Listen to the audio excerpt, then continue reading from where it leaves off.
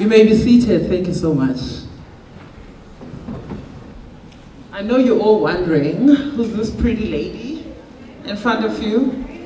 Guys, thank you so much for being here again today. I understand that you started yesterday. My name is Thandi Maqaleba. This is a name you'll never forget because I deal with girls on a day-to-day. So I was asked to give an introduction of who I am. So I'm a science communicator specialist. I worked for years as a science consultant. I'm a qualified microbiologist. I'm the executive director of Empress Training Institute. I'm a chairperson of Youth Leadership Institute. I own a salon. I'm a businesswoman. I'm an entrepreneur by nature. I've got a school in Dudwa for maths and science. So I assist grade 12 learners to do well. And last year, I obtained a 94% pass rate. So my Center for Excellence is in Dudwa. So basically, I'm passionate about empowering young people, especially people that come from disadvantaged backgrounds just like I. So my dream was to build a school where I can empower girls, where I can empower boys, but in excellence. So now I'm expanding my school. I will be taking more learners. I've been having 80 grade 12 learners. So now we are open to matric rewrite. So I'm already closed for admissions this year, unfortunately. So next year, if you want, you can find me on Facebook. So I've got a program called Empress for Girls. So this program runs in different schools, especially in the Duncan village in Dansani. So I've got 150 girls in my club. So I take girls from a young age, from grade 8 until grade 12. So I don't really focus on ages. So the purpose for this came about because I wanted to be the woman I needed when I was 15. So that's how my dream was born. So what made me to become the woman that I think I am and already working towards was one question: who am I? So when I started to ask myself this question, a lot of things and principles that I started to engage myself in, the things I started to learn were as a result of that. So when I asked myself, who am I? Where do I come from? It helped me to determine where I was going. So today, as we will be engaged in this beautiful program, I will be giving you, small bits and pieces of how you can learn to become who you are. So why is this important for a young woman to know who they are? It is important because for you to put together a foundation that you need to determine the woman that you are becoming, you need to know who you are now. So this is what I teach about in my programs. I do leadership development. So the reason I did that was because there are a lot of challenges that we face as women, but we can also be solution drivers for our communities, provided we have the right skills. So the question starts with, who are you?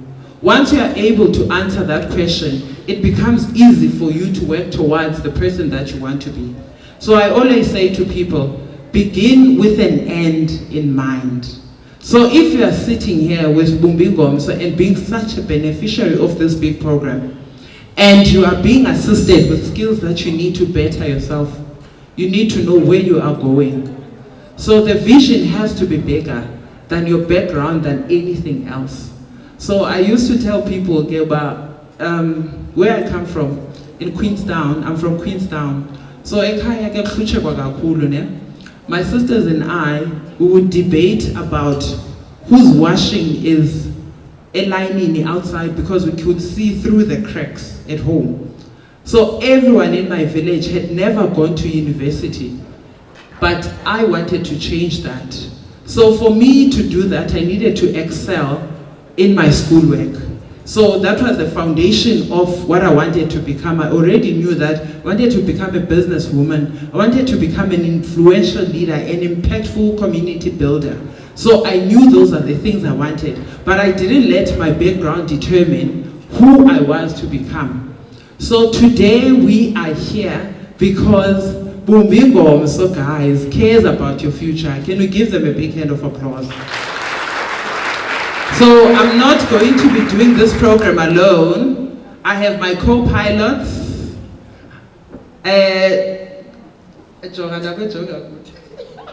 Can you say hi? Hi. Hello, hi. Hello, hi. Molweni, how you doing? I'm louder than you, namhlanje. How are you doing? Thank you. My name is Ulindo Kutlemsede. Thank you, Lindo. Can we say Lindo? So there are a couple of affirmations I want to teach you before we can start with our program. Can you stand?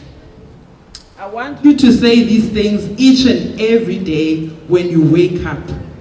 Guys, us confident women, we talk to ourselves. I don't know if you do that, but I talk to myself. Today, I was like, my God, you are off to changing people's lives. So now the energy that I'm going to reciprocate today is because I've set my intention. So I want you to say this: I am me. I am me. Aibo, do you know yourself? If you're going to say, I am me. I am me. I am me. I am bold. I am bold. I am beautiful. I am beautiful. I am smart. I am worthy. I am a winner. I am going to win. I have won. Let's start again. I am me. I am bold. I am beautiful. I am smart. I am worthy. I am a winner. I have won. I am winning. Thank you. You can give yourselves a big hand of applause.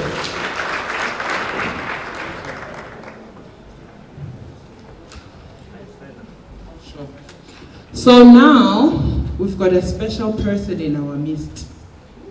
I get bumb'INGOMSO rolls with big rollers. This person I'm going to ask to come on stage to give a welcome is our Chief Whip, Councillor, Miss S. Ndzube. Miss S. Ndzube, can you stand? Is Miss S. Ndzube with us? Give her a big hand of applause. Let me tell you something about Miss S. Ndzube. She is the youngest Chief Whip ever in the BCM. Welcome, ma'am.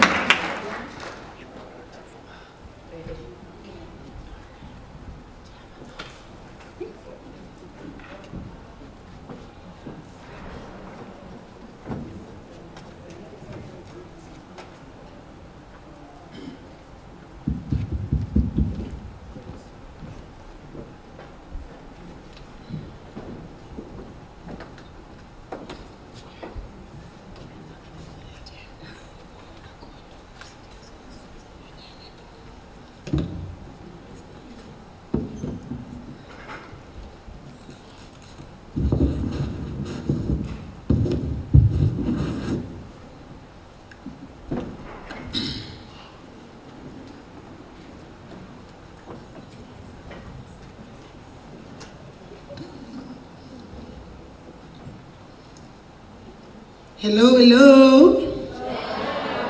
Eta girls, eta. Okay. Igama lam ndinguSixolisiwe. Sixolisiwe. Nivile mos abafuna ube confident nangento yonke. Sixolisiwe because baqoliswa ngoba kubekho mna. Untsasela ifani. Kumambwevu isiduko.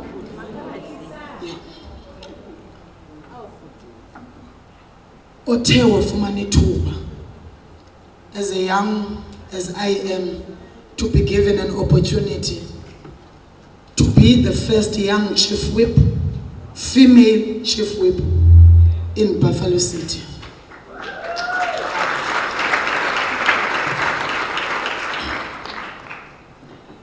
Program Director, honorable members present, traditional leaders present, the head of National AIDS Council, Mr. Dayile, representatives of bumb'INGOMSO led by Mr.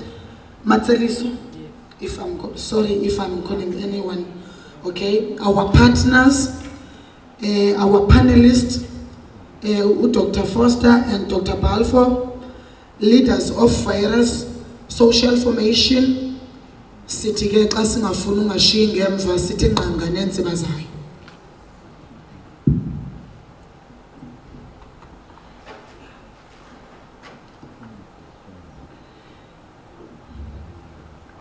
Allow me to formally welcome you to the bumb'INGOMSO Summit 2022. This summit, which is a part of a wonderful work being done by EBI, occupies a significant role in the calendar of the Metro.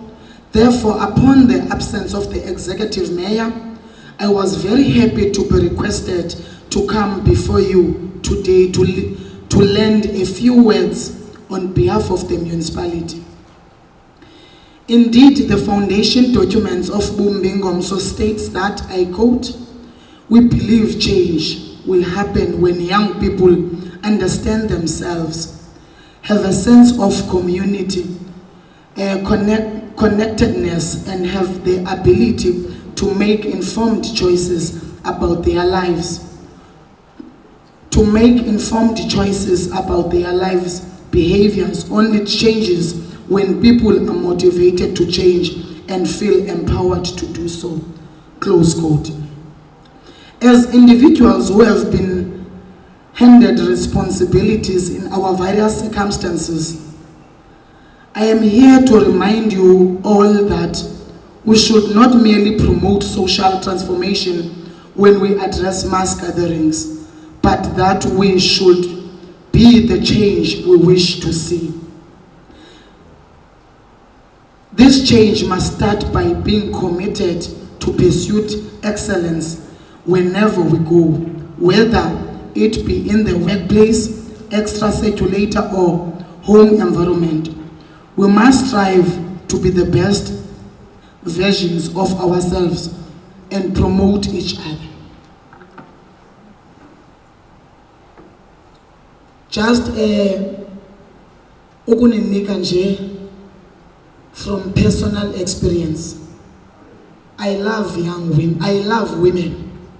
I love myself.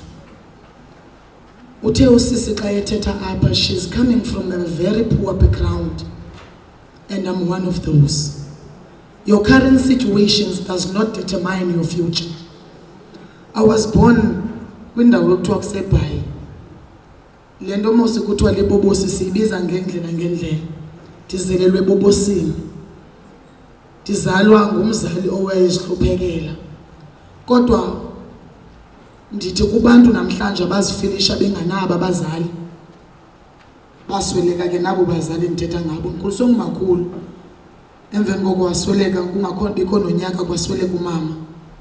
Ngela xesha kwakubuhlungu, but ndithi I thank God ngokuba yena wathatha ubomi babo. I do not believe that mhlambe babe bekhona ngendingekho kwindawo endikuyo. Eyona ndingamandla ke a tool to fight whatever circumstances is the education. I can proudly say to you, by given an opportunity by the led government, I was a ward councillor before I became the chief whip in the last term, but the opportunities that were there, zange ndizilahle, ndazigrabha with both hands. I graduated and I obtained a degree, and now I'm busy with my honors in political science. Education can take you in places. So konele makungoneli, you must strive to go forward. So by those few words, I want to welcome everyone present to this wonderful gathering.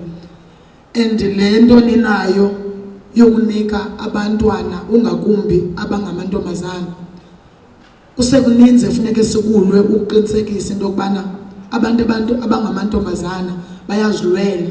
Kusekuninzi efuneke sikulwele siqinisekise into yokuba asixhatshazwa ngokwesini. Kusekuninzi efuneke sifundile singabantu ababhinqileyo that we can do anything without men. Akuthi impumelelo yethu ayikho kunakubani but kuthi. Therefore you must trust yourself. Nobubana ngathi uyintoni kodwa you must know you are a leader. And the leader uzawuzenza wena ngoba ube nguwe uzithembe. And ungabi your leader that is selfish. Uyilida ngoba ukwazi ukuba ukhuphe ezinye inkokeli within yourself. Uyilida ngoba ungabikho selfish but ukwazi uku-advise when necessary. So by those few words, you are all welcome to this wonderful gathering. We are really honored as Buffalo City to hold such a huge event. Thank you very much. Thank you so much, ma'am. Again, a big hand of applause for Councillor Ndzube. One of the things that our councillor said was that our backgrounds can never determine what we'll become. In my center, I talk about Uba yeka uzisizela. Stop this thing of wanting people to always worry about you. You determine the person that you want to become. The things that you do needs to couple you, say where you're supposed to go. So I love when she was talking about the fact that she was born a Bobosin. You know, other people would always say, I didn't become successful or I didn't make anything out of myself because at home they were poor. Guys, if we start to talk about how poor we were, you can never say we are here today. So change your circumstance. You have the power. How privileged are you to be here today?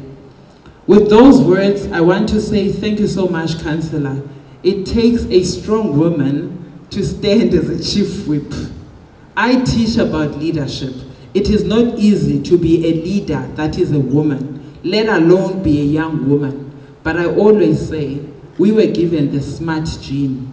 So I don't want to talk about the Y and the X chromosomes and take you into science so that you can understand the privileges that we have as women. But we are born to lead. It's just that the patriarchal system was made in a way that it puts us underneath. But I always say, lead wherever you are. Whether you are leading from behind or you are leading at the forefront, you can become a leader. So thank you so much, ma'am. So now we are going to Mr. Tau. Mr. Tau Matsidiso is the mother and the father of BI. So with those words, I just want to say, let's welcome Betunana, Mr. Tau, who's going to give us the history of why we had BI in the Eastern Cape Province. Fundis, over to you.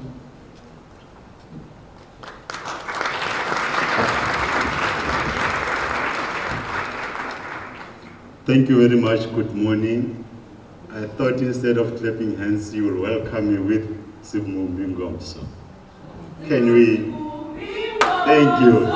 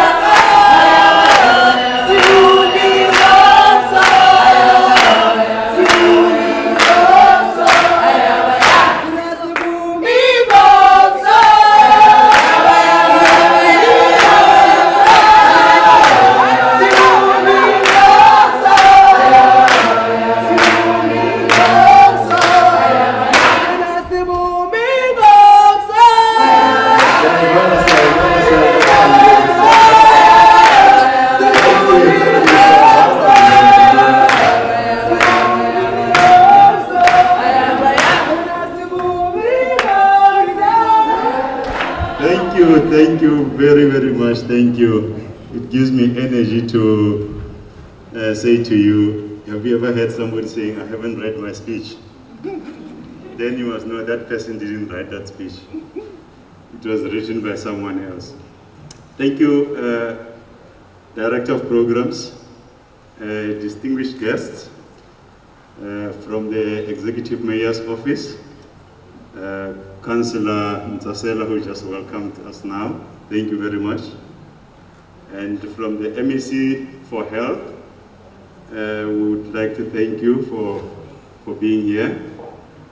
ICAC representative, you are welcome also, as we have all been welcomed. And then we have NYDA representative, we have commercial business, CEOs of the implementing partners, our very important guests, the beneficiaries, the BI teams from all other implementing partners, and our BI core. Good morning all. In giving you the background, I have to make sure that my facts are in order, because the project started even before I joined it. But the facts that I have for you to give with this background is that this is an initiative by the National Department of Health. This is an initiative by the National Department of Health, and the funder was looking for an NGO that can help to implement this project, the multifaceted HIV prevention project. And the discussions between the National Department of Health and the funder was that we will fund the project, but we need to find the executing agency for the project. That is in 2015, when the DG Murray Trust was appointed to be an executing agency for this project. I think just to brief you that during the discussions to bring the project here, there were two provinces that were competing for this project. It was the Limpopo province and the Eastern Cape province. And through the leadership of the Eastern Cape provincial government, and most importantly, the leadership of ICAC, which Mr. Dayile is part of it, managed to convince the funder to bring the project here in the Eastern Cape. So now we have the project and we had to implement it and not disappoint the funder. And what is the project all about? The aim of the project was to ensure that particularly vulnerable groups make increasing use of appropriate multi-sectoral service and support measures, leading to a reduction in the incidences of HIV, positive change in knowledge, attitudes and practices, and an increasing use of counseling and testing. The project objectives were set, and they are to achieve a positive change in risk behavior, to increase the uptake of combined preventive health services for HIV, STI, and TB, and to strengthen the self-efficacy, especially of young women. The target population is the adolescent girls and young women in Buffalo City, aged between 15 and 29 years. And given the high incidence of HIV infections in this age group, it was decided that it must concentrate in only one metro, which is Buffalo City. However, it was understood that the incidence in this target group is strongly associated with male sexual behavior and gender dynamics, and further concentrated in high-risk groups such as sex workers. So programs had to be designed to address the hotspots of HIV infections linked to this primary target group.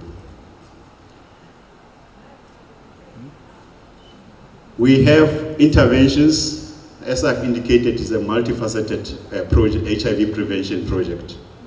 So we have a combination of interventions that were put in place to ensure that we address these challenges of HIV infections. The first one was the behavior change and communications intervention. This intervention deals mainly with leadership network, BI labs, and the communications, of which we have the call center for all our beneficiaries. The second intervention is the health service intervention, where we go all out to ensure that we do HIV testing, support, we provide all the necessary equipments and supports to people infected and those who need to test for HIV. And not only HIV, with STI as well as TB. Then systematic strategies to combat gender-based violence. In this GBV, we concentrate on three issues: combating domestic violence, improved management of reported sexual violence in health, policing, and judicial system. And lastly, the development of a cross-sectoral service leadership for gender-based violence. The next intervention was the expanded access to economic opportunities, where we provide basic skills to the beneficiaries to empower them with life skills, so that they can have access to work opportunities. Then we had other intervention which focuses on high-risk group. On high-risk groups, we have males, because as we've indicated, that most of our adolescent girls and young women get infections from elder men, and we had to also target them so that we address the issue of HIV infections. We also have inmates, inmates in correctional services, as well as sex workers. Then we had another intervention, which is linked to the economic opportunities, which was the work link. It was run by our implementing partner, DreamWorks, who have just left us now at the end of December. They were linking our graduates to the potential employers. And this were the graduates who were given internship and learnership in different sectors. The other one is the psychosocial support, which is provided by Masimanyane, and that one concentrates in TVET colleges to provide support to our first-year students in TVET colleges. Then lastly, we have an internal intervention, which is Ikweleletu. It is for boys and girls between 10 to 14 years, and it's mainly about gender norms. And we have three main activities that we are running with Ikweleletu: the baseball, the arts, and the debates in schools. So in terms of the agreements between KFW and DGMT, the project was supposed to run from 2016 to 2019, but it was extended further until 2021, and now we're extending it to 2023 now. So that is the new developments in terms of ensuring that we still provide the services to our beneficiaries. And from the stakeholders engagement, we did engage with the various stakeholders when the project started, and we are pleased to say the Department of Education, Department of Health, Department of Social Development, ICAG, and some civil societies have been working with us in this project, and we thank them very much for helping us to build bumb'INGOMSO. Ladies and gentlemen, thanks very much. This is the background of bumb'INGOMSO, and I was advised by the summit committee that we have a young adolescent girl here who would like to give testimony to what she has experienced in the project, and I would ask, with the permission of the Director of Programs, to call her to stage to share with us her testimony. Asemohle Veneven, if I pronounce it correctly. Thank you very much, ladies and gentlemen. Let's enjoy the summit.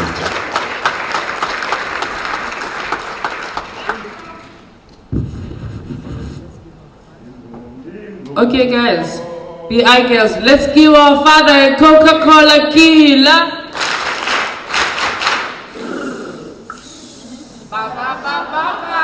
I'm loving it. Thank you.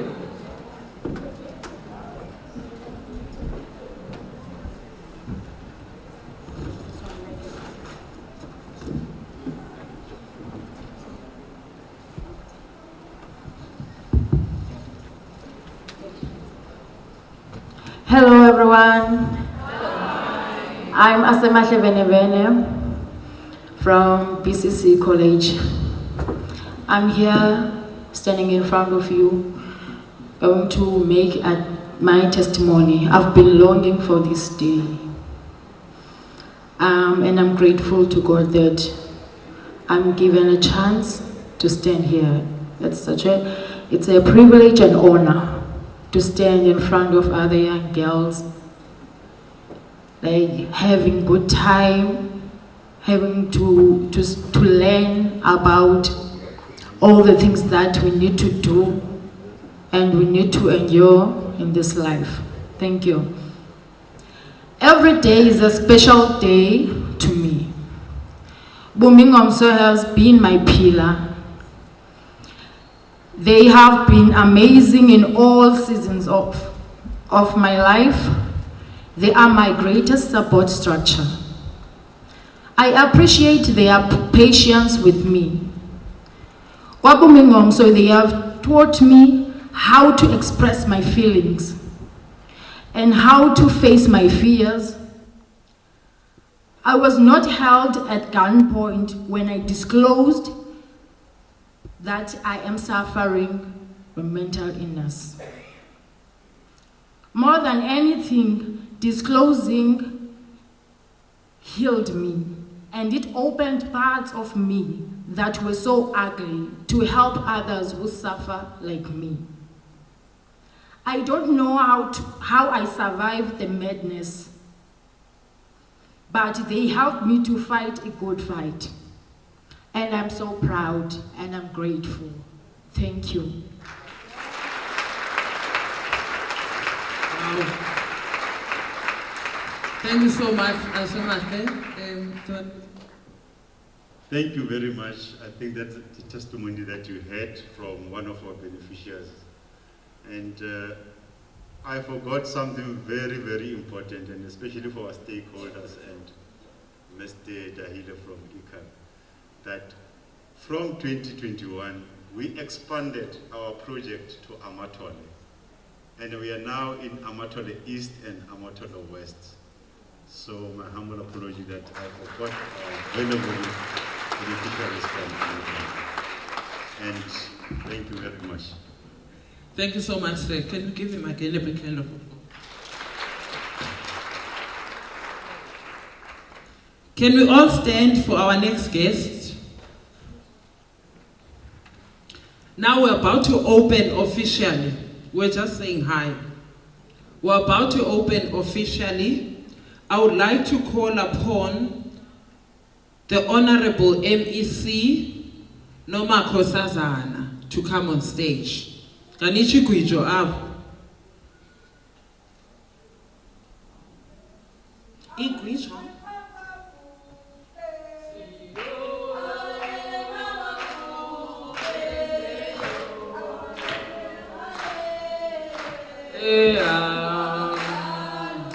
Wakalumama iyo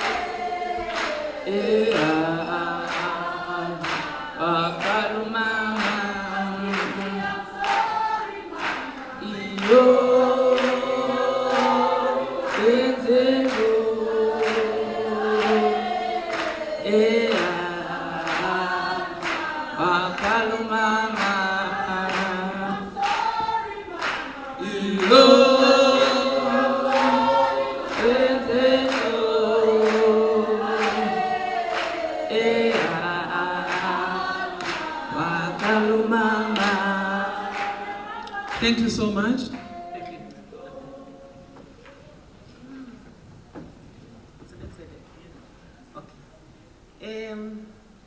Thank you very much, Program Director. The Chief Whip representing the Executive Mayor, the Head of the Secretariat, Mr. Vuyisa Dayile. I have seen Dr. Gaga, the CEO for Beyond Zero, and all the staff that belongs to Beyond Zero. And I also want to recognize the district manager for Amatole and her team. I do want to also recognize various partners that I see here, and I can see that my office is also represented. I see Nompio. I must just say all protocol observed. Let me, colleagues, start by saying I'm not the MEC for help. I have been, I'm very grateful and honored to be delegated by the Honorable MEC to represent her on this very important occasion. I will try to really represent her very well. So please don't get disappointed. I'm familiar with the stuff that is happening here, because my portfolio in the Department of Health, I'm a Chief Director responsible for all the programs, including bumb'INGOMSO. I'm really much familiar with what is happening. So maybe let me also introduce myself. My name is Miyakazi Dingumamiya Ucwanini. Sala kulandela. Isename yami ndinguNokhwe, ndizalwa kuQumbu, that small village ekunzima ugqitha kuyo xa sekulate. I'm quite inspired by the program director who told everyone that she's beautiful. She is independent, she's a businesswoman, she's she really, I think every young girl or any young woman who's here is quite inspired by you, sister. I think that is what is very, very important in life, is to be confident of who you are. Immediately you start doubting yourself, that's where things start to go wrong. I just want to, I'm happy if I see Vuyisa here. We work very well, very, very closely with the Eastern Cape AIDS Council as the Department of Health. All our programs related to HIV, TB, and I would say even mother and child, because we do have a component for PMTCT. So we are working and coordinated and facilitated through the AIDS Council, and obviously working with other departments, Department of Education, Department of Social Development, and other sectors, civil society, you can mention them.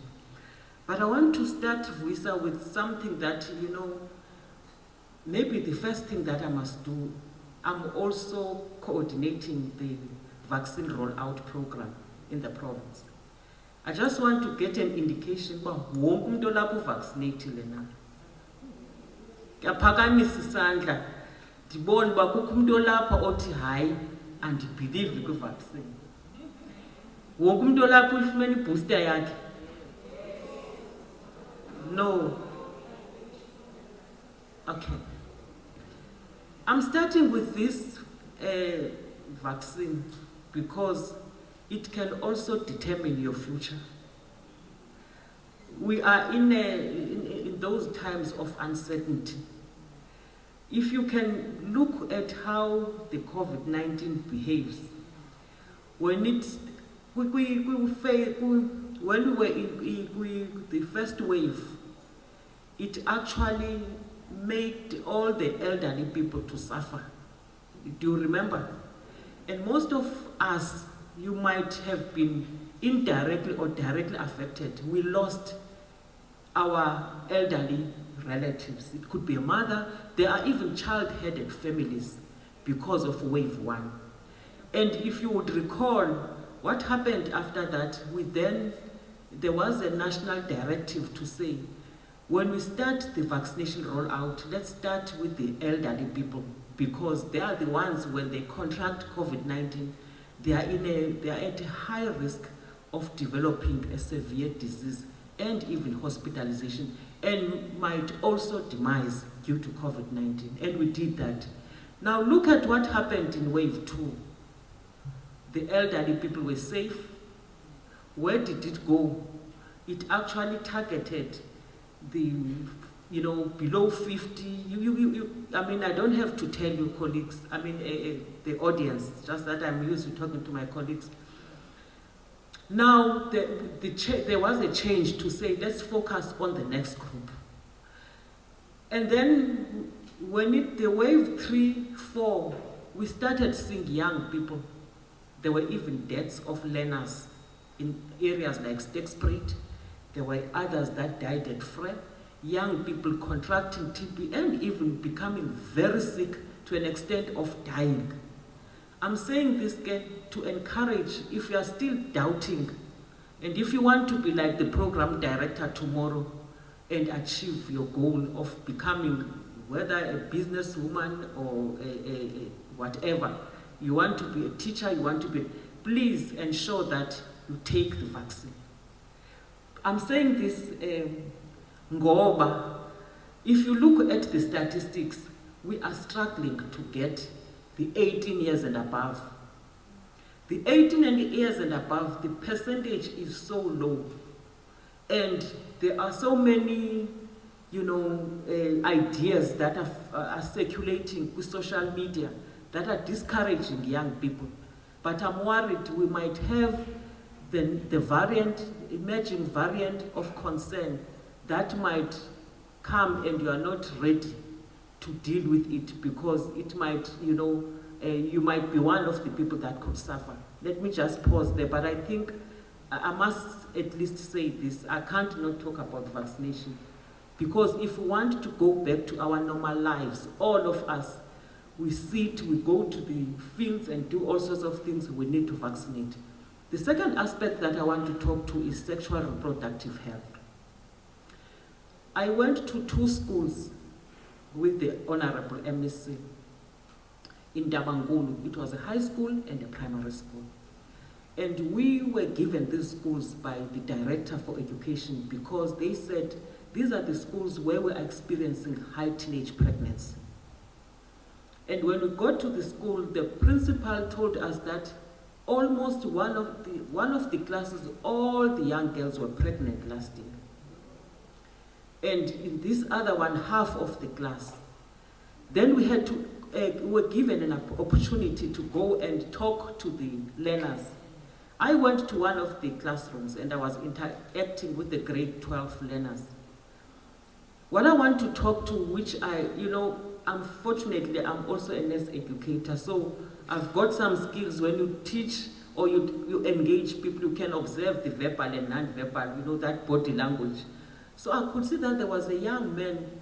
I was trying to explain the methods for contraception, because we have observed that all our young girls, they think that you must get a Depo and Naristarate.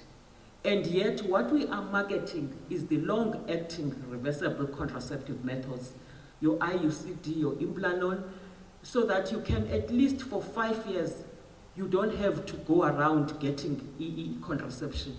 Then this young boy kept on telling them that, hi, Suka, no, it doesn't matter. No, we will use what I've told you. Then I kept on, he said, he would look at them and said, I've equipped you young girls on how to prevent pregnancy. Then at some stage I said, well, I needed to ask him, what does he think about what I'm saying? Then he said, I don't believe all what you are saying. And I said, why? He started, I don't know what, but then I said, okay, just pause there. And I said to the young girls, look, you've got a young man who is telling you how to prevent pregnancy as a woman. And I can see you are listening to him. And when you are pregnant, who suffers the most? Is it the young man or the young girl? Now, when I said so, and I said, and I'm worried if there is no one pregnant in the classroom. What I'm going to do with you, the only thing that I'm going to do, I'm going to give you my cell number. Please don't call me because you might not get me, but send me a WhatsApp message, because they started asking me a lot of questions. But after that, you could see that at least they are free. We were able to discuss. I'm raising this issue of pregnancy, bumb'INGOMSO, young women and young girls. It is a challenge. It is, you know, I don't know whether it's COVID-19 that has actually made all the, when we went to St. Elizabeth, the youngest mother, the eldest mother who was in maternity, which was overflowing, was about, I think, 22. All the 14 years and 13, and they were carrying babies. And I'm saying to Vuyisa to challenge him, because maybe he might think that as AIDS Council, they don't have a role when it comes to sexual reproductive health, especially access to family planning. I'm saying if we don't, and we have observed the increase in the new infections between the ages 15 to 24. And if you don't deal with the sexual reproductive health, I'm telling you, you will not be able to reduce infections to that age group. But what I want to say about the school, when I left, because after that we had a very good session, the boy, the young man apologized, ma'am, I think, and I said, and I told the young girls that, you know what also confuses, you know, everyone is the peer pressure. So if you know where you're coming from and you know your goal, you know, even if someone can say, let's go there, you would not go. And you will do what you're supposed to do. But by the time I left the classroom to go to another one, even today, I had many messages. Now the messages, because I was with the teachers, they say, Miss, I'm pregnant, I'm 3 months. What did you say about termination of pregnancy? The other one, Miss, I've got a child I delivered in January, I'm still bleeding. The other, and I said, hi, Bo. So I was talking to people already who are affected. Can you see? So I'm just saying, this is an aspect that I want to challenge the bumb'INGOMSO, to say, if we are, because if we don't prevent a pregnancy, whether you want to be a doctor or a nurse or a teacher, it is going to hinder your growth in terms of a career. And I know I'm saying this because this is one of the aspects that our Honorable MEC is pushing. And she would want us to do something, and we are planning to have a massive, a week campaign that will be focusing on insertion of IUCD and implant for all our young girls, so that those that started this year, they are grade 12s or who are at the university, TVET, they can be able to study and complete their career without being disturbed. But I'm not saying, Vuyisa, the combination prevention is not good. I still emphasize the use of condom. But I'm saying in those circumstances where it has not been used, you need to be able to. The other disappointment when I went to the schools is that, do you know about the emergency pill? The emergency pill. 1, 2, 3. Now you can see Ndoba ayaziwa. Niyayibona ndiyavuya ne-colleagues zami zikhona nompiwe apha. Emergency pill yilando iti, if you happen to engage with unprotected sex for whatever reason and you still do not want to fall pregnant, within 72 hours you can get it and take it to prevent pregnancy. And it's something that has not been marketed, because if we want to protect our young girls, we need to market these things and say, if it happens, do this. Then if you are pregnant and you have not known about it, you want to terminate pregnancy, where are the services available? Because if you don't want that pregnancy, it is your decision as a woman. You can say, I feel it happened, maybe you don't know how it happened, then you can know that you go to this area and to that area. So I'm just posing these challenges, but I must say I am very much pleased and inspired about the young girl that has left here. Because there's one thing that is always very stigmatized, mental health. In fact, even here, even in our department, you know, it's very difficult for health professionals to see themselves also that there's something. Mental health is not like you are going to go to the streets and pick up.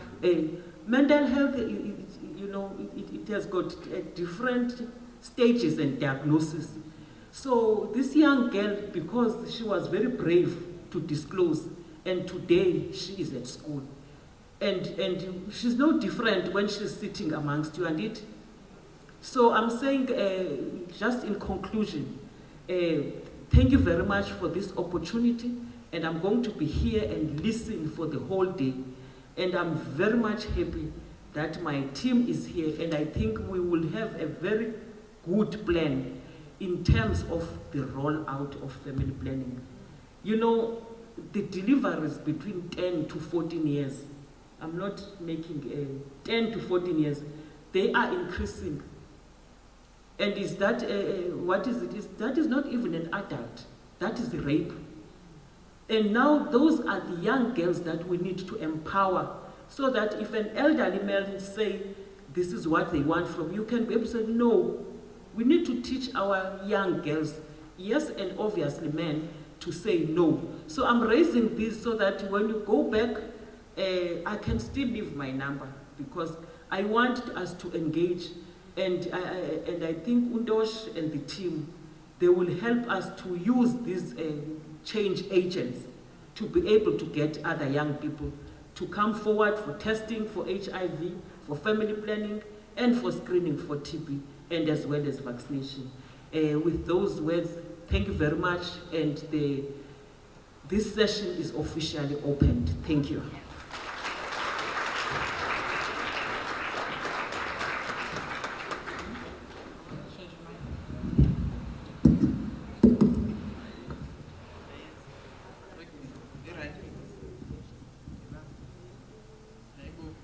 Discriminator.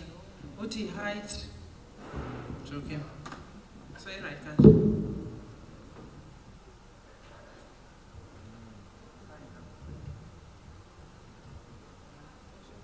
Oh, thank you so much. Let me tell you a story about my height thing. When I went to high school, I used to be ashamed of being tall, because I was taller than the boys. I was way taller than the girls. So when I would stand, I would do this, in front, go assembly.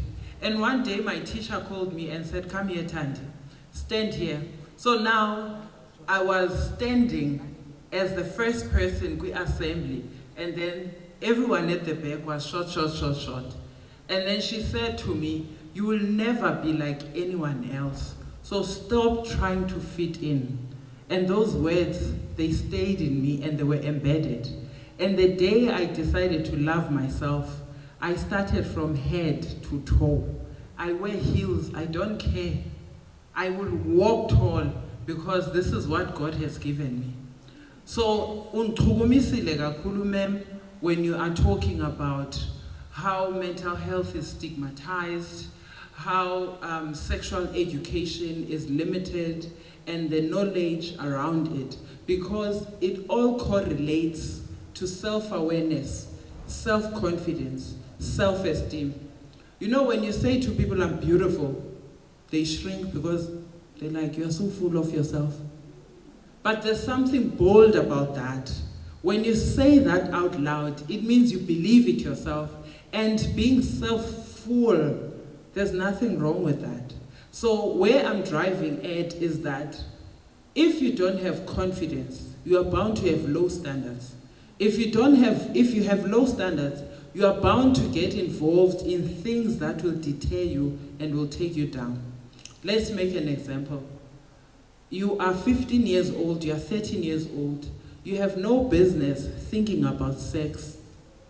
But because you don't have high standards of yourself and the things that you want, your mindset is not on the right goals. So now you end up being involved in things that you have no business in being involved in. Do you know why our parents give us the key at 21? Does anyone know why? The reason we are given the key at 21, it is to say you are now a young adult that can take decisions. And we trust what we have taught you because it has led you to being 21 years old and now you know better. So when you are given that key, it is to say you can make better decisions. So when I teach about sexual health, I talk about where it starts. It starts with the fact that you see things in a certain way, and now you are contributing to the level and rate of poverty in our community. We are busy saying, please don't fall pregnant, because when you do, ubuyisela ubomi bakho ngemva. You don't understand that until you are 21. When you are involved in sexual activities, there are certain hormones that are released in your body that you will not be able to control until you are at a certain age. But we'll talk about that when I come to your schools. But for now, I want to acknowledge Asemahle. Can we give a big hand of applause? Mental health is stigmatized.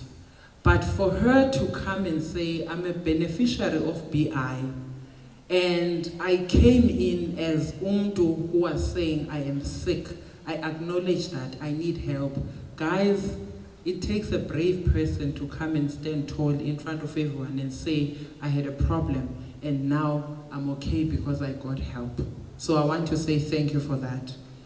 To our director, Mr. Dao, I want to say to you, sir, and your team, the work that you are doing is actually literally building a nation in the way that we need. When people like bumb'INGOMSO would come to our schools, those were the things that we enjoyed doing, and we didn't know the impact that they were making in us becoming community builders today.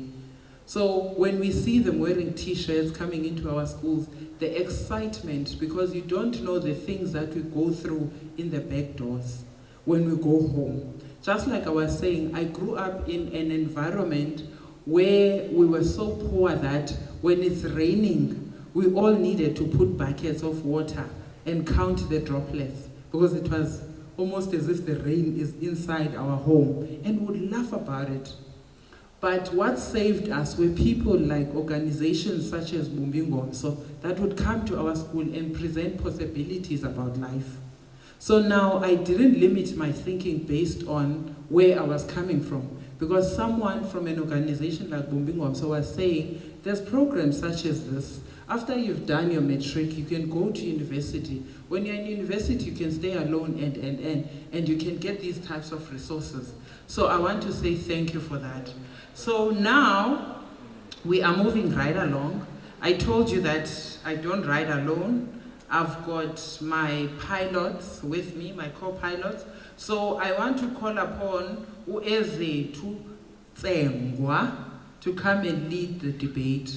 Can we say Tsengwa?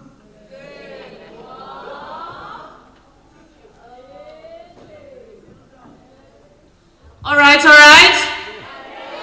Okay, okay. All right, okay, all right. All right, okay, okay. I need good. I'm not as a Tutengwa, but I just have a few announcements. We're going to be patient. We're having debating and presentations, and then ET time here is at 11:30. For ablution services, there's toilets at the back, and then if zigcwele zona, there's toilets, I believe, towards the front by the entrance, right? And anyone with an emergency, if you need anything, our working team does have name tags and dressed in black. You can look for any of them for any emergencies, right? Okay, all right? All right, okay? Okay, let's move to phase 2 of our program.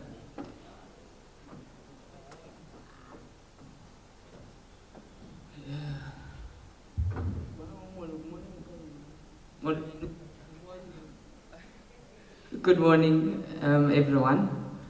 I'd first like to recognize the very, very, very, very important people that made us to just leave all our things and come here today, which are the leaders in this room. Can I get a hey? Ladies, you are asleep.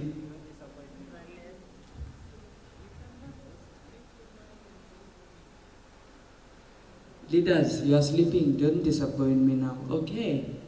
Hey, Right, you are here. Thank you, everyone. Thank you to my co-pilot. As she said that I am now driving the bumb'INGOMSO Airways Summit Boeing 007. You shall be seated. You buckle up. Anything can happen. So I'll be driving until further notice. I'm hoping that we're going to ride along together nicely. As Mr. T, our father, was presenting, he did mention that the program is in its 5th year now, and I suddenly got triggered. You know, sometimes when I'm triggered, I just think, oh Lord, I'm triggered. You know, I just got triggered. That it takes me back to 2017, and I want to recognize Dr. Paul Kromhout, that is here today, who actually opened doors for me and my co-pilot Lindo 5 years ago, to young, you know, hungry women who wanted to take part in this change that we are bringing in Buffalo City and ADM. And who would have known that 5 years later we would be, you know, driving the Boeing, you know, in the summit 2022. Thank you, Doctor.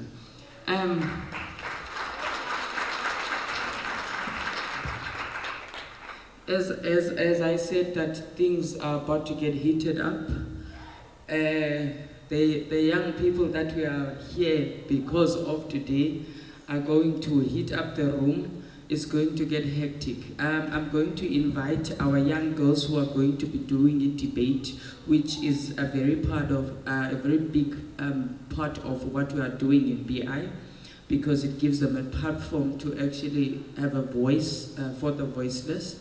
To discuss issues that you know, every other person or other people are scared to touch, and it gives them confidence as future public speakers and people who will stand and speak about issues of our country.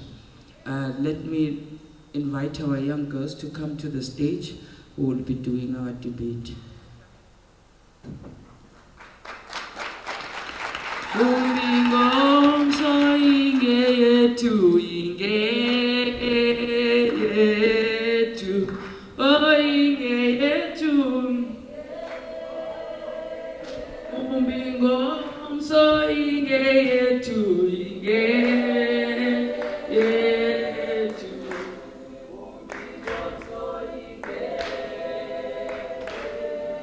Bumb'INGOMSO ingeyetu.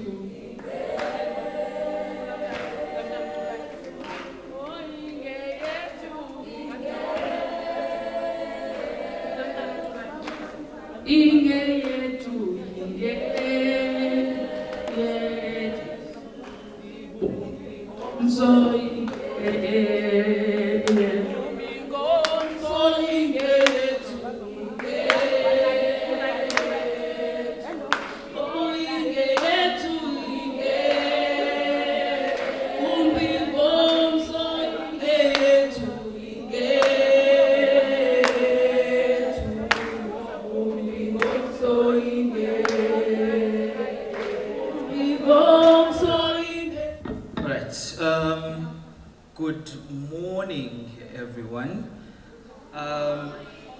Yes, I think we got our energy back. So let me take this opportunity and first greet our respected guests, government officials, partners, funders, sister organizations, media houses, and most importantly, young women in this room. My name is Esetu Sotini.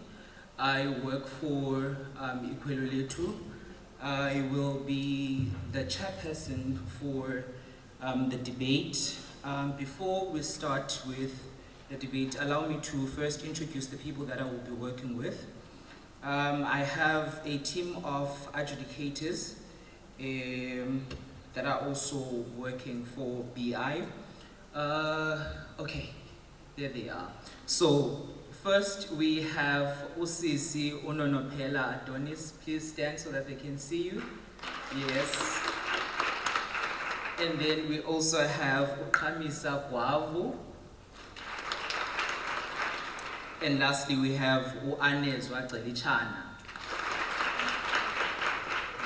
All right, so we also have a team of debaters. As Lababa, before we get to debaters, I have my timer here right in front of me. Her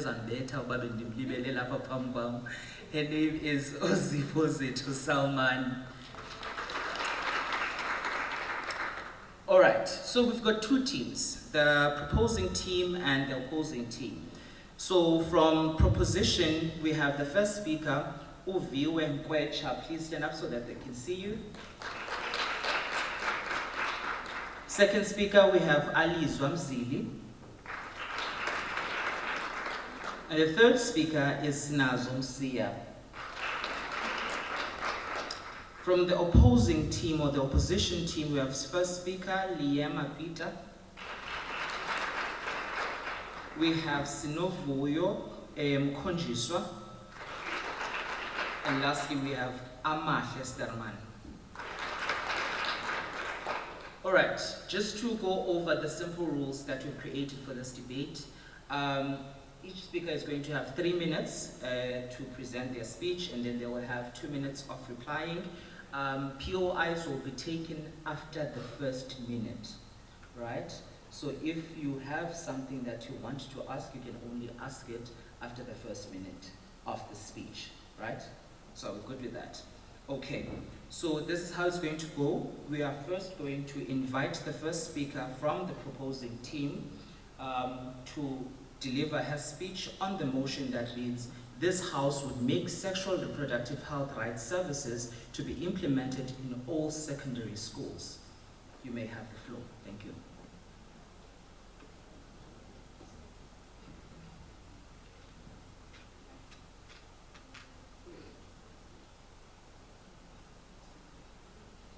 Good morning, everyone. Standing in front of you is already introduced as the first speaker. So I'm going to introduce our motion. Sexual and reproductive health is a field of research, healthcare, and social activism that explores the health of an individual's reproductive system and sexual well-being during all stages of their life.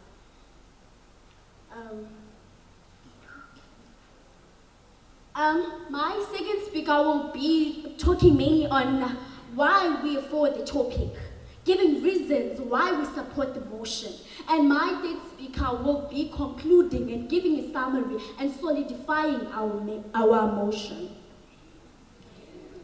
The reason why I'm for the motion, it is to promote the unmet needs for sexual and reproductive health, deprive women of the right to make crucial choices.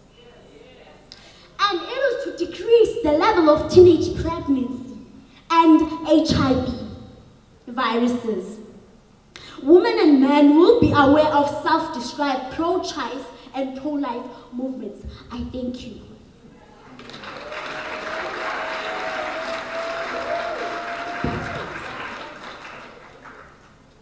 We now welcome first speaker from the opposing team to make their opening statements. I'd like to take this opportunity to greet the House at large. The one standing in front of you is Liema Peter, the first speaker of the opposing team. Firstly, I would like to introduce my fellow teammates. This is Sinovuyo Kondrana, the second speaker, and that is Amahle Sterman, the second speaker. I accept the definition given by the proposing team. As a first speaker, I will talk around the policies around sexual reproductive health services, and our second speaker here will talk about the stigma and issues of sexual and reproductive health services. And our third speaker will summarize and solidify the whole motion. And as the first speaker, I rebut on what the first speaker has said.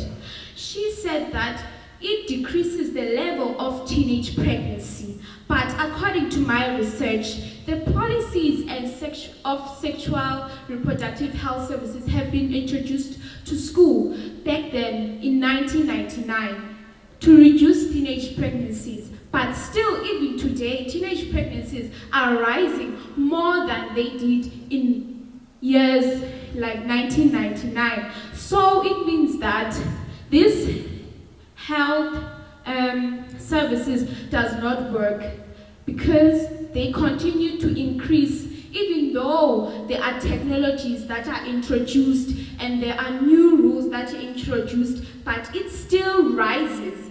Even in Eastern Cape, it has been recorded that 30,000 teenage pregnancies between 2010 and 2014, and now it has even increased more, especially during the COVID-19 pandemic.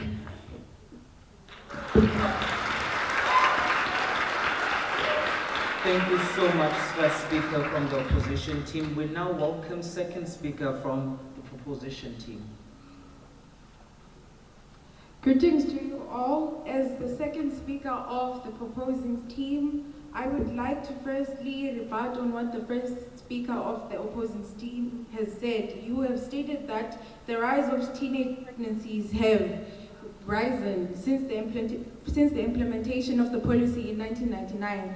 I say that that statement is incorrect because through the research that I have done with the site of World Health Organization providing me information about the huge decrease of birth rate in South Africa, Namibia, Tanzania, it's like countries such like that.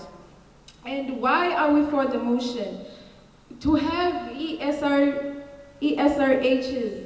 facilities in our schools would mean that we'll be providing information on what needs to be avoided, which means it is unwanted pregnancy and infections, and how to keep yourself protected from sexual matters such as rape and etc. And having these SRH facilities in our schools would mean that they will also be distributing for the reduction of STIs, STDs, HIV infections, and also unwanted pregnancy by also distributing contraceptives and the emergency pills. Having this SRH facilities in our schools, it is a way of bringing more practical evidence-based intervention to teenagers in our school, which will bring a more positive view or help view for the teenagers. And having this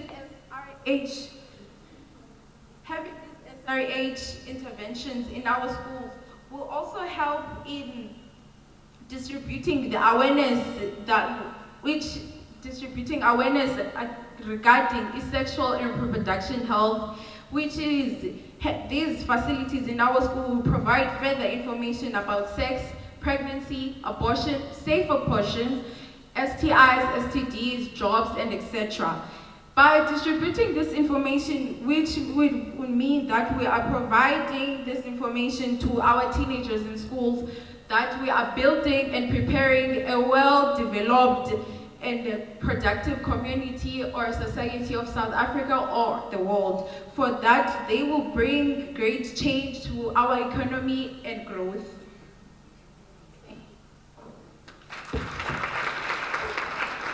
Thank you, second speaker from proposing team. We now welcome second speaker from the opposing team. Greetings to the House and its capacity. As I was introduced, I am Sinovium Kojisa, the second speaker from the opposing team of the motion. I would firstly like to rebut on what the second speaker of the proposing team has said. How can you say that this raised awareness on learners that are at the school, whereas there is no clear information that is given by these programs, by these services? There are no clear explanations that are given by these nurses of these programs. But they just give resources. They don't explain more further. They don't get deep into this. And what if? And this also lead to misuse of these resources because they don't have more knowledge about this. They just use them in a wrong way.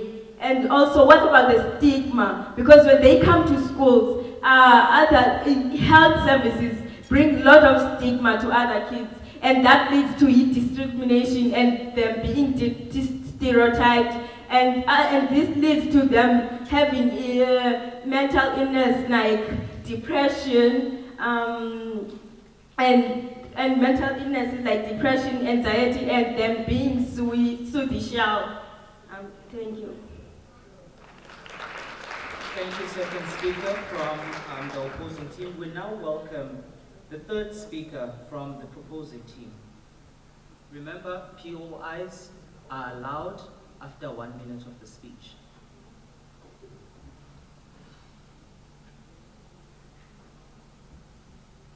Greetings to the House at its maximum capacity. Standing in front of you is none other than Snazo Msiya, who's the third speaker on the proposition signed under the motion that states sexual and reproductive health services should be implanted on high school premises. Ladies and gentlemen, I would like to actuate what second speaker from the opposition team has stated, that I quote, well, actually it's an FYI.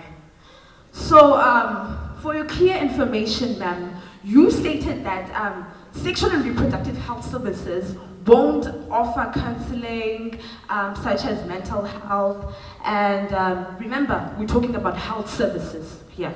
So here, the nurses offer counseling and therapy for school students, not only providing them for the information about condoms, sexual awareness, and the reducing of teenage pregnancy amongst teenagers, which starts at the earliest age of 15 to 21 years old. Also, I would like to add on upon the fact that it does not also go upon against religion and beliefs. That some of you parents here might think that by implementing these services in our school premises might go against your principles into educating your young children about sexual and reproductive health. Life orientation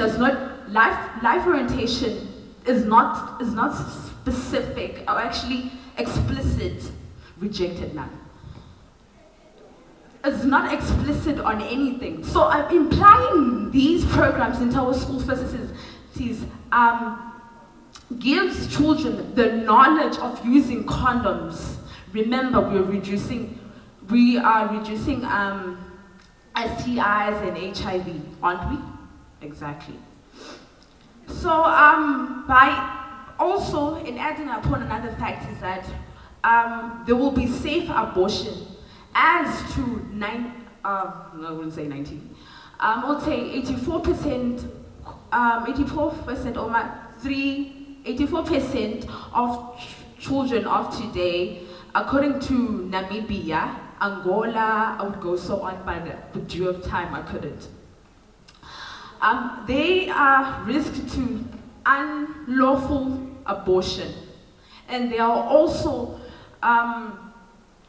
let me not forget about Let me not forget about these services are not only directed to women, but men only, but men and young boys at schools. So such as men's clinic, but with you to further time, I won't speak much, but to only pass the mic to the third speaker on the opposition team. I hope I made clear facts. Thank you. Thank you, ma'am. Right. Now we welcome third speaker from the opposing team. Greetings to you all. This young lady who's standing in front of you is Amahle Stelmani. I'm the third speaker. I'm going to conclude on what my teammates has said.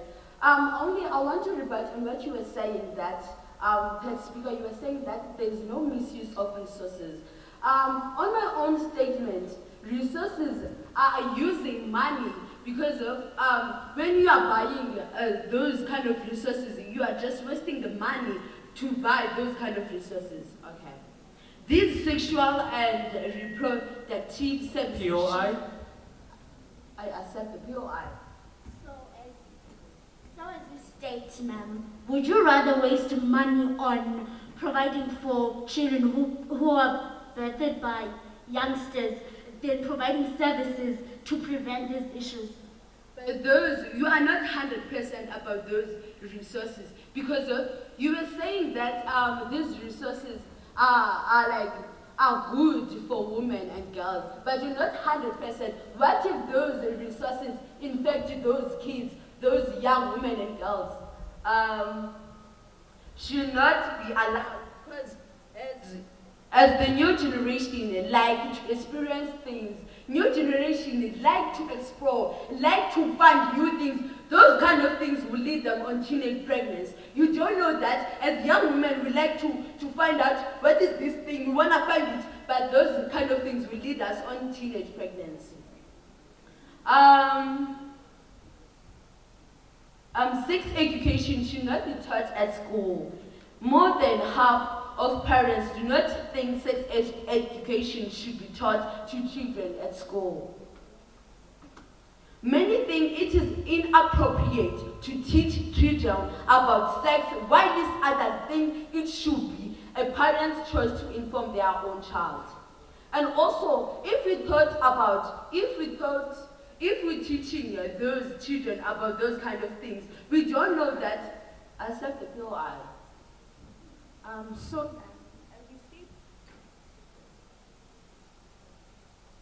So, ma'am, as you stated that it will go against parental guidance, right? Yes. Did you say so? So, for us to not go to our parents, where should we go to? The streets? Please, can you tell me more because I don't hear you clearly. I'm saying, yes, you stated that it will go against our parental guidance to our parents, right? The reason I'm not done, ma'am. Okay. To our parental, okay, sorry, ma'am. You saying that we'll go out against our parental guidance and principles as our parents taught us, right? Parents are not explicit, ma'am. No, are not explicit about sexuality. How do you know about that? For instance, me. Time. Thank you. All right. Thank you so much, debaters. Let us remember the rules of engagement in debating. All right. Now we are going to give a chance to reply speakers. You guys have 2 minutes to prepare and deliver your reply speeches. Who am I going to have from the opposing team? I understand the proposition team selected their second speaker as a reply speaker. Second speaker as well. So from the opposing team, we will have second speaker who will be replying. So that second speaker is Novuyo, and from the proposing team, it's Alizwa. Alizwa, are you ready?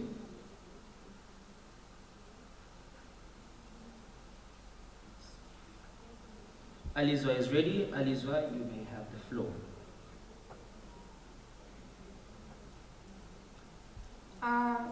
I will be concluding on what the proposition team has been talking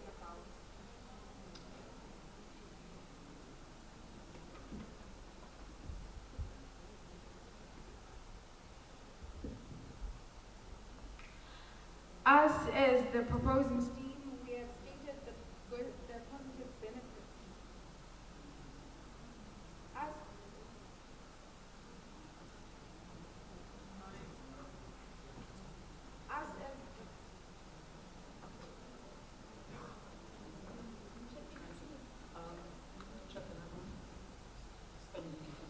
Us as the proposing team, we have stated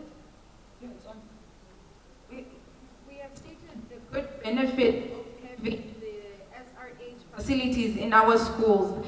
And they will not only provide you with condoms, contraceptives, and etc. They will also make a safe space for the teenagers that will be visiting these facilities, whereby the nurses will be trained professionals who will be assigned to sign a non-disclosure agreement to make sure that the teenager going inside those facilities feels safe and don't feel as if there are problems that will be spoken inside that facility will be exposed to the public, which means that will lessen the stigma between peers and parents having these types of rules that restrict young people from making their own choices.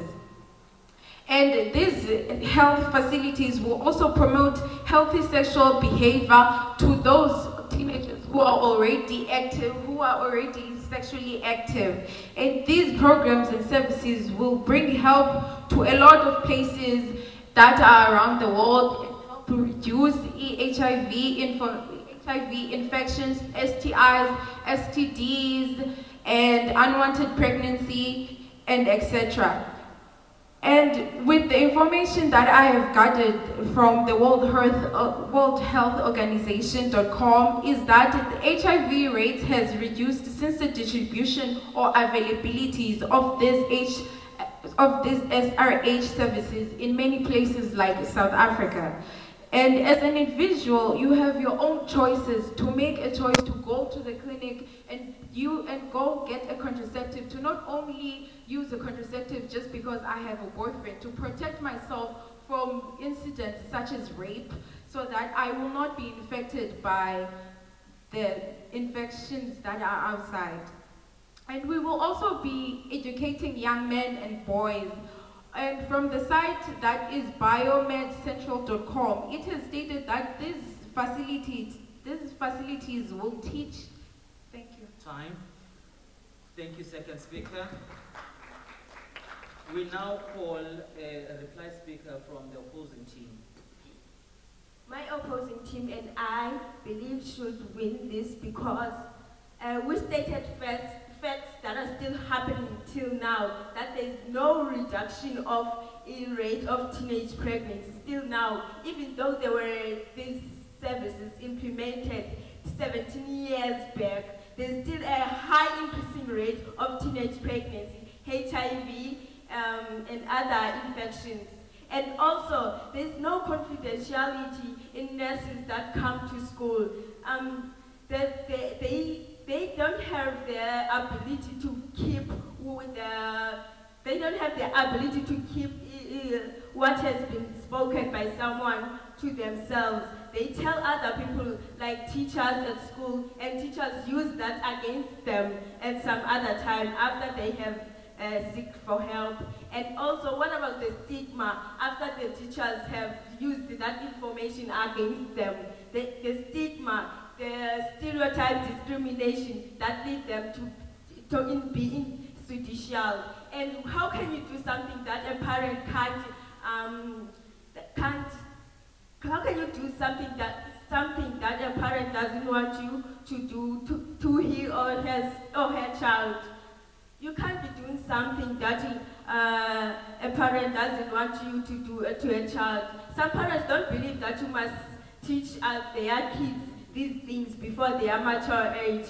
You can't teach young kids about that. Some parents believe that you can't teach young kids about sex before 21 years of age or 18 years of age. Thank you. Thank you, reply speaker from the opposing team. Ladies and gentlemen, we've come to the end of the last round of the debating competition. I'll now give our judges or adjudicators an opportunity to go over their scores. But while they are still doing that, I would like to engage some of our guests that are from the different government institutions, and perhaps our funders as well, and anyone who can contribute greatly to the discussion that has been had by these young people. Now, I am not directing this question to anyone. I think anyone from this corner can jump in and give great insight. Having listened to some of the things that were stated by young people, what are some of the insights that you can give in terms of SRHR services being accessible to young people, specifically in secondary schools? Has there been any developments? Because understanding that this has been a conversation that we've been having for quite some time, and there's been a back and forth. So can any of our stakeholders perhaps give us, has there been any new developments that they can provide us with? Thank you. Thank you, ma'am.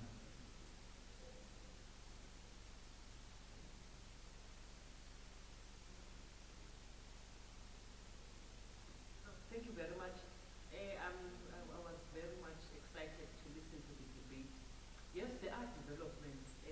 We are establishing local youth zones. We have heard about youth zones. We used to have the adolescent youth and friendly services, the AYFS. Now, the youth zones, the difference is that they offer a comprehensive service package in terms of not only family planning, but HIV and all, like one of the speakers has said. But then what has been a gap, which I think the opposition is talking to, there is normally a nurse that is a link between the school and the facility offering the service. Because also said Jobek, one of the young girls was saying, when they go to the clinic, they find a person of my age. When you are young, they say, why are you here? Then she told us in the conference that the IO-ATM left. So the attitudes have been preventing them to come to the clinic. Now this nurse is going to liaise. There's something actually able to be wise. We need to teach them, because we identify and do report the about any attitude. But that nurse should be the one linking between the school and the facility. They go to that nurse to report. So it is a service we've started and we are getting positive feedback. But I do want to say, in BCM, I want to acknowledge bumb'INGOMSO, because it delivers between 15 to 19. That is how we measure it in teenage pregnancy. In BCM, the Nelson Mandela are doing very well. But other areas, although they are still not yet achieving the levels that are acceptable, but you can see that there's an intervention that is happening. So I'm saying again, teenage pregnancy, that's why I was saying it delivers between 10 to 14, they are increasing. 10 to 49, I got your adult. So we measure 15 to 19 years, but we see 10 to 40 an increase over the borders. So I'm saying there is a new policy, and we have been allowed by the principals in schools now that we're doing vaccinations to do everything. We are even offering this service. Thank you very much. I don't know whether or not you will get in. Thank you so much, ma'am. We really appreciate that. Perhaps let's take this further, because I loved, as I was listening to some of the speakers, they mentioned some of the policies that they have read, and you can see that they have done their research and so forth. How important is it, do you think, that we must engage young women in policy making? Because we see young girls that are still in secondary school, but obviously understand and comprehend what's spoken about in policies. But you find that those policies are not informed by the voices of young people. So hearing from this debate, how important is it that we engage young women? It's still on the floor. Thank you.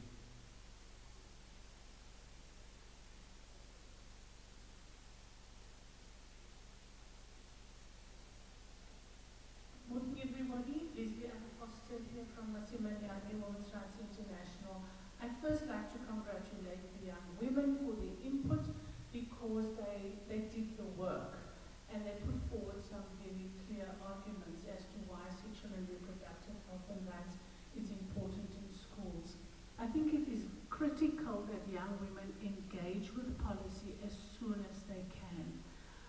It's not true that policies are uninformed, because even as organizations on the ground, many of them here, we take what young people tell us and use that to formulate policies. I think what's important, and I've seen this with bumb'INGOMSO, is that women are taking up, young women are taking up leadership, as these people are doing here today. So I think the voices of young women must come through. We, the old guard, as the former speaker said, and myself here, haven't got an understanding of the new world as intimately as what they have. It has changed, and therefore their voices are what is important in policy making. So don't stand back, step forward and take up the lead. Thanks. Thank you so much, Doc. Thank you so much. My adjudicators, you will indicate when you are ready. Almost? Like almost there. All right, fine. I think I love this this discussion and in fact this conversation. I also want to get to this part. Young women in rural areas, you know, yesterday we are having this conversation, speaking about mental health specifically, and there were other themes on sexual reproductive health and rights, gender and masculinity and so forth, but some of the things that were arising throughout those discussions were that we still have a challenge when it comes to accessing services in clinics. Now, this is not just secondary, it's within clinics. And I think Umem did mention Payani and Dobana. Yes, we do have youth-friendly services with Zinye clinics, but it's still a challenge. Now, going forward, how can we make sure in Dobana we have those youth-friendly services in each and every clinic, especially for young people in rural communities, because they cannot even access contraceptives, they cannot even access information on family planning. Going forward, what are we promising that is going to change?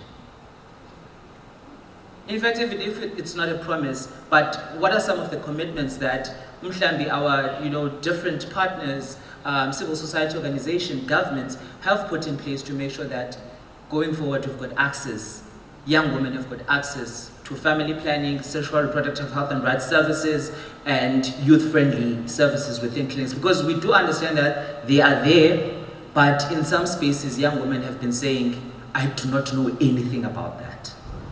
So there are still gaps. So how then do we bridge that gap?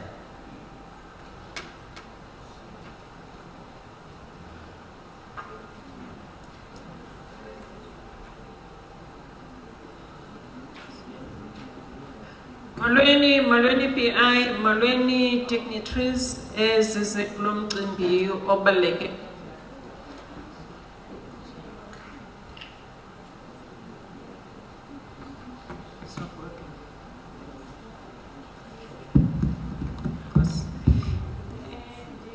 Sisanda Gaga.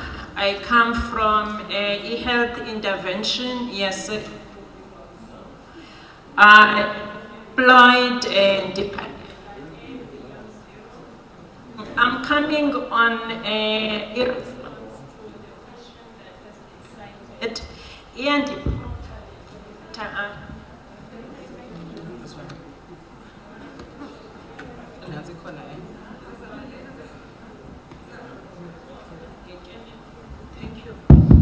Ndingusisanda Gaga ndiqeshwe Beyond Zero. I am part of the biggest set yase bumb'INGOMSO.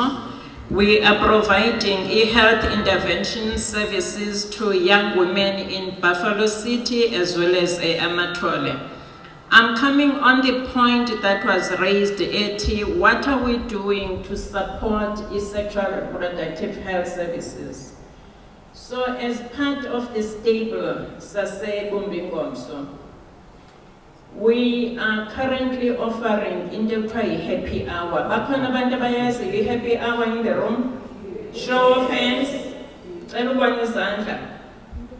That is a happy hour. So within clinics, already Mamiya, sele iqalile into yeo introducer youth zones. It's just semantics when we're talking about happy hour as well as youth zones.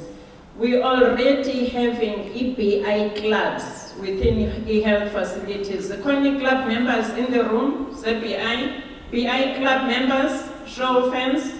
So this is already in place. EBI clubs are meant to be a support system of the young women in terms of behavior modification, in terms of health services, in terms of psychosocial support. So peer-to-peer support is an entity that has been well tested and it works. So ubangaba uthetha nomuntu ongangawe, nithetha ilanguage enye, nizimpintshi andithi.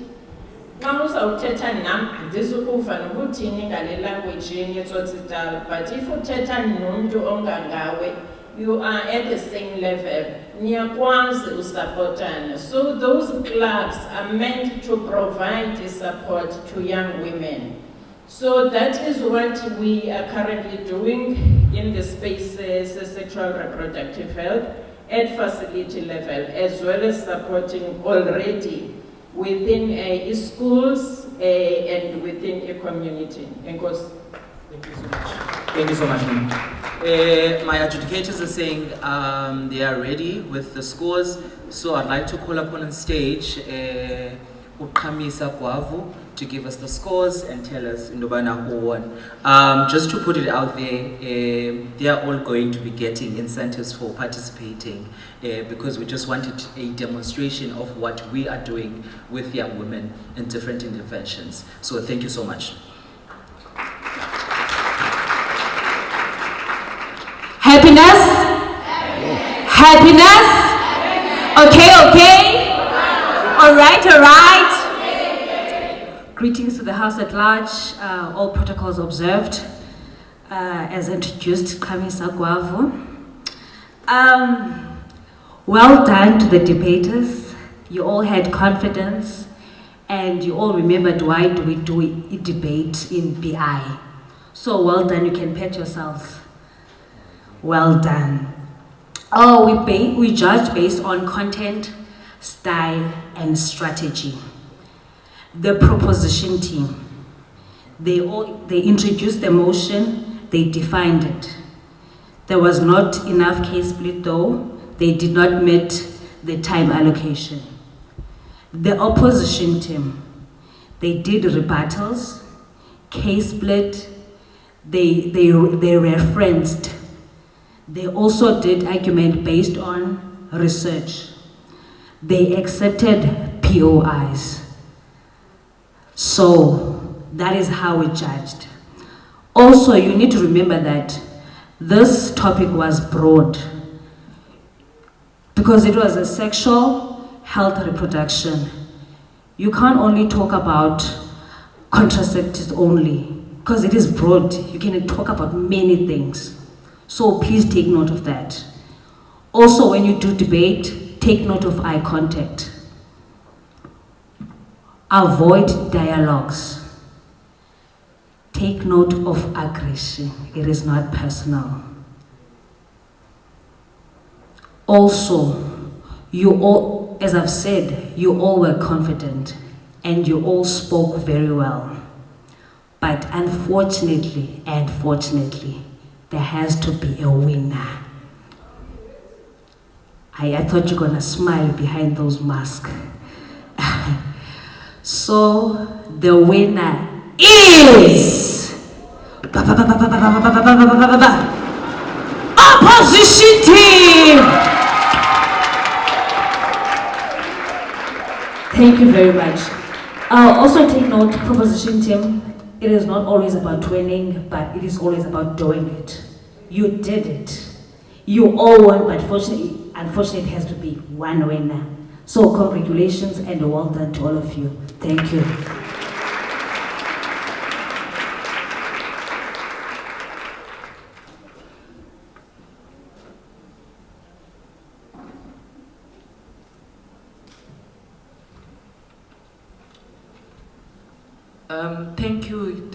Thank you to the judges. Thank you, Q.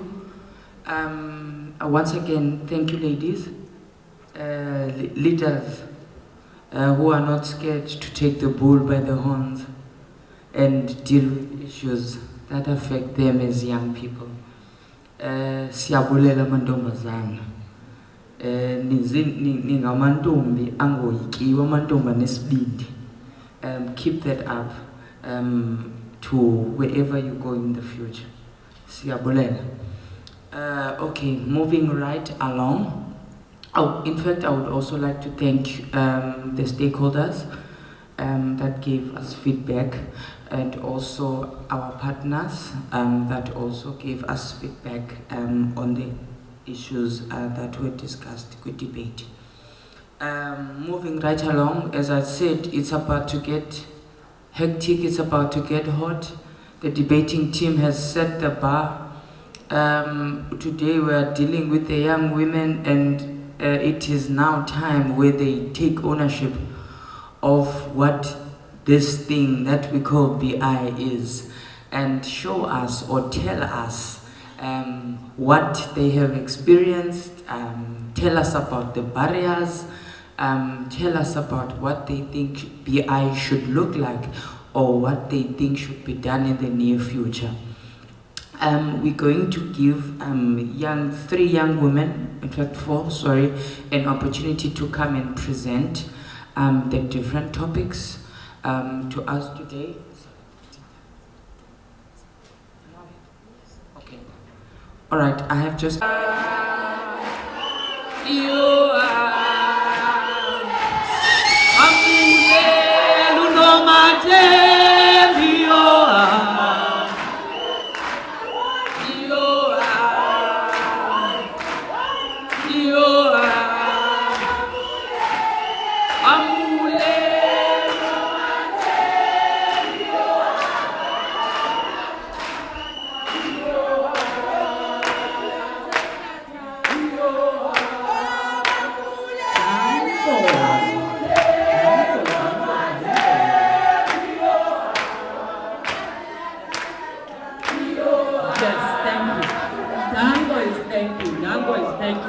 Steady.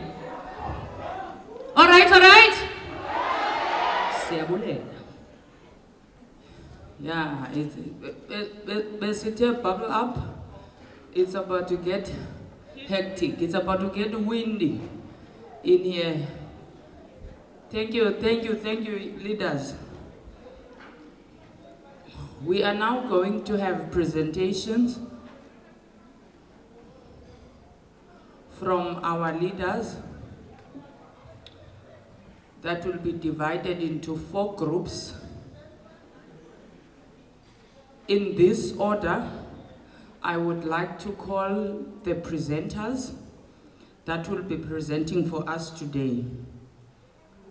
Just to highlight that the leaders here today will be giving us feedback on what BI is currently doing, and also the barriers and challenges that they face in their respective communities.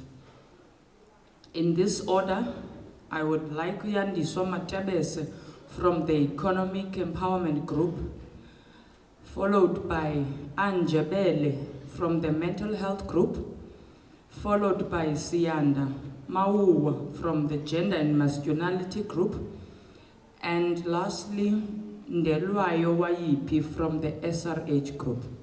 Thank you.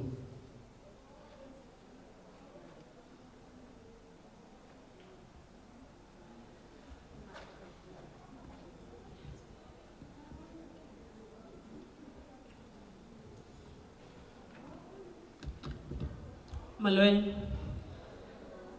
igama lami nguyandiswa Matebese as kusitshiwo.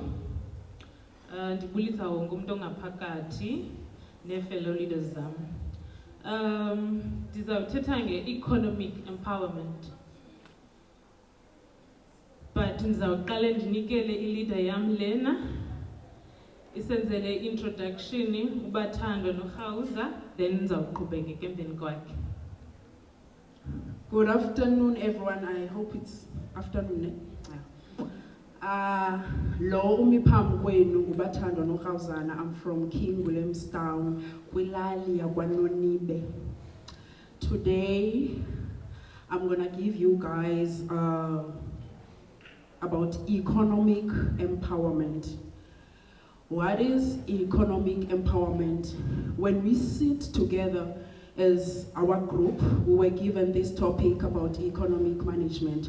What came into our mind about economic empowerment is independency, economic growth, entrepreneurship, education. When you talk of independency, Tina, as a team, we thought of as young women, we need to be independent.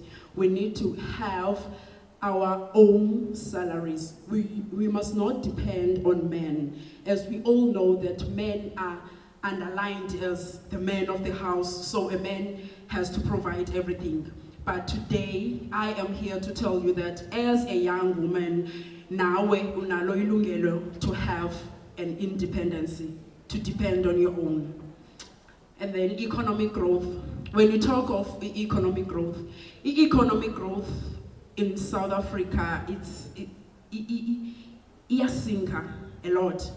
So, what can we do for economic growth here to rise? We came across with Abantu as youth, because we stick to youth. Youth, what can they do? They can come up with local brands, their own businesses. If one of the women can come across with her own business, then as the community or the local, we can support her brand. So if we can stick to that, then we're good to go. Then we go to entrepreneurship, the one that I love the most, because one day I want to be my own boss. Entrepreneurship. Ladies, masiphathe man le country. How about that? Yeah, masiphathe le country. Let's be the leadership of this country. Masiyeke malento yohleli nje kwethu, I can't do this, I can't do this, mna. No, be bold, ume uthi I can do this and I will do this. Then we go to education, the most important one. Yeah, it's important. Education is very important. Education, we have skills development, we have vacancies and stuff. So when I talk of skills development, I mean to say we need youth to give more skills, to be skilled. More youth must be skilled. Because singabanye, we are, let's say I want to be a doctor, but I'm not much with maths. So, okay, I can design. So how about I go with design? So another thing, you need to strategize how you can, how can I put it? Okay, it's fine. Sorry.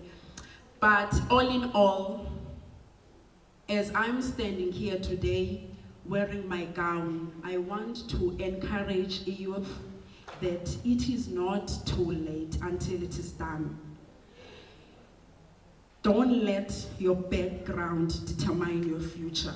Phakama mntomnyama, ubheke phambili. Wenze anything that you can do. Enza, noba wenze ntoni, but anything. Phakama mntomnyama. I thank you.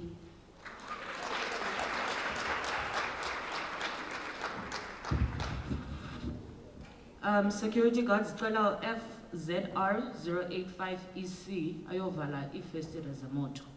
FZR 085EC, please go and close your car windows. Malweni kwakhona. Benchilo nathi ndinguyandiswa amatebese. Ikhaya lam liseMoyi Plus kwaSilatsha. Ndihlala eMdantsane, ndingumazibuli isiduko sam. topic here is economic empowerment. When we talk of economy, we're speaking about money, obviously. And empowerment means to upskill, to give skills to young people, young girls, young males, but to give skill, to upskill someone. That's empowerment. When we talk of economic empowerment, there's a lot of challenges that are correlated to social economy and that have a bad impact on our economy as a country. Firstly, the other groups are going to speak about the other topics, but they are all interrelated because the root cause of all these problems is the economy. If we're talking about mental health, in order to alleviate this mental health problem, there needs to be money to be put in place to help with these mental health issues. So the social skills are the root cause of the state the economy is in. Okay? The challenges that we are facing as a youth with regards to economic empowerment. The first one is lack of experience. There's not enough access for young women and girls to participate in equally existing markets. The second one is there's not enough access to control over productive resources. And the other one is access to decent work is limited. By that we mean, we know most there's patriarchy. If you're a girl, you can't do this. We all know those tricks, right?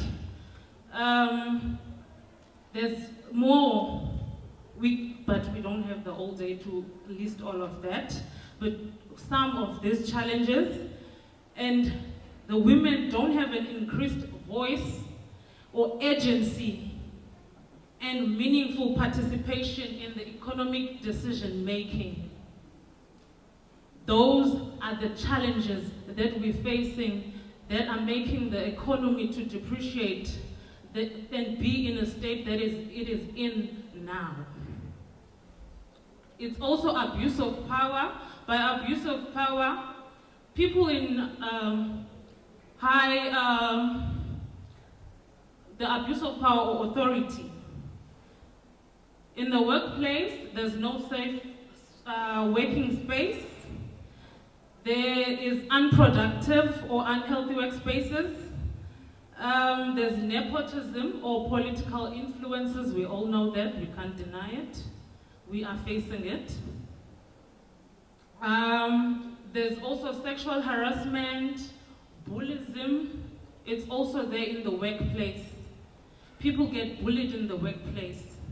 Because we have to remember, when a young, even if it's a girl or it's a boy, when he grows up with that mentality of being a bully, that transcends into the workplace as well. Because he thinks or she thinks the only authority that should rule is his or hers. Ngoba kaloku uyiqhelile le nto yobhulisha from a young age. So akayiboni uba funeka itshintshile in the workplace because uqhele uqhubeka ngelo hlobo. Inadequate business management skills is another one. Under that umbrella we have cultural differences. We have departmental differences. We have financial management. We all know we're saying we want to be business people, right? But when we do have those business, what do? We go and splurge the money. What happens to the business? It fails, right? Okay, and another one is high rise in the number of dropouts in high schools. Now, that one is a bit tricky because recently there was news, yentombazane yase King. It goes back to that bullying that I was talking about, that bullyism. Lamdana, she was bullied. She was bullied because of the cultural differences that I was talking about. Because apparently, Lamdana, she had a calling. Now remember, a calling to be a Sangoma is your culture. She accepted it, but she couldn't fully accept it because her peers were calling her a witch. There's other one in Limpopo, she also committed suicide because she couldn't fit the standard of beauty that her peers wanted. She ended up committing suicide. And then there's demotivated youth or misinformation. Under that, usisi ebethe apha nekuqala uzazi ba ungubani na. Now, when you don't know who you are, how can you be motivated? Because I was asked about ungubani, what are you motivating? Who are you motivating? Because lo muntu ufuneka ummotivatile ngumuntu that knows what he or she wants. In this case, what she wants, because we're talking about young women. So if akazazi, if she doesn't have that ukwakuzazi, ukwakuziqonda uba ungubani, what are we motivating? Who are we motivating? And some of us, I know that from a personal experience, we procrastinate a lot. We say, I want to be a businesswoman. You get the capital. What do you do with the money? You say, no, I'm going to go and register the business tomorrow, but you don't go. So what are we motivating? There's also lack of information. All of us here, we come from different backgrounds. Kukabantu bahlala in the deep rurals, like Ole Jifre. Abanye abantu pa, they struggle with network problems because Tina, as the youth, we so reliant on social media for information. Now, abantwana bapha in those deep rural areas, abangenayo access to the network to use on their cell phones, abanayo even the cell phone, because remember we're talking about economic empowerment. Ababantu bayasokola, they live in absolute poverty. A smartphone that will enable them to have this information that we're talking about. But are they there? I've never heard of abantwana basele-Jifre bethetha ngobumb'INGOMSO. I know because my mother is from there. Sorry. Zangenbaru.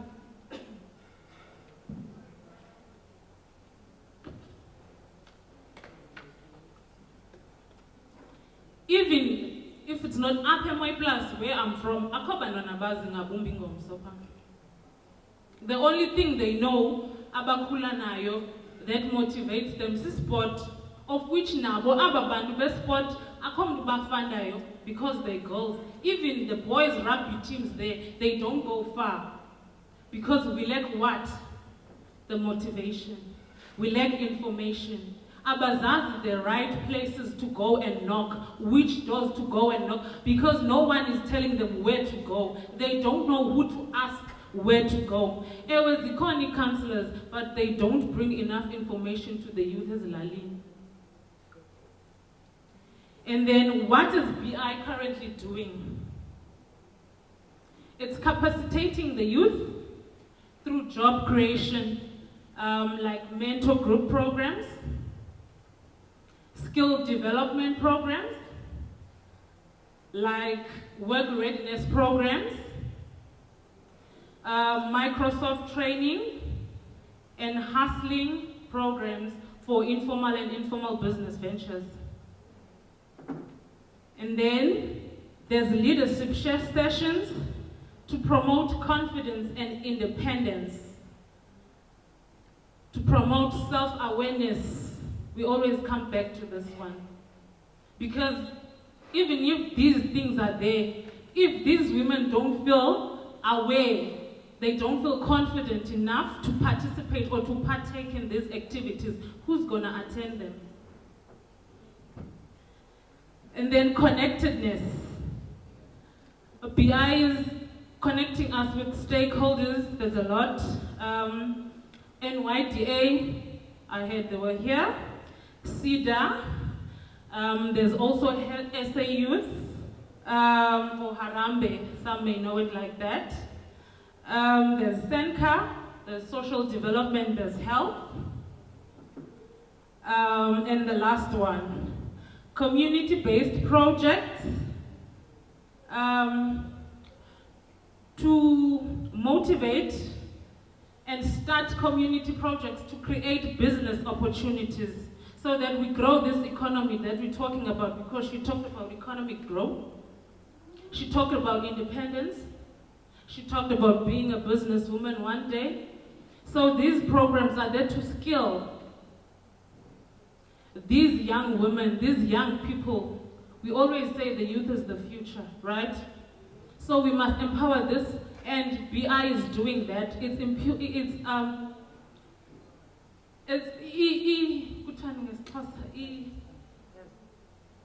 Okay, goes.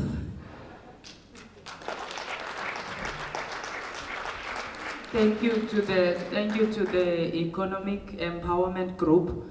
Fellow leaders, let's give thanks. Masimanyane Zulu clap, guys, Zulu clap. Let's give a Zulu clap.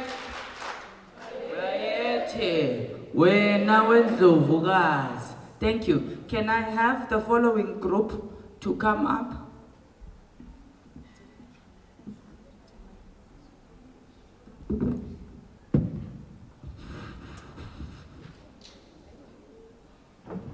Molweni, I'm going to have to ask the media to please work with me. I'm going to need the slides. They were sent already. Mental health.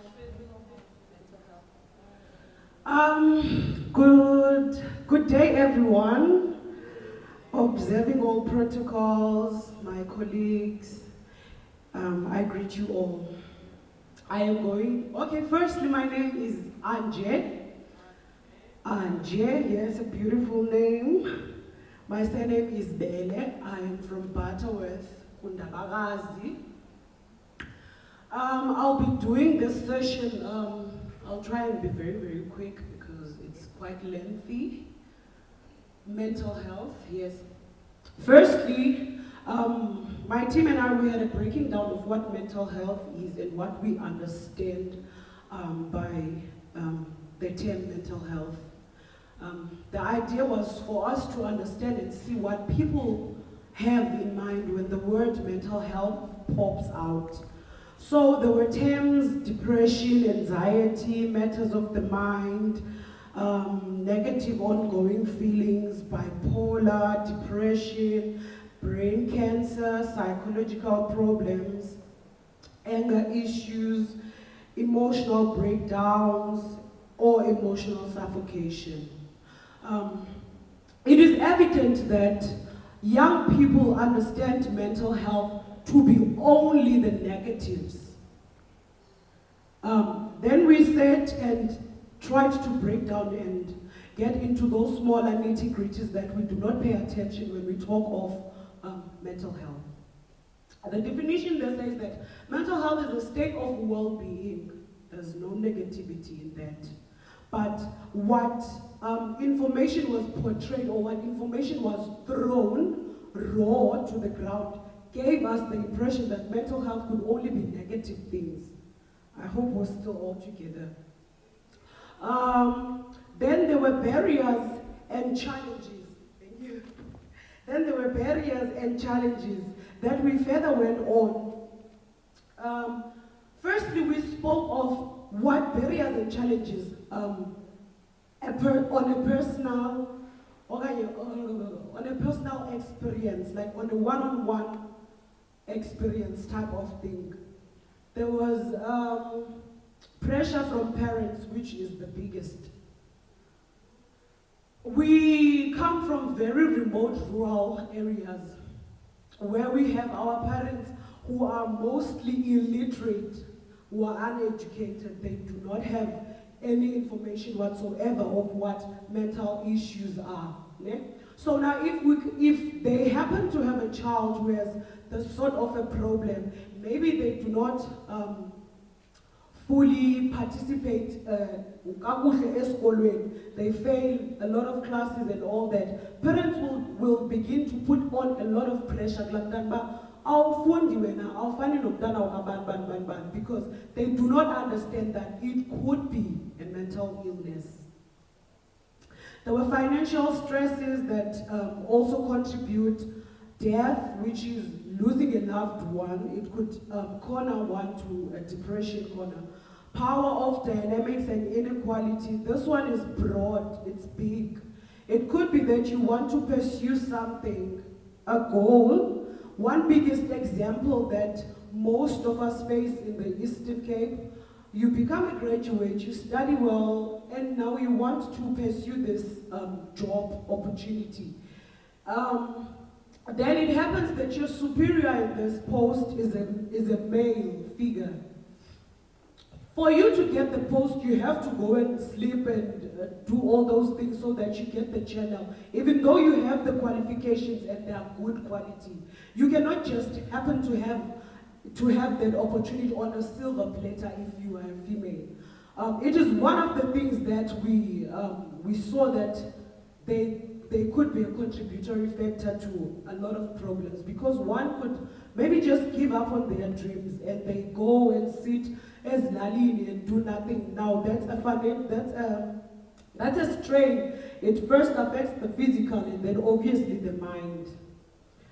There is background issues. Maybe it's a generational thing. No, sorry, man. It's a genetic illness that is passed on. But because of what I mentioned first, that because of the remoteness of the rurals that we come from, this information is limited, so they do not know. There's one who is my neighbor who has, I don't know whether it's tics or something. They always tell him to go to school. No. He cannot cope very well in school because of that problem. And he cannot study with abantwana abangenayo la ngxaki. But go ayithathelwa serious because they lack information on that. Also, drug and substance abuse, trauma, which could be past or present trauma. One other one is stigma, which in brackets says fear of coming out. Sometimes you see or you identify yourself to have this problem that is ongoing, but you fear that if you talk about it, no one's going to accept you fully, or no one is going to be able to hold your hand and walk down this journey with you. So most of the times, people who identify themselves to have these problems, they close in, and it furthers on instead of having it worked on. Also, lack of support, yes, could be from parents or the community at large. Also, bullyism, whether in schools, sometimes you can even have bullyism at home. Yeah, now we go on to the mental facilities that are available in our areas that we know of, that we know function. One is Beyond Zero in clinics. The other is Masitete, which is mostly about face-to-face counseling. One is Tutuzela centers, where we have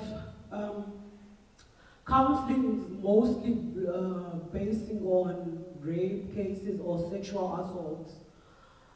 There's also St. Mark's, which is a hospital. There's Masimanyane, which promotes anti-GBV. There's also Netulundu, that's a health center as well. There is Masibumbane.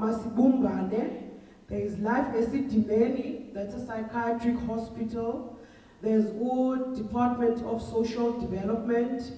And also we have one that is very, very easy to access, which is our BI telephonic counseling. Then we go on to barriers and challenges that we found. I had mentioned a few before, but I'll just run through these quickly. Our major one is unemployment. That is the biggest of them all. We have community negativities, there's lack of support, drug and alcohol abuse, funding and financial incompetence, academic, which is maybe you want to go to school but you lack the motivation or the support or the financial aid. Also anxiety and panic attacks that hinder you from progressing. It could be crime in our communities, gender inequality, which is proper use of power. The stereotypes that gender roles carries also weighs down. Corruption and lack of connections. This one was quite interesting. When we were talking about it, for instance, my surname is not a famous one. If I go job seeking and I apply and send my CVs, because my surname is not recognized, sometimes it could be a problem, it could be a barrier. Also, we have incompetency of cultural ties, which sometimes become a very, very strenuous one. Moving right along to resources that we need in our communities. One of the biggest things that I find that is unavailable at all, it is safe spaces to speak, whether in clinics, whether in our communities, whether in schools. Yes, BI is there, but what are the channels that people can use? Because Ituwa is a big community. UBI alone, maybe it can take a longer period to come and cut these things. Now, what are the things that we hope and want OBI to initiate?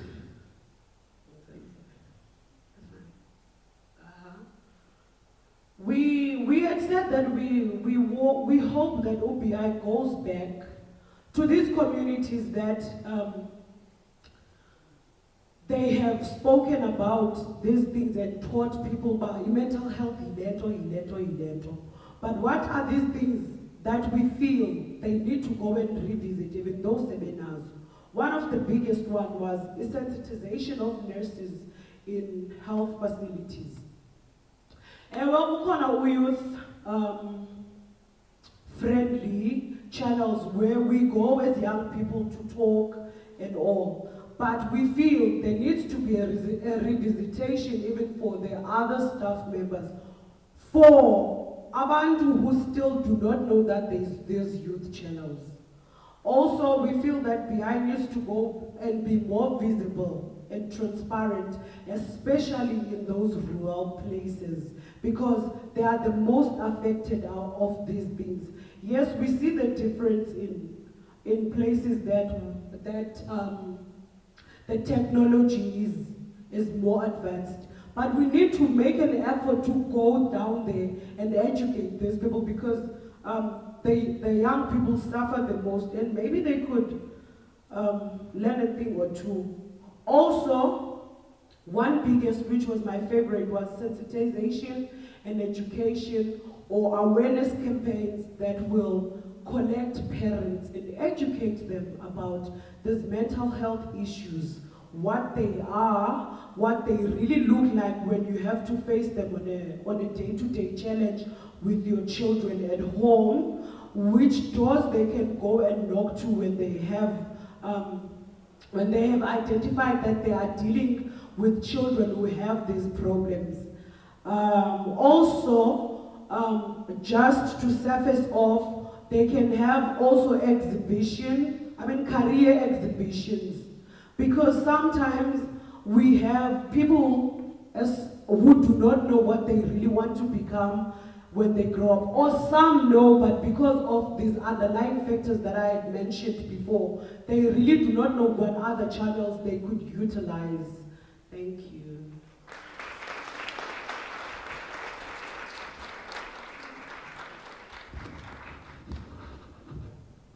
thank you to the mental health group.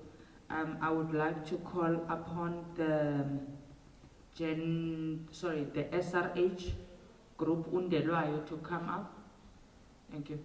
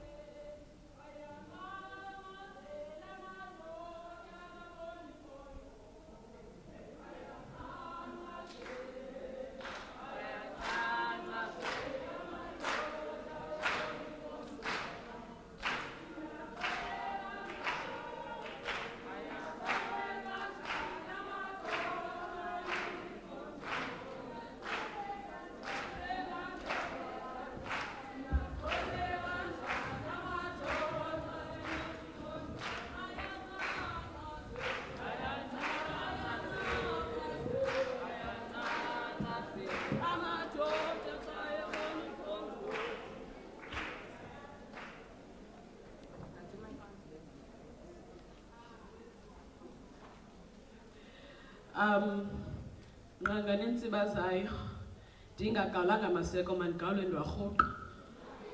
Isihloko ndaba okanye mandithi itopic edlwengula umxhele ngale mini yanamhlanje is sexual reproductive health rights amongst young women and girls.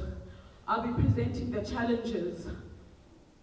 We first saw that gender-based violence should be our first main pointer, because gender-based violence comes in many forms. There could be rape, sexual harassment, stigma, and discrimination against homosexuality. Gender, rape comes in two or many forms. Rape comes when one young woman or a girl is raped by a guy okanye umfana from the society. The second one, it comes when one is raped by his or her own spouse due to the lack of understanding to the word consent. Rape, consent can be reversible. What I mean by that is that we can, however, engage in having sexual intimacy, but later when I feel like saying no, it doesn't matter whether I say no in a low, soft voice or whether I say no in a large, harsh voice. Sexual harassment. We tackled sexual harassment in terms of workplaces. When one goes for a job interview, he or she gets awarded a job when the boss or higher authority expects sexual favors in exchange. Stigma and discrimination against homosexuality, which is an LGBTQIA+ community. This happens when our societies do not accept or welcome the terms or people who are referred to as gays and lesbians. Usually they say or quote themselves to saying or bashing themselves to saying this is corrective rape. HIV and AIDS. HIV and AIDS increases the number, this is an increasing number of infections amongst young people. It goes back to rape or having unprotected sex. Teenage pregnancy and unwanted pregnancy. It is resulted in unprotected sex, which leads to STIs and STDs or illegal abortions. Major thing that happens there is school dropouts.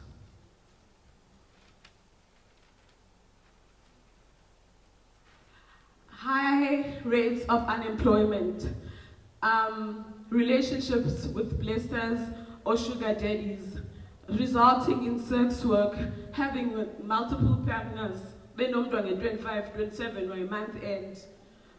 COVID has also contributed as a main factor to the challenges that were already being faced by our community. How? There was no access, especially level 5 to level 3, there was no access to family planning services, including termination of pregnancy and treatment of STIs and STDs. Our current situation, which is climate change. We previously just had a huge rainfall, and now we are experiencing water outrage, which has now resulted in menstrual hygiene to many of us young girls and women. Lack of access to information and services on sexual and reproductive health rights, which is unfriendly healthcare workers. She'll present what needs to be done by BI. Mnandi kundelwa yowayiphi eqonce endevana. Sifuna into yokubana into enziwe ngubumb'INGOMSO kuthi. Ubumb'INGOMSO uvule ii-programs. Wafocus, sifuna ubumb'INGOMSO avule ii-programs, afocuse ku-young men and boys. And ubumb'INGOMSO njengoba sifuna avule ezi programs, afocuse ku-young men and boys. I-boys ne-young men zithishwa ingathi bona ngabantu abomeleleyo, ngabantu abaqinileyo, kumane kuthiwa indoda ayikhali, kanti uba amadoda nawo ebenokwenza ahlale nathi sizibone iziview zamadoda uba zithini na. Sifuna into yokubana a-expande, angabi only apha eAmathole nase-Buffalo City, ahambe nakwezinye indawo, aye nakwezinye indawo, i-Eastern Cape yonke ibe khona. Siphinde sifuna ubumb'INGOMSO into yokubana asenzele i-mobile clinics. Mobile clinics asenzela zona, especially ii-villages. And kweza villages sifuna umzekelo amane efika noba kabini ngeveki. Umzekelo iilali zethu zinkulu, ibe kukho iklinik eyi-1, kanti uba siba ne-mobile clinic noko umthwalo ungehla. Sifuna ubumb'INGOMSO asincede into yokubana sikwazi uaplayela abantwana abangathathi ntweni xa befuna ubheka emayunivesithi kwazi bazofumana i-access kuthi. And ubumb'INGOMSO sifuna into yokubana abe khona nakooFacebook, kooTikTok, zonke ezi social network, akwazi umntu xa ngenile akwazi umfumana ubumb'INGOMSO. Ubumb'INGOMSO sifuna into yokubana abe kwi-rural areas kakhulu, ngoba nakwezi clinic, because kwezinye azaziwe eento zikabumb'INGOMSO, especially ilali, iwaseqonce inqaba into yokubumb'INGOMSO. Yintoni into entle ubumb'INGOMSO ayenzileyo kuthi? Ubumb'INGOMSO kukho i-free call center helpline. Uyasinceda into yokubana sifumane i-counselling section, and umntu akwazi into yokubana akwazi uzikhamfatha ekowabo, ahlale. Abanye abantu abayithandi into yokubana ibe yi-face to face, but xa yenza via i-call noko kuba ngcono ngoba kamboni laa mntu. Ubumb'INGOMSO uphinde wasinceda sizi-young girls and women ubana sifumane ii-job opportunities. Umzekelo kukho into yokholo lethu esandoyenza ngoku apho khona ii-young girls zifumana i-stipend khona. Ubumb'INGOMSO usincedile ngohlobo lokubana ezikolweni, siyakwazi ubheka ezikolweni, noko izinga le-teenage pregnancy alisafani nakuqala, noko lehlile ngoku. Umzekelo nam ndingomnye wee-teenagers ezakhulelwa zise-high school at the age of 14. Maybe uba ngelaa xesha lam ubumb'INGOMSO wayekhona ezikolweni, nam ngazange ndikhulelwe kodwa ndiye ndandifunde more. Ubumb'INGOMSO uyasinceda ngohlobo lokubana noko ngoku abazali nabantwana bayakwazi uthetha ngesex. Ayisekho laa nto yokubana sithi umzali akazithetha nomntana ngesex, sekohlala phantsi nomntana, sihlale nomzali, sichaze uba kubaluleke njani uthetha ngesex emntaneni wakho. Umzali akasathi hayi le nto ayilunganga kanti ilungile. Ubumb'INGOMSO usincedile guys, wasinika ii-food vouchers. Kwenye imizi bekungathathwa ntweni, but sithe soya nee-food vouchers emakhaya, kwabonakala nabathi amakhaya like isibane njengeminye imizi. Ubumb'INGOMSO usiyasinceda bethunani uba kukho i-health awareness, kukho i-information esizisherayo phaya, ii-clubs, ii-community dialogues, sihlale nabantu abatsha, sihlale ne-youth, sibaxelele ngobumb'INGOMSO, sibaxelele nee-dangers oba ungene kwizinto ezisekuhlaleni. Ubumb'INGOMSO wenze into yokubana ezi kliniki kubekho Masimanyane, kubekho Beyond Zero, zonke iikliniki zethu, especially ndeva noko sina uMasimanyane, sinabo Beyond Zero kwiikliniki zethu. Ezibanibona ke sinebhasi apha. Le bhasi yi-umbrella kabumb'INGOMSO. Ibhasi mos ithi ikhwelisa wonke umuntu. Nobumb'INGOMSO uyi-umbrella, ukhwelise bonke abantu. Ukhweliswa Masimanyane, ukhweliswa ukhwelo lethu, ukhweliswa Beyond Zero. Nansi ibhasi bonke uyabatsala, uthi zani kum sakhe sibe noxolo. Enkosi.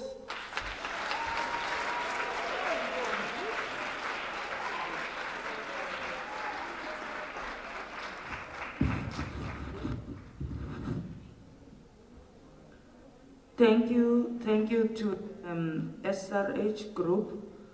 Let's give leaders, let's get ready and give our fellow leaders a Coca-Cola killer. Ba ba ba ba ba, I'm loving it. Thank you guys. Okay, our last group, let us call on the gender masculinity. Usiyanda Mauwa to come up.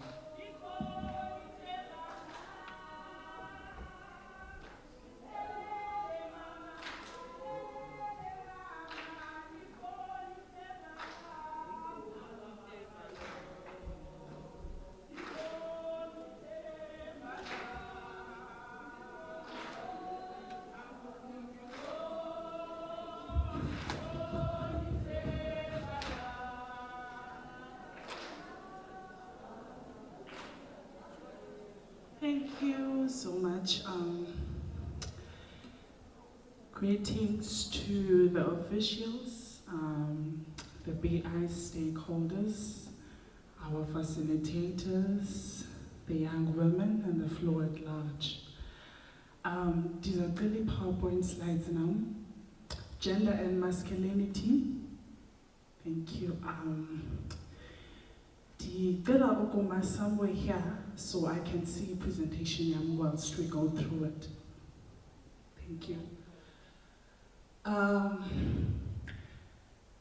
We're going to be talking about gender and masculinity.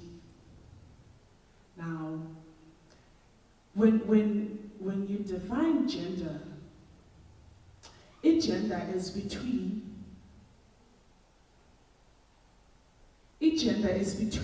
males and females. But iskakhulu gender is referenced with the constructed social or cultural norms.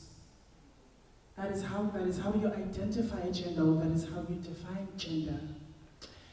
Coming to the term of masculinity, masculinity kuthiwa the attributes that are associated with men, or the attributes that define as the characteristics of men. For example, men are supposed to be muscled people, men have power, men have beard, men have strong voices. That is masculinity. Next slide, please.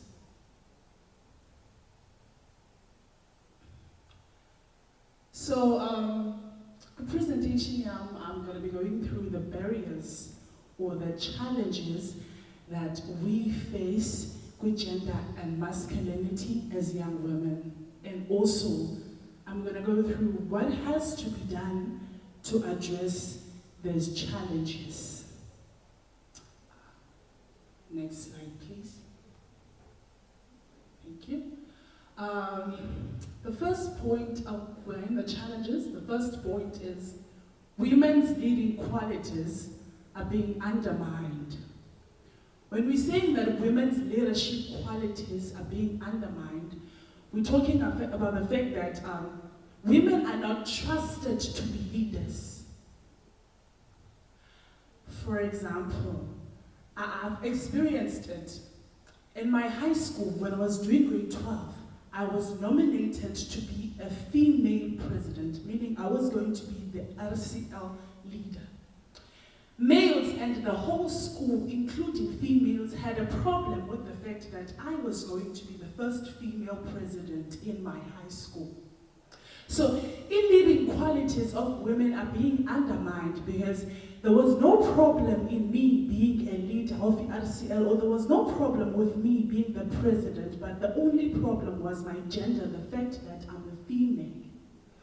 And the social and cultural norms that have been constructed by the society have zingenile into our minds, like we're living them, because even women had problems now where they undermined my capability of being a leader. Because we have been taught that the only person that can lead is a man.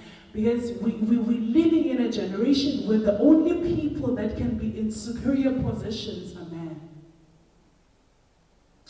Moving to the next point. Social norms and expectations oppress women. When we're talking about the fact that these social norms and expectations oppress women, we're talking about the fact that as a young woman, when I grow up, my parents don't raise me to be an independent woman one day. They don't raise me to be a creative thinker one day. They don't raise me to be a successful businesswoman one day. They don't raise me to build my dreams or build myself into the woman that I see myself becoming in the future. Emakhayeni ethu, we are being groomed and molded to be wives one day. Emakhayeni ethu, we're being taught how to raise our children. Emakhayeni ethu, we're being taught the appropriate way of how to make your husband feel superior. And until now, we are still living that. Moving to the next point. Comfortable dress code is not an invitation of sexual harassment. There's a tendency that how I dress invites sexual harassment. Or I do understand the fact that indlela that I dress has to be decent enough in the public, or it has to be representable enough in the public. But Londo Leyo shouldn't be a justification into how men react in the way we dress. For example, there's a tendency that if a young woman got raped, dress code, people use that to justify rape that has been done to that young woman. So how we dress does not mean we are inviting sexual harassment, or how we dress does not mean the rights that should be violated. Moving to the next point. Expectations of sexual trade and exchange for educational admissions. This is a challenge that we face kakhulu as young women. Because I believe umuntu lapha usesikolweni is looking forward to go to varsity okanye use-college, but I believe umuntu lapha is trying to find indlela yakhe. So, sonke indlela yethu ekugqibeleni iphelela in higher institutions. So, there's this problem in higher institutions that there's this politics as the EFF, but as the student councils. That in order for me, Bama to add me to a scholar, I have to give him documents and the fact that documents is a scholar is a showcase that a scholar I'm gonna get is space so So what I have to do now is giving this person my documents, assist in admission, and then I have to give him sex in exchange. It means Tina as women, like Tina as women, we're still voiceless. It means Tina as women, we're being taken advantage of. Moving to the next point. Voicelessness and limitations that we as women encounter, e.g., lack of female representation in structures of leadership. When we talk about voicelessness and limitations, we're talking about the fact that even though there are redresses that were done after democracy, and those redresses do include women or do include young women, but I feel like we're still in the same place that we were before democracy. Because, for example, we'll be in the same position as a male. I, as a female, will be in the same position as a male in a workplace. And with this, there's about to be a promotion or maybe a new vacancy, and we apply for it. So babili, and we have the same qualification, or in some cases, I have a better qualification than him, but he's going to be the considered person because he's a male, because of the superiority that is being given to males. And also the fact that in jobs, when they consider a candidate, they look at the fact that now I'm a female. And if they consider me as a female, I'm on maternity leave because now I'm going to go through birth, like I'm building a family. Of which those are things we can't control. We can't control being females. Giving birth is part of what we have to go through, like it's biological.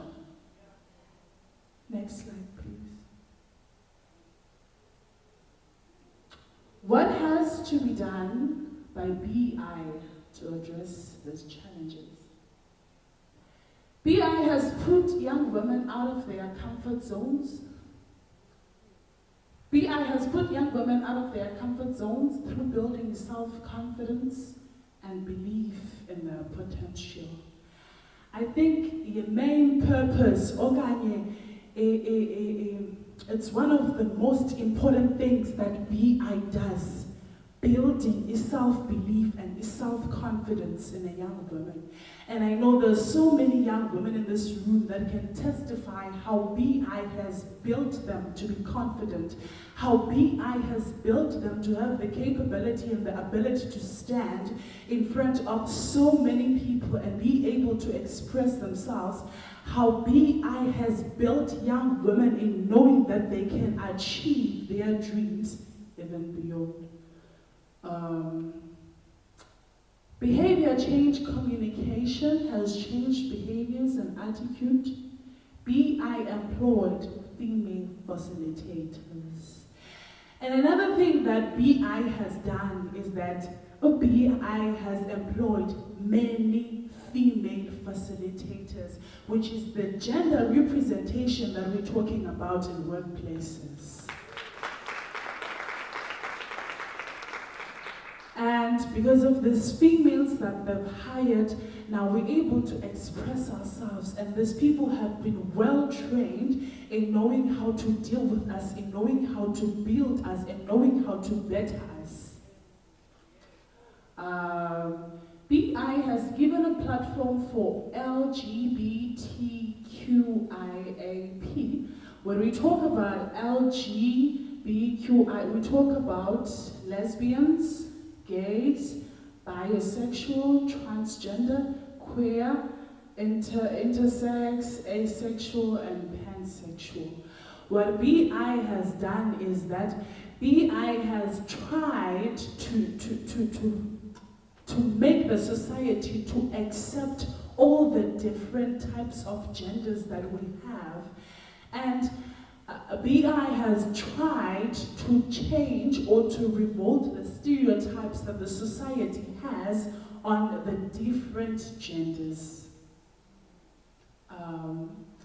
There is academic support that BI has given young people who need so that they are not exposed to student leaderships that abuse their power. As I've said it before, that in order for you to be able to get this space or to be admitted in a higher level institution, you have to have your e-connections, or you have to go through sexual trade in order for you to get what you want. BI has at least tried to address that by bringing this application resources and facilities closer to young women who can't reach them, or by bringing these facilities to young women who are not advanced or who are not exposed to them. I think that is the end of my presentation. Thank you so much.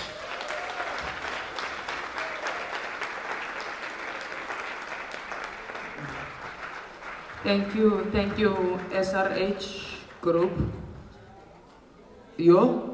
Gender and masculinity. Thank you, guys.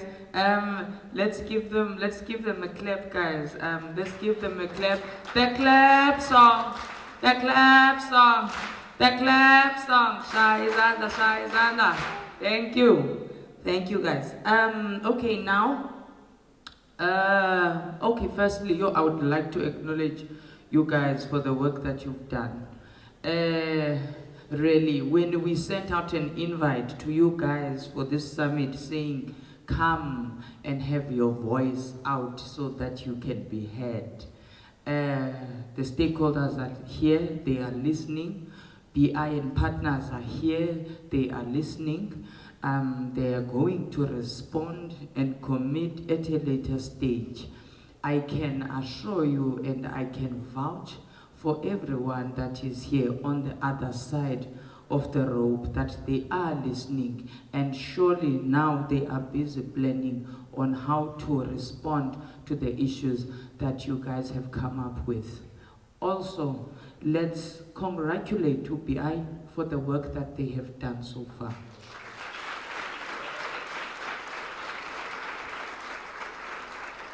We say we can never change the world in one day, or we can never change a person in one day.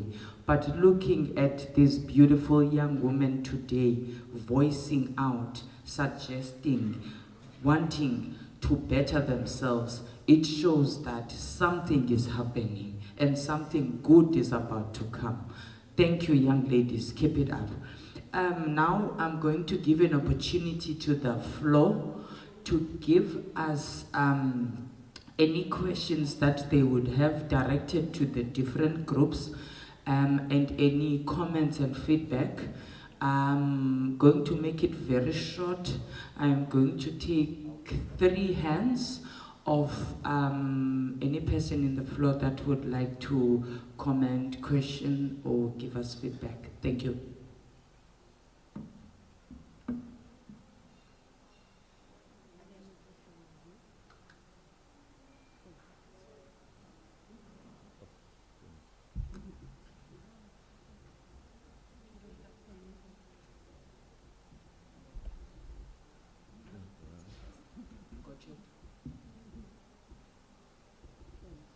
Any questions to our different groups?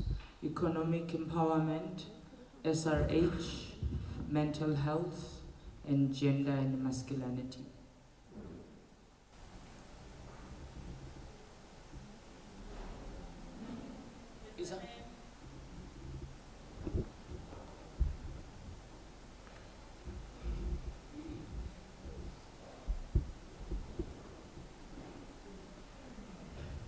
Thank you, lady. Good day to everyone in the house. I am Dr. Shelley Besman from Amatole West District of Education, responsible for school health, working together with bumb'INGOMSO within the district.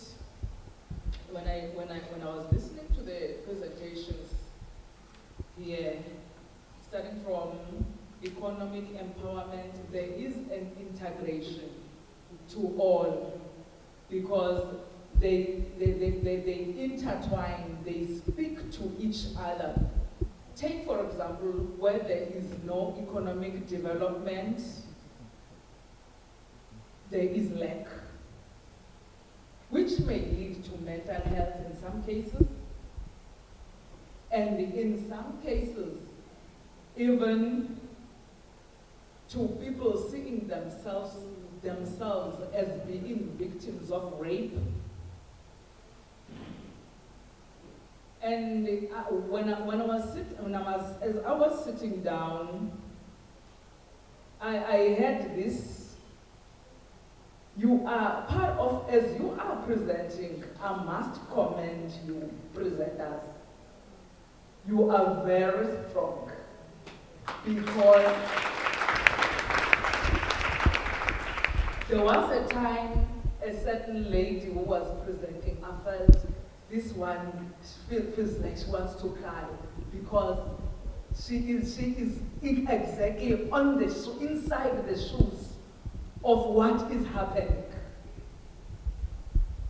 Thank you for the bravery, ladies. Thank you for the bravery.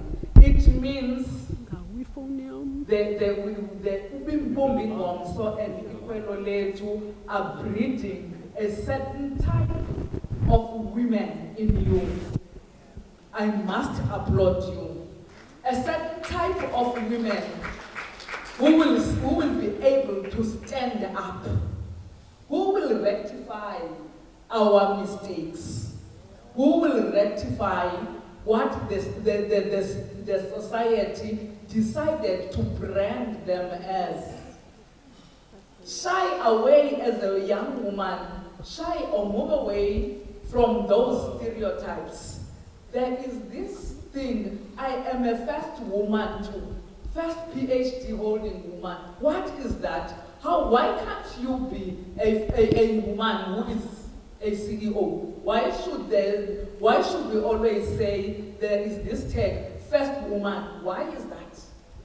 Why can't we remove such stereotypes just to be a human being who is liable of doing this, who can achieve this as a woman?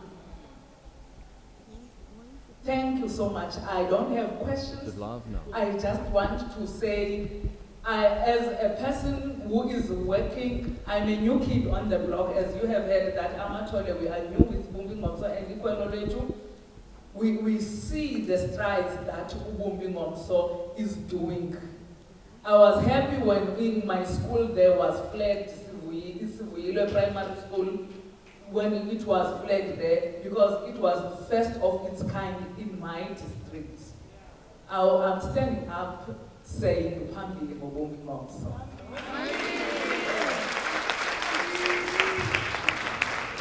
Thank you so much, our delegate from Amatole. She is talking to you young women. She is saying that you are brave. She is saying that we are breeding young women who will not shy away to change from issues, to talk about issues, to better themselves. Siyabulela ke for standing up. Siyabulela for being the women that you are. She says it's time that we unlearn all the mistakes that were done before, the stereotypes, and we move with our path, which is the BI path and the BI way. Thank you. Thank you very much. My name is Vuyisa Dayile. I'm representing Love Life, and also I am also one of the people involved in the adolescent and youth-friendly services, including the youth zones in the province. So there are things that I've noted. They are not questions, they're just comments. And I must applaud the speakers and the groups that they were working with. They did a phenomenal job. So this is just an addition to that. One, I think we need to have a situation where girls stop speaking from the sphere of vulnerability. They need to speak from the sphere of being thought leaders. If you see that there is a problem that is having a root cause from boys, you must be specific. What is this problem? How can it be solved? So that it can be taken, and then it can be taken by partners, and each partner that is involved with boys' activities, then it can be solved.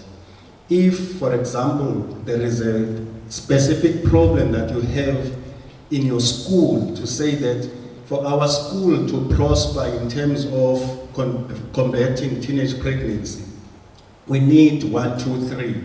Then it must be taken to authorities. I think the opposition team, one of the things that made it to win that debate was the fearlessness in terms of addressing their points. So if girls, you stand up and being ambassadors in your communities, then you're gonna go further. Because one of the reasons we've got these youth zones It's to address major issues. Two of the issues, because there are many, I don't want to waste time. Two of the issues is the unfriendly health practitioners. The second one is young people that are afraid to go to facilities because of stigmatization. So all those things, we need the situation where girls are thought leaders. We are training a lot of facilities to such an extent that about 500 people from different facilities have been trained on the issue of youth zones that have been spoken about. So we want girls to be advocates of those particular youth zones so that they know that each clinic that is nearby them has got that particular youth zone, and encourage young people to go and access services. There is no time now to be fearing all these things of saying, if I go to the clinic, I'm gonna be stigmatized, what are people going to be saying? Those things, we're fighting them, but we need your assistance. You must take fellow young people to go in there. Then lastly, one of the things that I would like you to work on in the groups that you've been working on, it says here, if you are trying to prevent teenage pregnancy, there are those people who have never been pregnant. There are those people who have already been pregnant. So, those people who have already been pregnant, what is it that they have learned? You document that. Those people that have never been pregnant as yet, what is it that they can take from that particular experience, so that you know that xa uvalela i-problem or uvelela ingxaki, uvelela from different angles and not from one angle, because it doesn't mean that if you have been pregnant already, you are not preventing pregnancy, because you are preventing another pregnancy. So you need to come from a sphere of that to say, I have gone through this experience and this is not right, and this is what you can take from my experience. And don't say, no, because I've been pregnant, people are going to say bad things about me. Then also the issue that I've highlighted, that be specific on what can be done on boys so that we can address issues of girls. Thank you very much. Thank you, Bhuti. Bhuti has touched again, okanye uqinisile about the bravery of each and every young woman that is here who made a decision that I want to be a change maker. I want to contribute to a change in my community. I want to contribute to bettering myself to be a better woman. He also touched on the importance to you leaders, the importance that you have already started a journey of change. Now go back there, be a foot soldier in your communities. I never had this opportunity. And I think you've got it all, and it's really in your hand. Your future really is in your hand as young people. But I just want to drop something. I was listening to that group that was talking on mental illness, and recently we're just doing e-health plan, we're strategizing as a department. Okay, I'm from Buffalo City. I'm Mrs. Nelani from Primary Healthcare Services at Buffalo City. We are busy drafting district health plan, and we are talking about issues. And one of the issues we were talking about was the issue of substance abuse.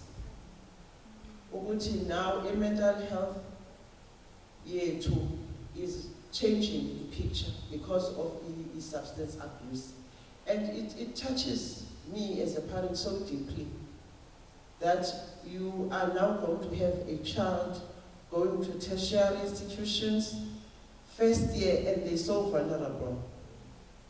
We call it peer pressure, whereby you want to do what the others are doing. They meet partners, and we know recently from the media that every time there's a death with tertiary institution, it's always drug related. So I want to say this is also one of the issues under mental health that I would like to see young people tackling. Because Tina, as the district, it's too late by the time we're acting upon it. Because already, that is already admitted in the hospital, they are losing it. So it's really compromising the lives of young people and also compromising the future of young people.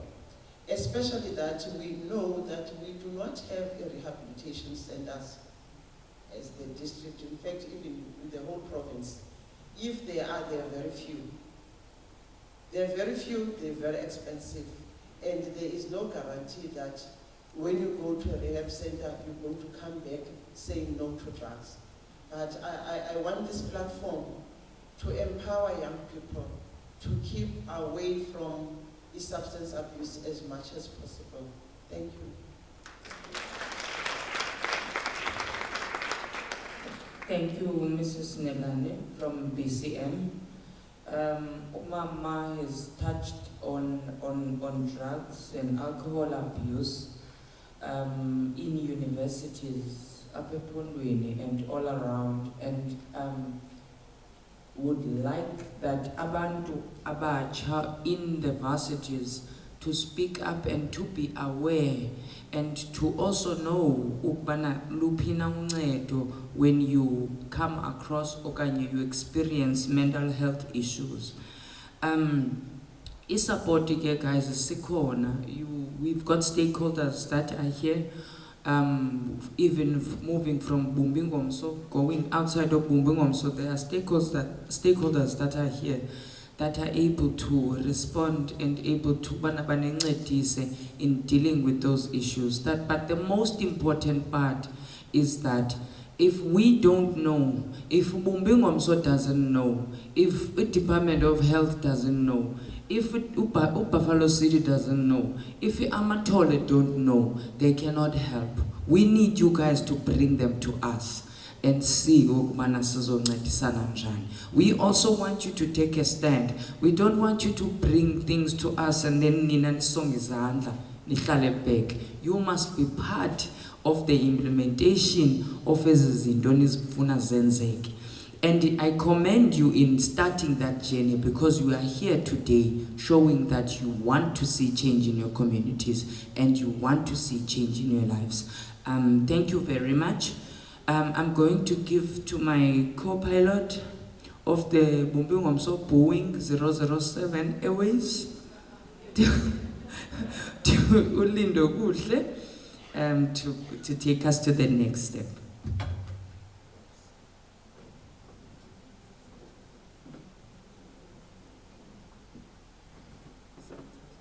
Thank you so much, Ezetu. I am taking us swiftly to our landing, and I will make it as quick as possible because we really have run out of time. So the third phase is going to be a panel discussion because all the issues that we've raised here as young women today, there are actually organizations that deal with some of the issues, but also the panel discussion is going to be an opportunity for manani, nibanike inputs zenu on what they can help or they can intensify to help you as young people, right? And then siyakweza action plans zethu ezaba aligned, I think, with some of the speeches that our panelists are going to be giving us. And then ekugqibeleni we're going to have commitments from our stakeholders. Okay, siyakumkhomba indlela mosumuka nditsho. Yes. So we have panelists zethu. I'll call them up on stage and then ndizaba introduce her once they are seated. We have Dr. Lesley-Ann Foster. We have Dr. P. Balfour. We have Mr. Vuyisa Dayile, Ms. N. Ndzube, and Utembakazi Sikundla. I did not get a pronouns as a Tembakazi okanye title. Cela zandi. Cela sibaphe izandla.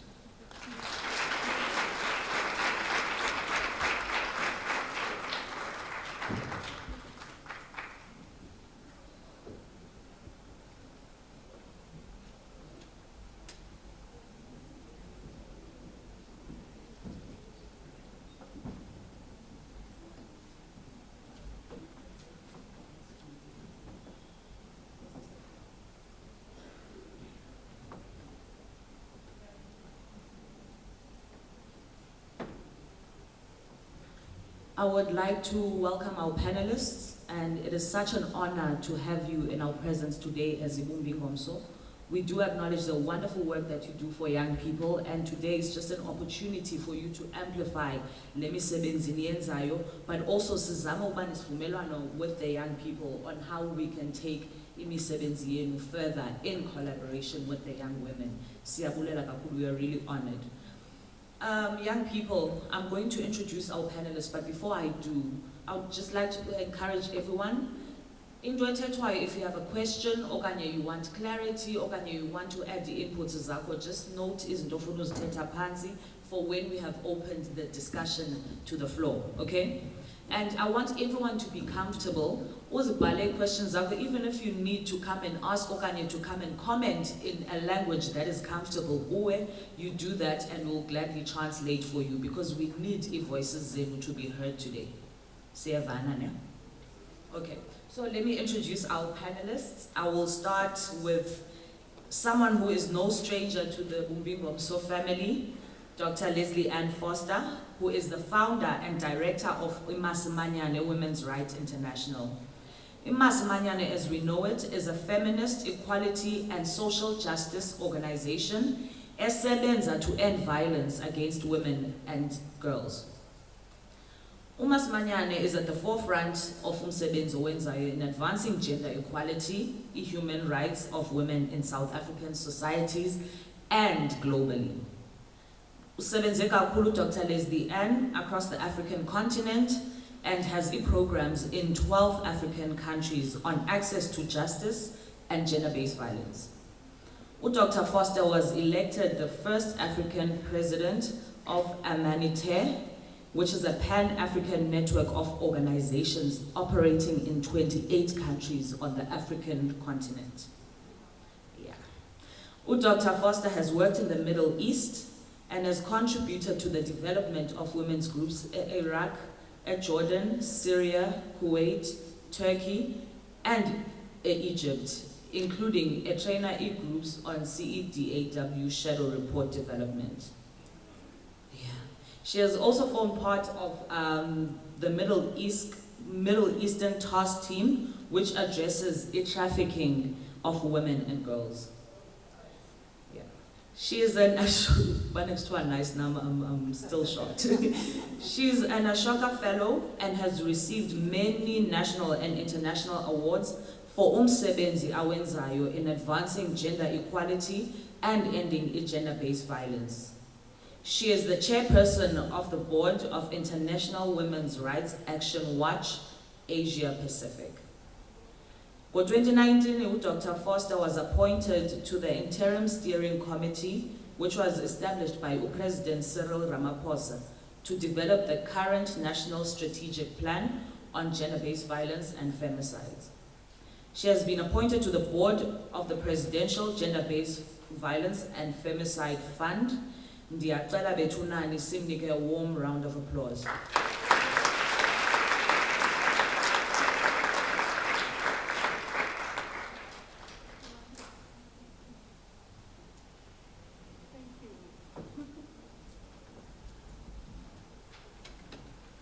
At the end of the day, I'm just me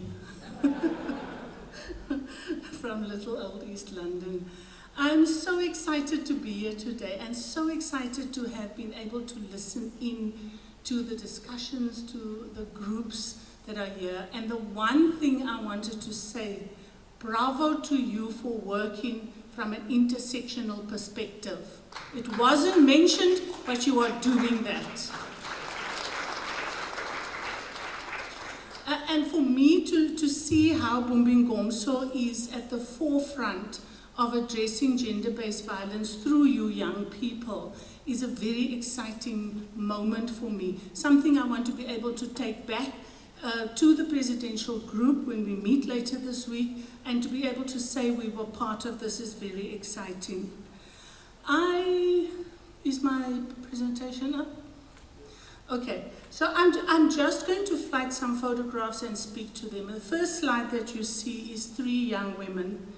Gogenhlan Paledi from Botswana, a young African activist, 24 years old, And she is known as one of the most influential young women in Africa. 24 years old. She's on the African Union Advisory Committee on Humanitarian Aid. She's part of the World Health Organization on Adolescent Health.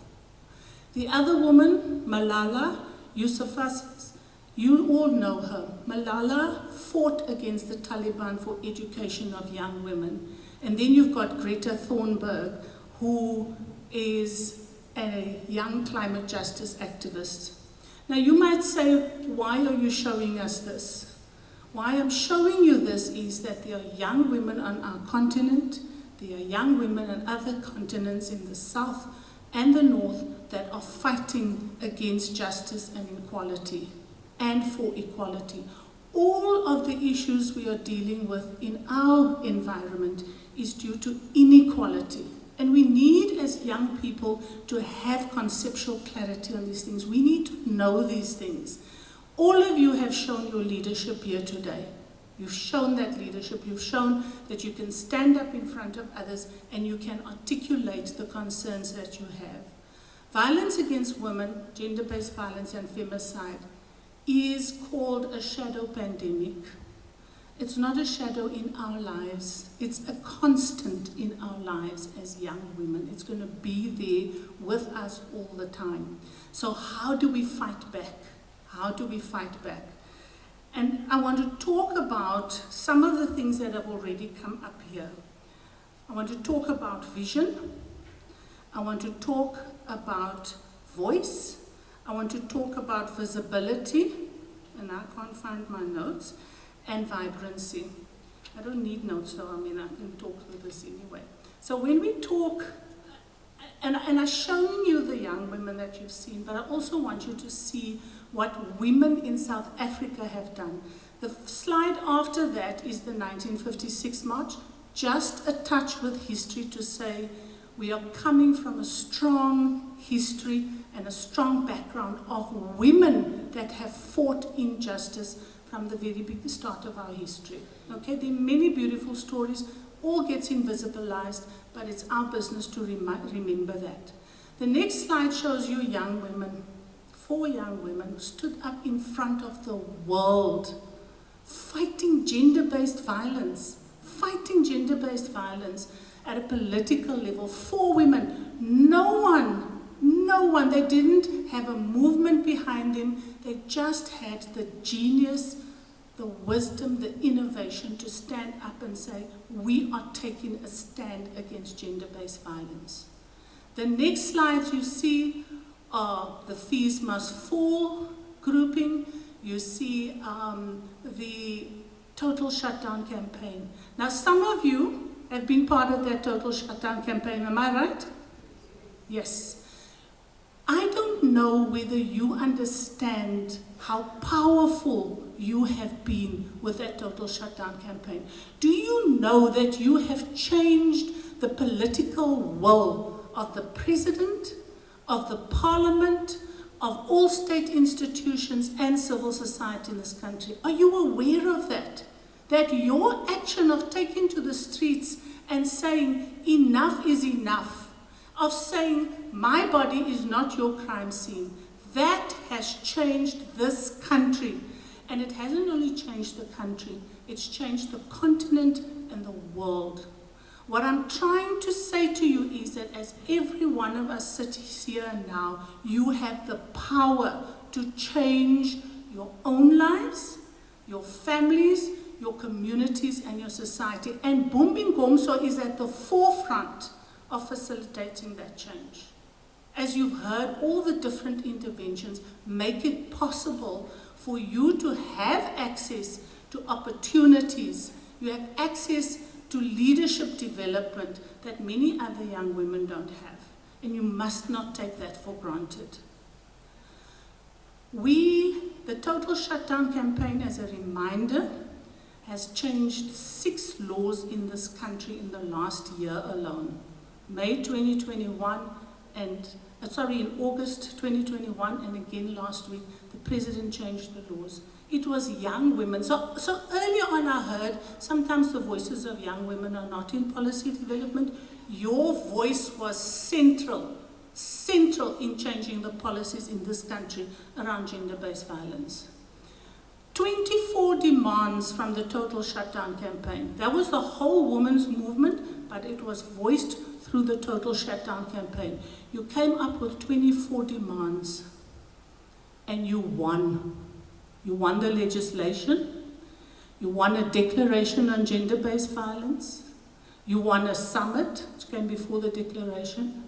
You won an interim steering committee that developed a national strategic plan on gender-based violence. And you won a gender-based violence and femicide response fund that in these last 3 months alone has disbursed 70 million rand to 110 organizations. The power is with you, the young people here. So what I wanted to speak about is vision. You have the vision. So many of you have spoken about the change you want. Some of you have spoken about the change you have already become. The change you have already become.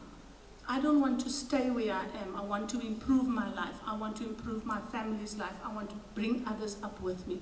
Vision is important. A vision for your own life, that of your family, your community, and the country as a whole. And right now, we need leaders with vision. And that vision has to come from you young people. Because people like me already have done their work. The world has changed. COVID has changed us. You know what we need. We don't. So that's important to know. You need that vision. The second important thing is your voice. We heard your voices here today. We don't want the voices only to be in spaces like this. We want you inserting yourself into all spaces. Not relevant spaces, not comfortable spaces, into all spaces, because that is where your relevance belongs. That's where your relevance belongs. I have a friend who's late now, a young woman called Azolo Polkwana. I don't know whether many of you have remembered her, but she was a great activist from our province here. And she had a line of clothing which read, "A woman's place is in the..." I've heard people saying kitchen. She said a woman's place is in the revolution. A woman's place is in the revolution. And we are in a revolution. We're in a revolution because of COVID. We're in a revolution because of the high levels of violence. We have to change it. Your place is right in the center of all of that. So your voice must be heard. And it must be heard often, and it must be heard loudly. And it can bring about the change. The other is visibility. Now, if you look at some of those slides there, I show the visibility of you young women in bumb'INGOMSO.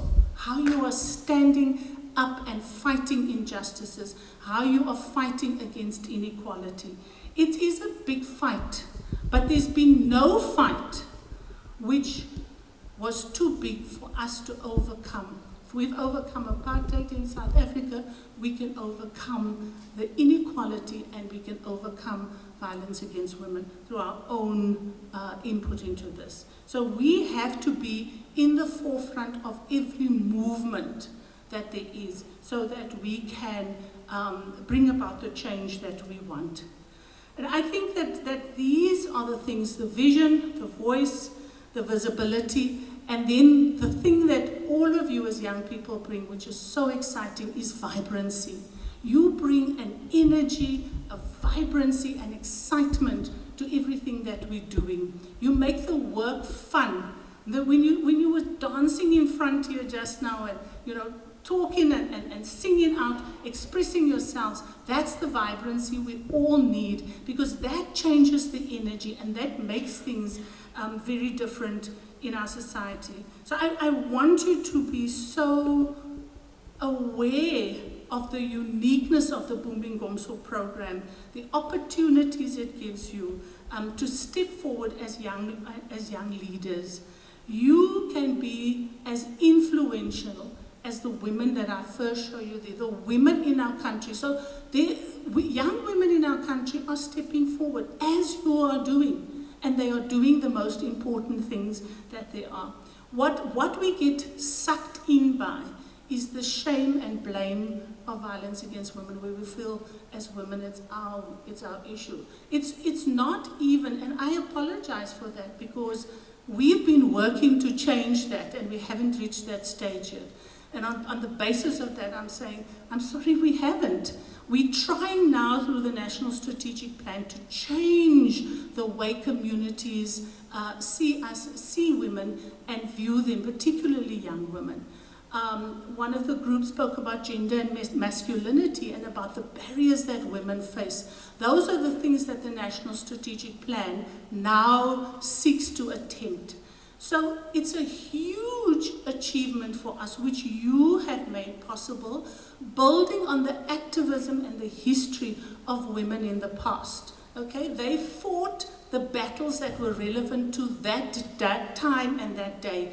We are fighting as young people the battles that are relevant to us today, and you are succeeding. You are succeeding because of the vibrancy and the voice and the visibility that you have, which I think is extremely, extremely important. And I think that when we look at the challenges we face today, we know that you have the answers here. I also want to talk a little bit about, because in that last presentation was the issue around men and masculinities. Now, I want to throw that ball back at men, because toxic masculinities is not our business to sort out. We're working on developing women's agency, their leadership and so forth. Toxic masculinities is the problem that men have to resolve. And what we find is that men come into our spaces and try to tell us how to be better and stronger at what we are and how we should do differently. Nobody's really tackling toxic masculinities in our society. And that's it's not our responsibility. Our responsibility is to work to develop women's agency. We should not be relying on the goodwill of men for equality in our society. We should not be relying on that. We should be seen as equal citizens, on par with men. And so we've got to work with women to get past the barriers.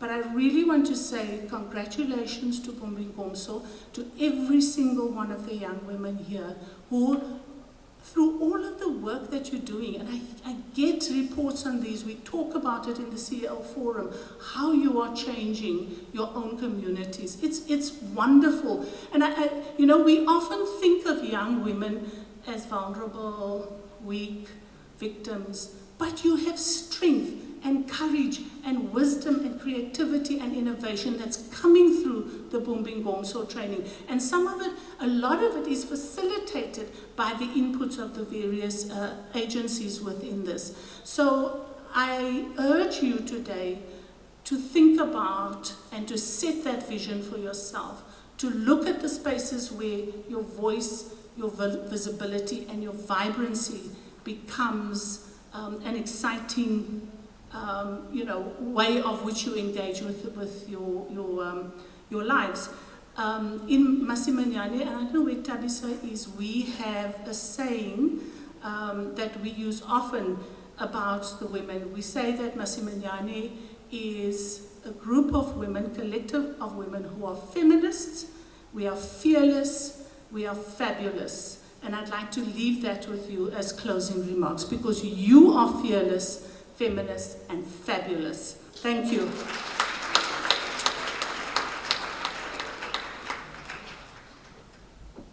Thank you so much, Dr. Foster, for that. We are now moving on to Dr. P. Balfour. Please note your questions for the end, right? Dr. P. Balfour. Dr. Pumla Balfour is a medical doctor by profession. and currently at the University of Fort Hare, Alice and in East London. She's also practicing as a general practitioner and vitamin intravenous rooms independently. She's an associate of the DBC Back and Neck Rehabilitation Clinic, which is one of her aspiring passions. She's an active role player with an NPO, Zinobom, whose main principle or objective is poverty alleviation around the Tsantane region. She's also actively involved in the University of Fort Hare community by delivering on air on Fort Hare FM, and she does the weekly health topics to the university community, which comprises a lot of youth and adolescents.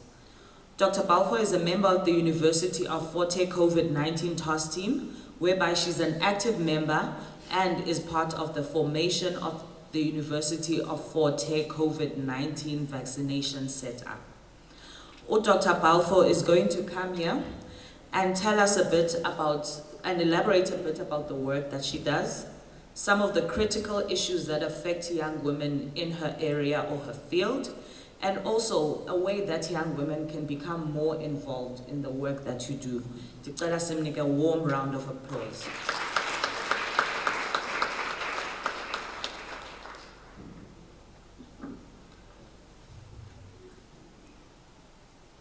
Thank you. Mandizibulisele, ndim uPumla Balfour, ome phambi kwenu, uMangqonde Isituko, intombi yakuCendane. As the intro has been laid out, I am a medical practitioner by profession. Basically, in my field or line of work, I have been privileged enough to work at the university level, to work closely with youth and adolescents at tertiary level. When entering university, it has been noted, it has been found that one has the least information on what to expect when you enter university. You've got your home background, but then now you are faced with the transition, the transformation of leaving your comfort zone, going away. So you've got to form a way of home away from home. So the information is there is often a lack of information, trust, and what to expect, who to talk to, how to talk to, and what is expected on your behavior and relationship within the university. Thus, in this home away from home, uzibumbela ikhaya away from home. And this usually has a negative impact on the individual. There might be concepts or concerns of anxiety. There might be concepts of depression, apprehension, because you do not know this setup that you are entering upon. But then, as you enter, you've got to navigate your way of finding areas that will deal with your vulnerability and your naivety, because those are the two main areas of concern. So in our cultures also, it has played a role. Mainly, we have been taught to be submissive as women and to be subordinate to whichever scenario that gets put or thrown or displayed to us. But that needs to change. As I've seen here today with the scenario that has been displayed, I have seen that young women actually, they are the forefront of leadership. Young women are confident. Young women, they know who they are. They know where they want to be. They are visionaries. They know what to expect or anticipate at the end of the tunnel.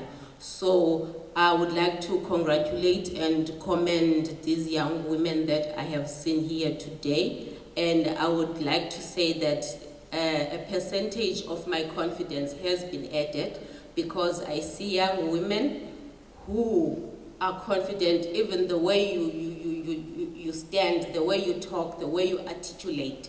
That means a lot in terms of our journey as women trying to be proven as people, not subordinates, as leaders in our lifespan.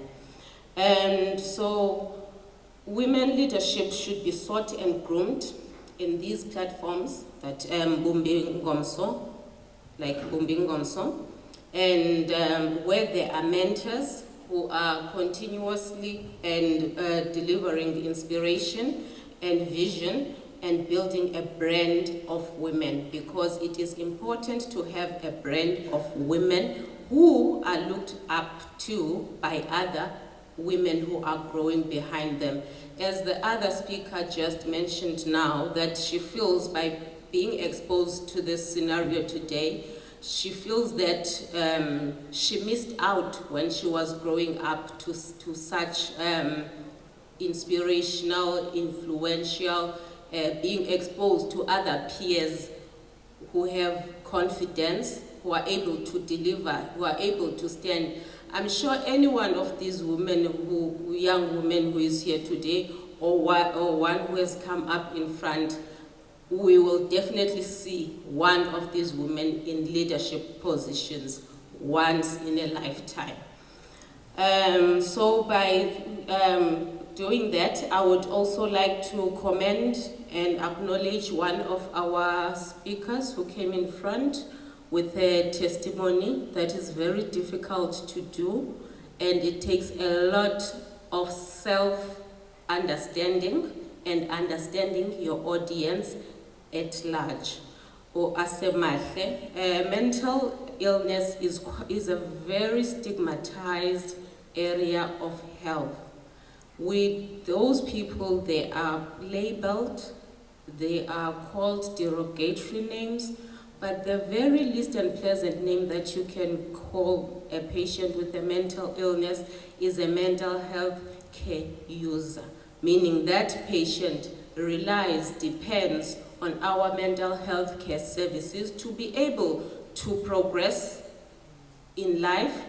Remember, the speaker who was talking about mental illness said that it is a state of well-being. So that person is in a state of well-being, so it just needs the proper guidance, be it encompass medical intervention, psychological intervention, psychiatric and behavioral intervention, which we'll see that that person saw in life. We need to understand the transition that mental health, we can group it as a body, and then from that, mental health, once it's not understood, many issues arise. Issues of substance abuse, which has been brought about, that topic here. Issues of gender-based violence, whereby one feels that he needs to succumb to whichever situation that is being brought because she is a female. Transition, moving away from your comfort zone, it can bring about an issue of mental health. And delinquency. Delinquency can be a result of mental health, or delinquency can really push mental health issues to be on the surface.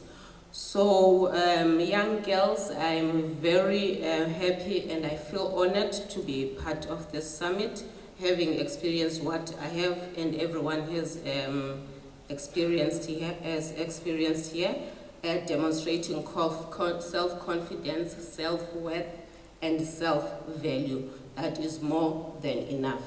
And then let us break the discriminatory bonds, not allowing us to thrive as women.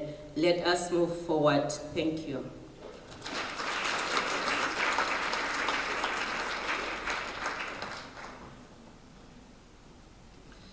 Thank you, Doc. Next up, we have Mr. Dayile, also not a stranger to the BI family. Mr. Dayile is the head of Secretariat, Eastern Cape AIDS Council. He has been involved in the HIV response since 1998, when he started a youth organization, like many of you, called Ukanya Youth Development Trust. Mr. Dayile has been the head of Secretariat since 2011. He's also a member of the Global Fund since 2014, which has designed adolescent girls and young women programs, amongst other things. Through his leadership, the PCA managed to negotiate with GIZ to bring adolescent girls and young women's programs, amongst ezinye ebizwa ngubana bumb'INGOMSO lesihleli ngayo apha namhlanje apha eEastern Cape instead of ba isiwe eMpumalanga. Mr. Dayile, sizawuva ngomsebenzi wakho. Cela simqhubele.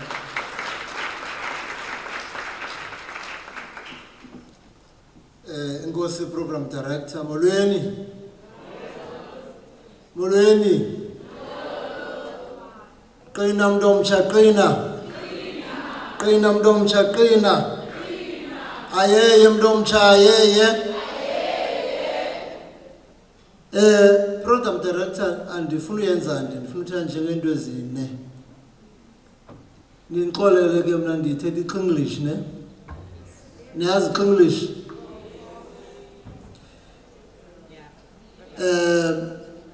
Diabulela Program Director that I've been invited here. Thank you so much. I think we're starting a movement here. The first thing that I want to talk about from listening to the powerful leaders,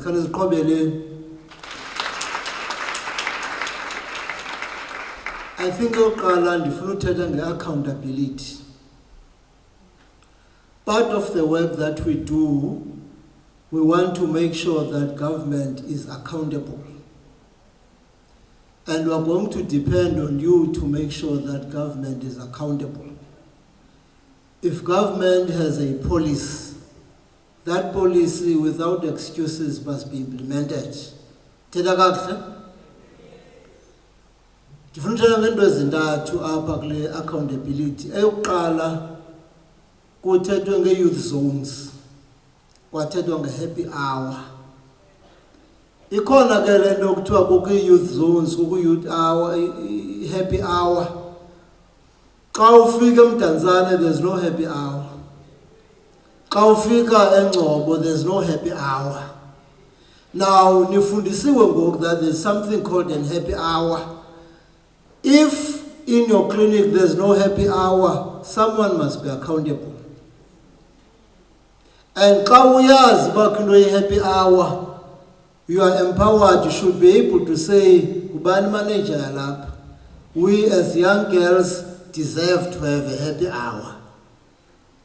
Thetha kakuhle ne? Eyesibini into endifuna uthetha ngayo, we have a policy called Comprehensive Sexuality Education, epaswe ngo-2017. In the Eastern Cape province, less than 10% of schools implement it. Why? We need you to say, in the schools that you are in and in the schools that are close by,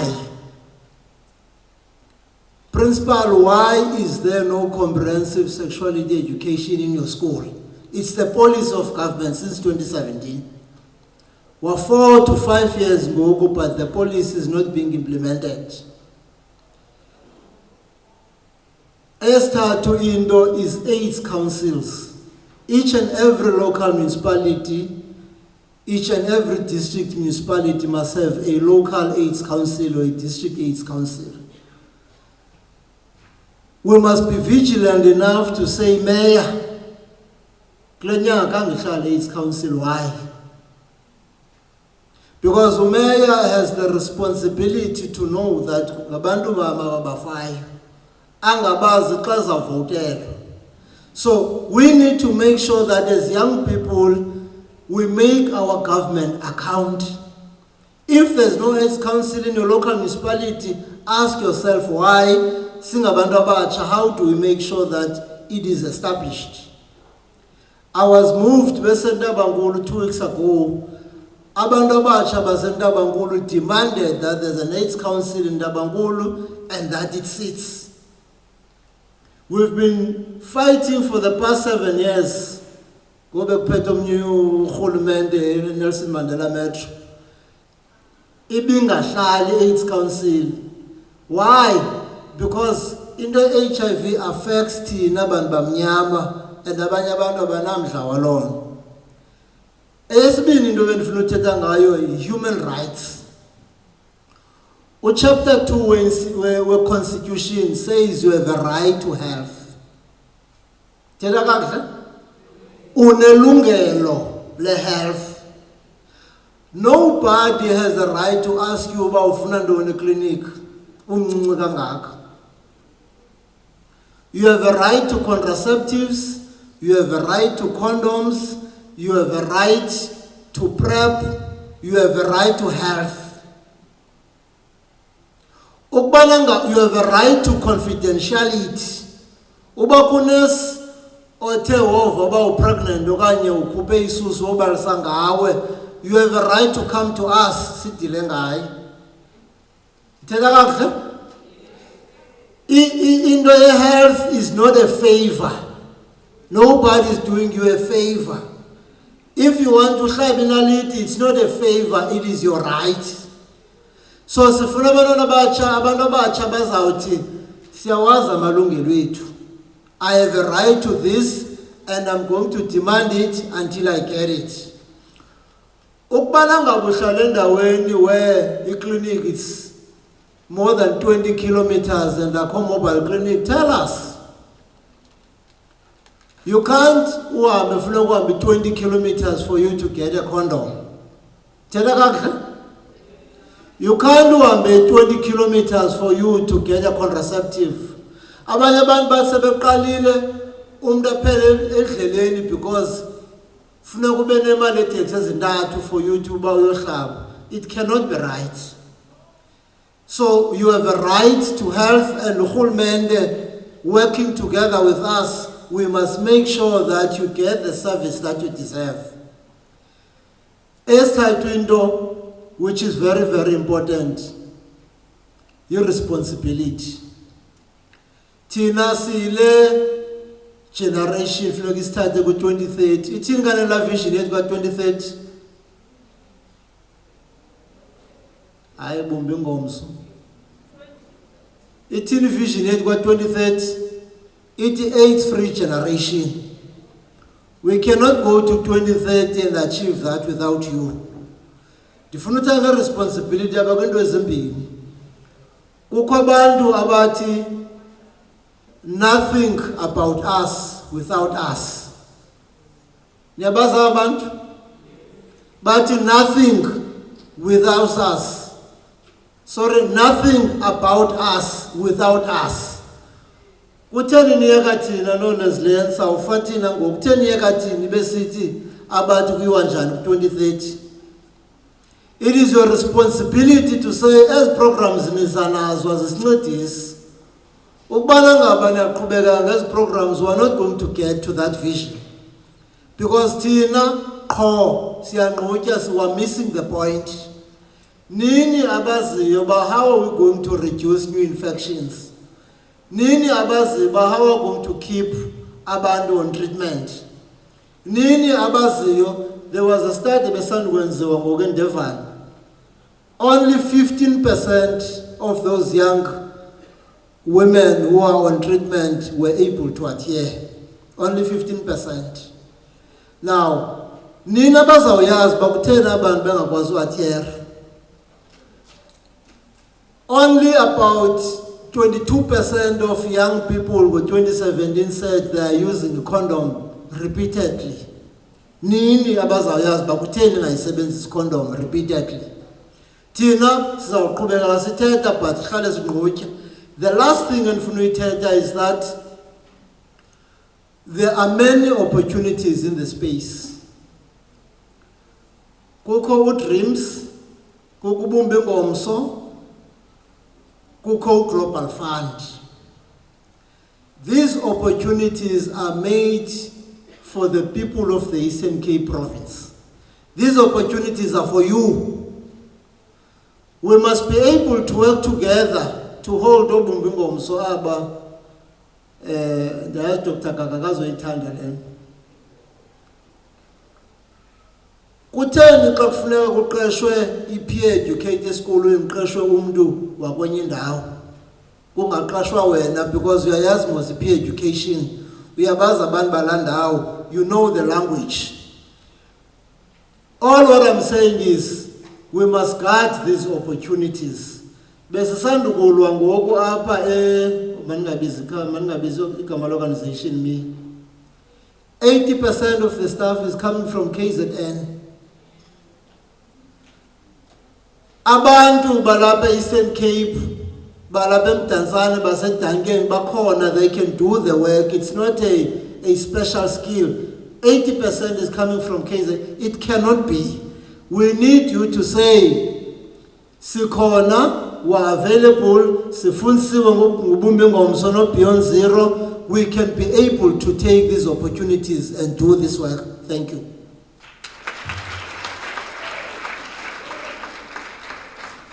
Mr. Dayile, we have sanitizers in our bags, banesichuchuza, singazilibali mask ingakumbi xa singathethi. So ngicela ze siphinde sikhumbule imask zethu.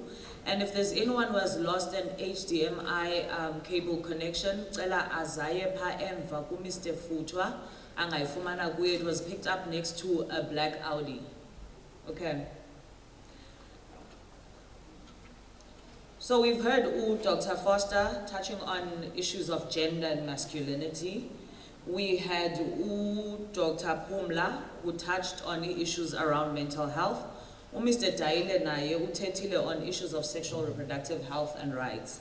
Now in our presence today, we also have a young person who's doing a lot of work in economic empowerment.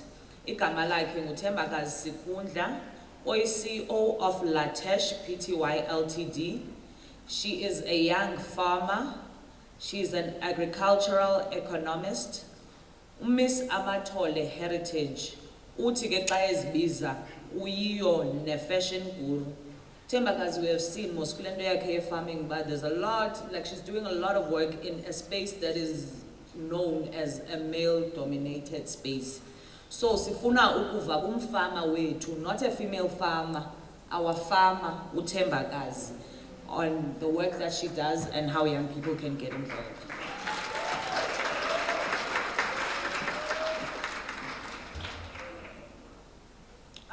Molweni nonke. Vuka mntongtsha vuka. Igama lami nguThembakazi Zizikazi Sikundla. I'm so happy uba lapha. I didn't know that ndizodibana nabantu abalingana nam. Yeah, I'm so grateful to be here. Like bumb'INGOMSO bendingayazi, but wow. I can say wow. Now I'll just tell my story. Akhondo ndizoyenza apha andizothatha 3 minutes. I'll just tell my story and then nihlale phansi, ne? NdinguThembakazi, ndifunde i-agriculture, BSc in agricultural economist, eForte. Ndine-honors, ndinkinzozana ne-masters.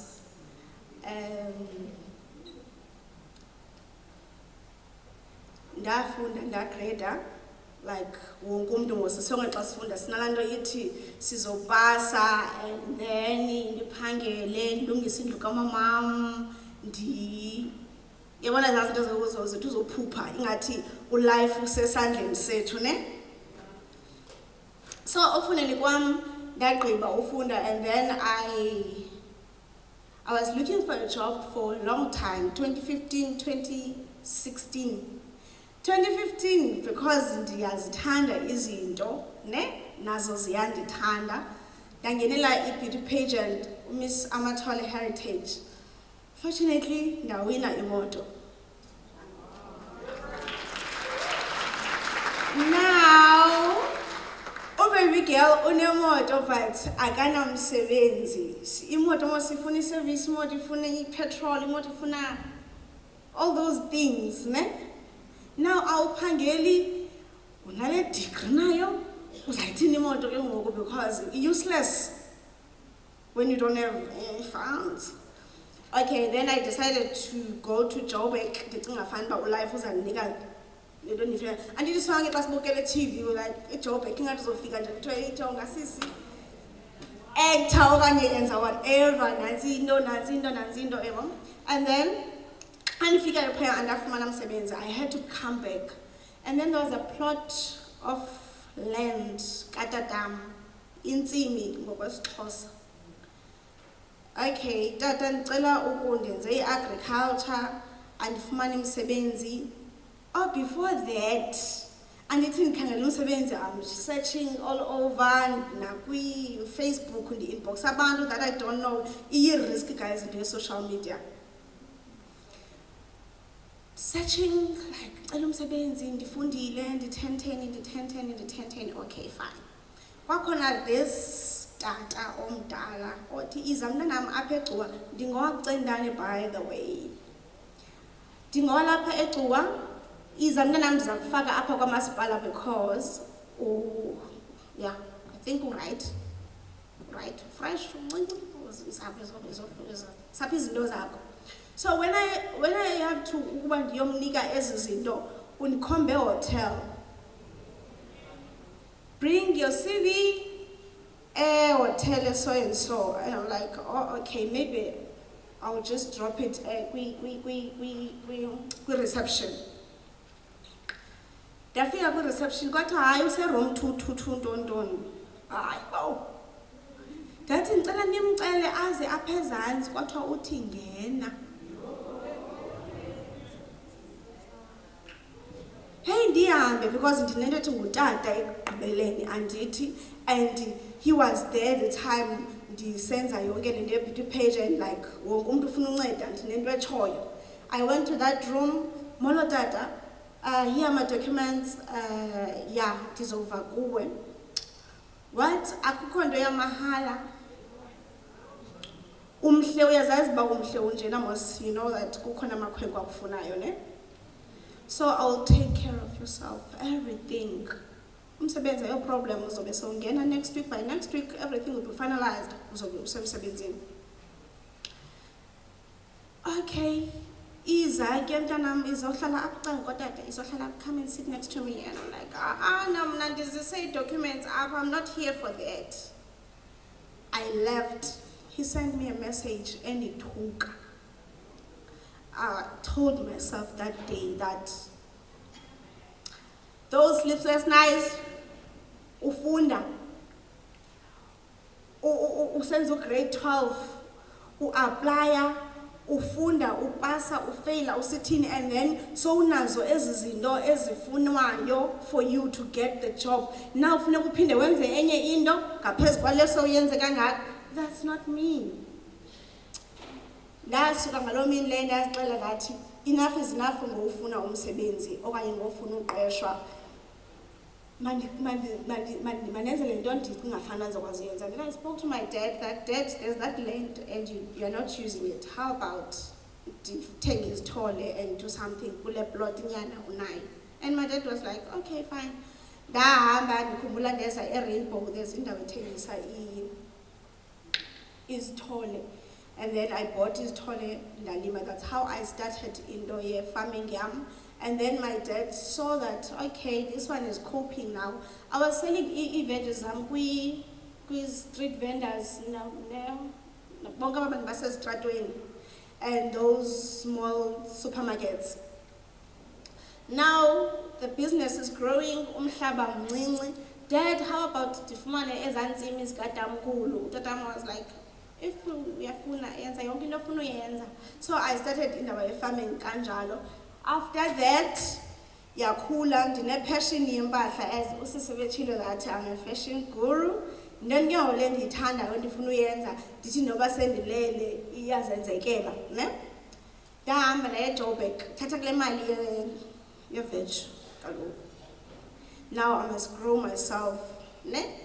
Thatha kule mali ye-veg ndathenga impahla eJoburg.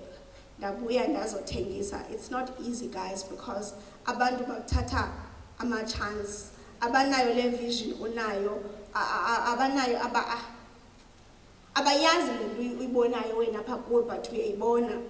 But all I'm saying is, ifuna wena uzazi what you want in life and ube ne-vision. Umama spoke about vision. If awunayo i-vision, then people will take advantage of you apha phandle.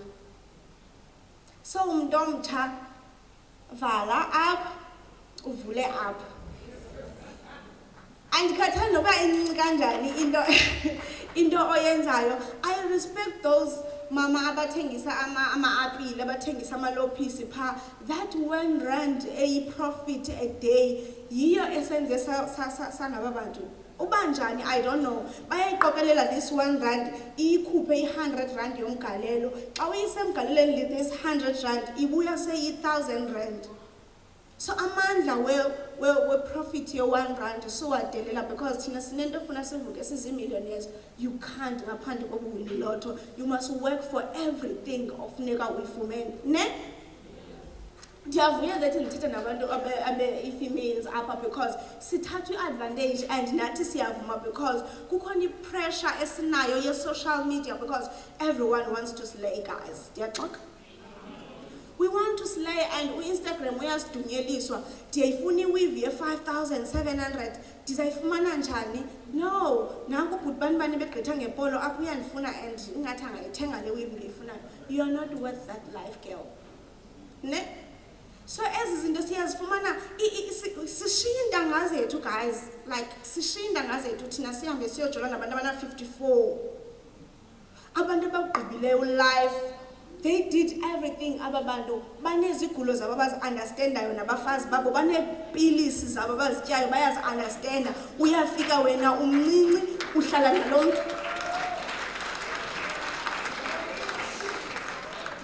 Fika wena abantu abazityela ipilisi aba-understanda that 7 o'clock batya ipilisi yabo uyafika wena because ufuna imali e-easy ekhawulezileyo. You sleep with this old man and then akushiye lento ishiye nayo. Xa sowukhulile ngoku, xa sowubonakala ubomi bukubethile neento zakho uyacinga uba kodwa intanga yam yayingubani laa mfana waphaya next door waye sasikhula sonke itheni ngathi uright. Uphathela lo mntu mncinci ezi zinto zabantu abadala. That's how i-society yethu ibole ngakhona namhlanje. It's up to us mntu omtsha ukuba siziphathe kakuhle for i-future yethu. So uthethilwe apha ngento ye-economic empowerment. Iyenzeka, guys. Impossible. Not yonke into uzayiyela esikolweni. Abanye abanazo means to go to school, but banayo ingqondo, banayo i-vision, bayayazi lento bayifunayo. Vuka ekuseni uthandaze, wenze i-affirmation. Uzixelele uba ndimhle, ndiyimillionaire, ndiyintonto. Ezi zinto uzithethayo zizokwenzeka. Xa utyala awufaki ikhozo lombona and then lukhule namhlanje. Don't be impatient. Ulinde ubomi. Alikhozo olufakayo namhlanje phansi komhlaba lizothatha ixesha. Nkcenkceshela wena ngokungaboni into uzobona next week ukhula into engathi yingca. Abantu bacinga fana uyaphambana ba yinto liphuma apha. The next thing xa seyingumbono omkhulu uzothatha izikhwebu eziyi-6 and then bele millionaire ufuna uba yiyo. I thank you.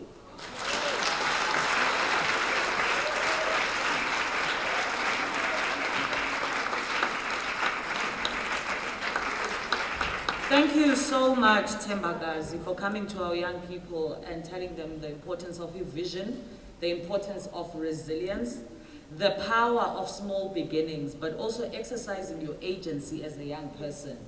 Thank you so much, Sissy. That was absolutely beautiful. The last speaker is Nonelela Melissa Ndzube. She's a 20-year-old third-year student at Kapa. Nonelela is a model. She's a modeling coach, a philanthropist, a pageant director, motivational speaker, let me breathe, the co-CEO of our Legacy Arts, Modeling and Beauty Academy, and the founder and CEO of Miss King Williamstown. Nonelela does a lot of work in advocating for anti-GBV and women abuse. She's very passionate about connecting young people to their ultimate dream by helping them find their niche. Nonelela holds a number of titles. 2019, she was crowned Miss Teenager South Africa National Director. Miss Bisho 2019, Miss United Nations SA finalist in 2020, and Miss Heritage Eastern Cape finalist of 2019. Nonelela is also a leader. She's part of her institution's leadership, as she is the SRC Vice Chairperson and SRC Academic Officer. Dicela simphakamise with a round of applause.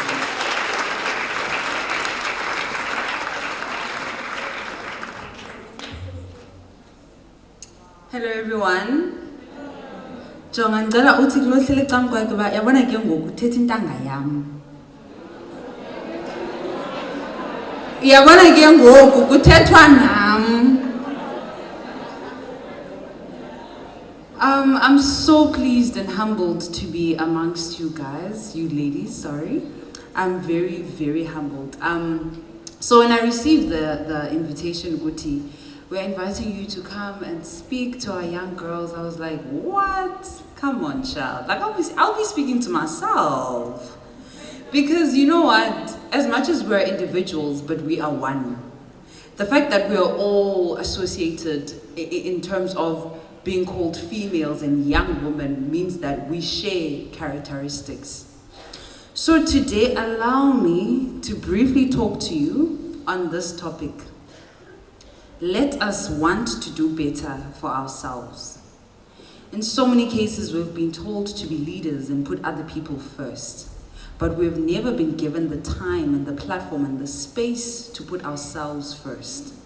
At this young age, I grew up and I was always told, but listen, you can't do things and think about yourself only. I mean, come on. Who am I going to think about at a very young age? I am a pastor's kid, so you can imagine the pressure that I received within church, outside the church boundaries, everywhere. It's like even the trees are judging you. But you know what? I took a decision. And I remember I was like, you know what, Nonelela, you need to start living for Nonelela and not for what people want you to be. And today I want to start there. Can we please understand and find ourselves? Go deeper with yourself. We have been through different situations and we are currently in different situations.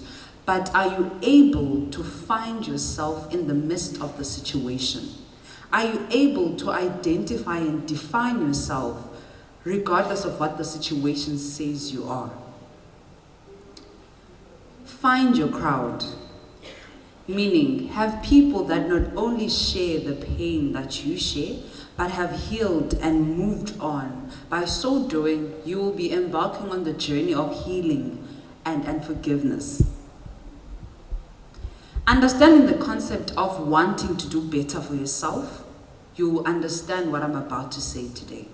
I have a saying that I always say when I speak to young people, that your background can never determine your future, but your actions do. So never despise your small beginnings. You may start somewhere, but that is not your ultimate destination. Let us stop living in the situation, but live through the situation. Meaning, your situation should never define you or paint a picture of your future, because it has nothing to do with where you are headed, but it has everything to do with making you have the drive to keep on dreaming. Because you have an understanding, Uti, I am here. I may not be privileged enough like all the other kids out there, but my situation is the drive for me. Every morning when I wake up, I say, Jonga, I am here today. But little did they know, everyone that is watching my life, that in the next few years, I'll be somewhere else. That should be the thing that we go with every time we look at the situation. Don't let the situation define you. Sukuti, because you come from a very disadvantaged family and then you tend to put that stigma around yourself. There's nothing that holds you from doing whatever that you want to do because of the situation. I am speaking because I know exactly what I'm talking about. I don't come from a rich family. I don't come from a family that has opportunities and all those things. Someone once mentioned, Pauti, you apply for a job, but because your surname is not known that much, then you are more or less disadvantaged. Me, I have started building my surname myself. There isn't any generation before me that built the Ndzube family other than my mom. And remember, I'm a firstborn. So I am basically paving the way for my younger siblings ukuthi when they grow up and get to be in the spaces, kukwazi ukuthi nguNdzube okay. And when I reach that level, I will be satisfied with myself. Because I know exactly ukuthi now in the community, it's just an ordinary family, but child, little did they know that within me, there's something extraordinary. That is the drive that I want young people to have. Look at yourself and don't look at the outside and the situation, but look within you. Find yourself in the midst of the noise of the situation,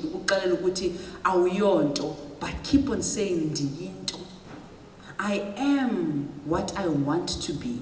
And start living the future now. If you see yourself as the doctor, treat yourself as a doctor. Like it was Dr. Ndzube, yes, I'm the one. If you see yourself as the mayor, treat yourself as a mayor. Take that step, because the steps that you take now are the foundation for the future. Whatever you do now, trust me, it will come back and haunt you, or it will come back to make you a better person in the future. Thank you.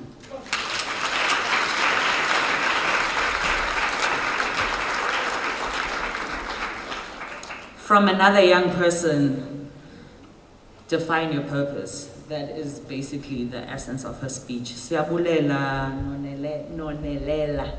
Yes. So I am left with 5 minutes with my panel, and then sizokwazi move on to our next segment. But before we open it up to the floor, I just wanted to ask Dr. Lesley-Ann just quickly.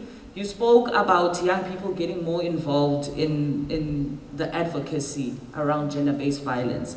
You spoke about voice, vision, and visibility. Now, that is, we understand that and it's in theory, but I'd like maybe for some of them who do not know the different platforms that Masimanyane has, we don't want to take anything for granted, on how they can go about exercising their advocacy.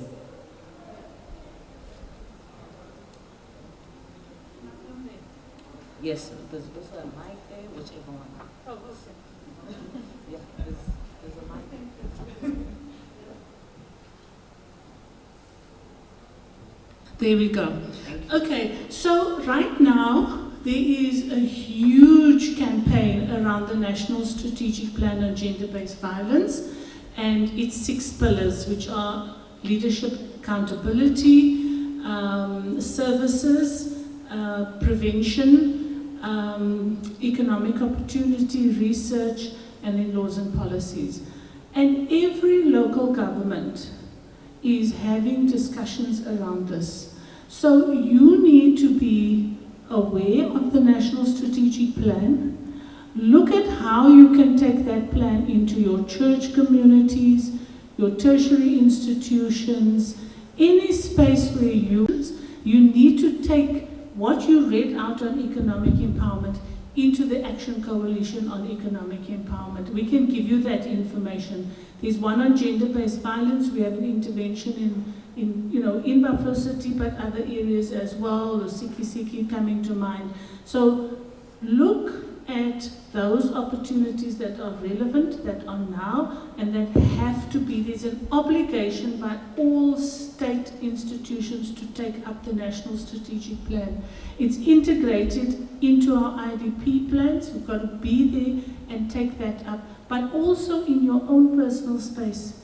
If you have a church, if you have a community group, if you have a ward, counselor that you're busy working with, Mr. Dayile spoke about accountability. Make them accountable for bringing life, for breathing life into that National Strategic Plan. We have a provincial plan which we've worked on. Part of you as bumb'INGOMSO have been involved in that.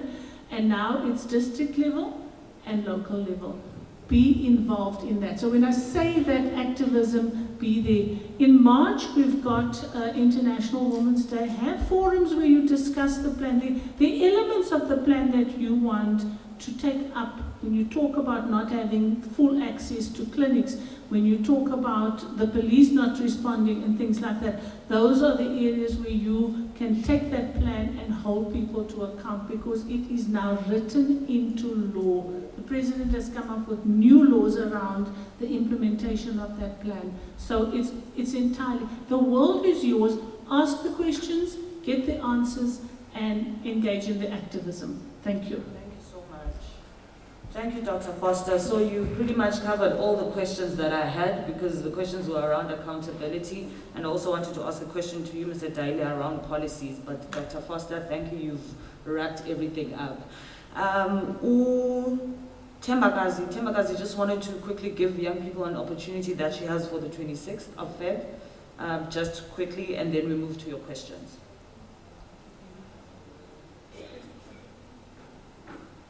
Okay, guys, on the 26th of February, Women in Business event is on the East Beacon Bay.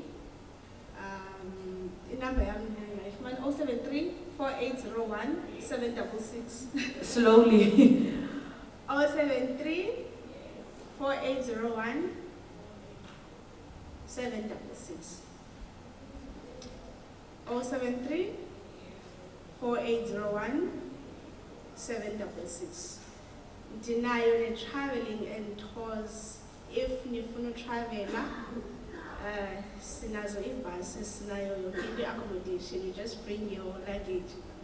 Thank you. Thank you so much. Okay, I'm opening it up to the floor. Are there any questions from the floor or any comments? Okay, I have noted the two hands, Dudu and Dudu Zile. Any other hands? So let's take Dudu and then we take Dudu Zile. Okay, thank you. I just want to ask from Mr. Dayile. I heard you talked about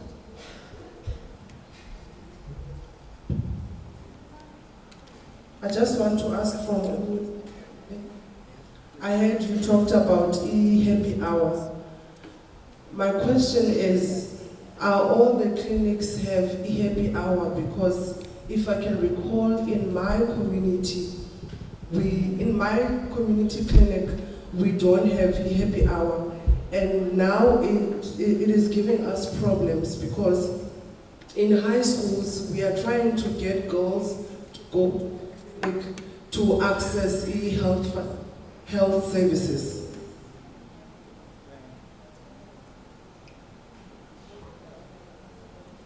Okay. Okay, good day everyone. My question is similar to what Dudu has asked, but I would like to add on. I was going to ask, who do you report to when you see that in your community there's no happy hour? If not bumb'INGOMSO, who else? And my second question is, what happens if you go to the clinic and you are given the wrong medication as a youth? Who do you report to?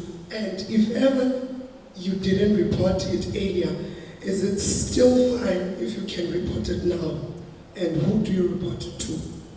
I hope I'm clear. You are very clear, thank you. So that first round is for you, Mr. Dayile. You can respond, and then we take the second round and then one last round. Thank you to Dudu. I'll bet you colleagues, there is a plan to make sure that Zonke clinics now happy hour. More sithetha nge-transformation. I-transformation ngayonto osilindayo. Yabona mosumehluko between evolution and transformation. Ukubana ngabayikho unelungelo lokuya phaa kulaa nesi meya uphethe laa clinic njengomntu omtsha udimande i-happy hour. we've agreed that all facilities must have a happy hour, particularly those that are connected to a school. Because as funa abantwana xa bephuma esikolweni bahlala kokoko umntu angakwanofunda iincwadi zakhe. So who do you report to? Ikhona i-Eastern Cape AIDS Council, nam ndingashiya iinamba zam. Bekumele uba ikhona i-District AIDS Council okanye i-Local AIDS Council, ikhona isebe lezempilo, i-call center. I'm not sure ke of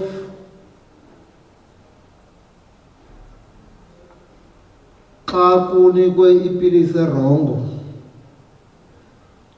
Andizoyazi uba ngeyiphi, kodwa thina si-responsible for ezi ze-HIV. Ukubana ngabunikwe into erongo deliberately, unako ufowunela thina uba ikhona iproof yoba uyinikwe deliberately. Ndiyayazi ke miyaba kobe sisentabankulu last year, abantu who were supposed to be switched switched from ngamabom. We dealt with that issue, yasolveka. So zikhona issues ezinjalo that abantu banikwe ipilisi ezirong ngamabom. We can look at that. Tina, we are human rights based. Ukubana ngaba we see that there's a violation of a human right, call us so that we can look at that issue.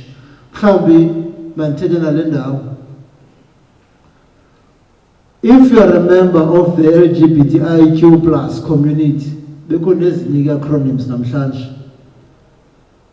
Besike sakwesinye isikolo 5 years ago eMdantsane, kuthiwa abantwana bayagxothwa because abafuna unxiba ilokhwe. Okanye kuthiwa bayagxothwa bazenza amakhwenkwe. Call us. You have the right to be whoever that you want to be. Those are the issues that we're looking at. Thanks. Sabulela, Mr. Dayile. Perhaps Dr. Balfour, would you like to jump in kule party here, wrong medication in our facilities?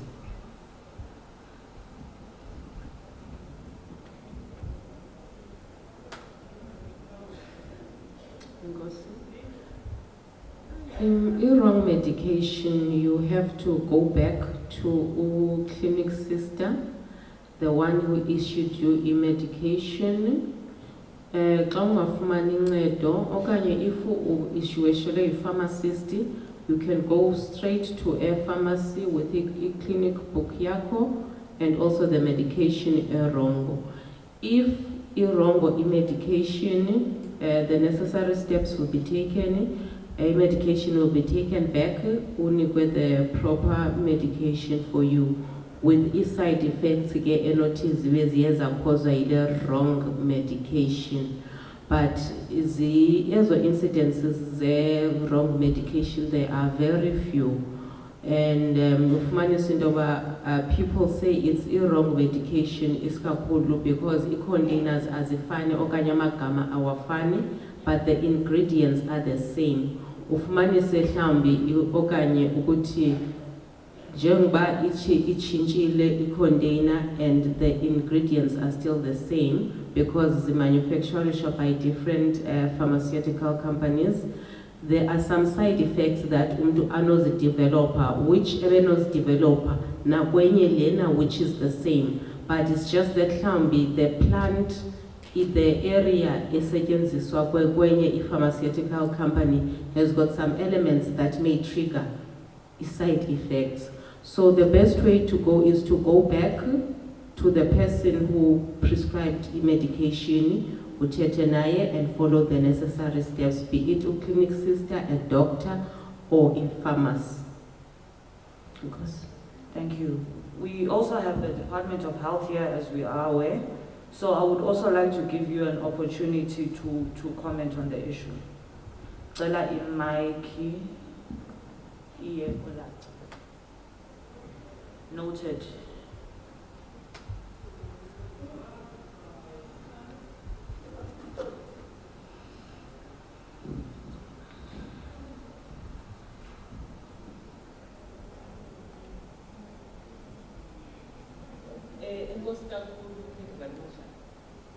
Secretariat ukuthi iqale nge-happy hour.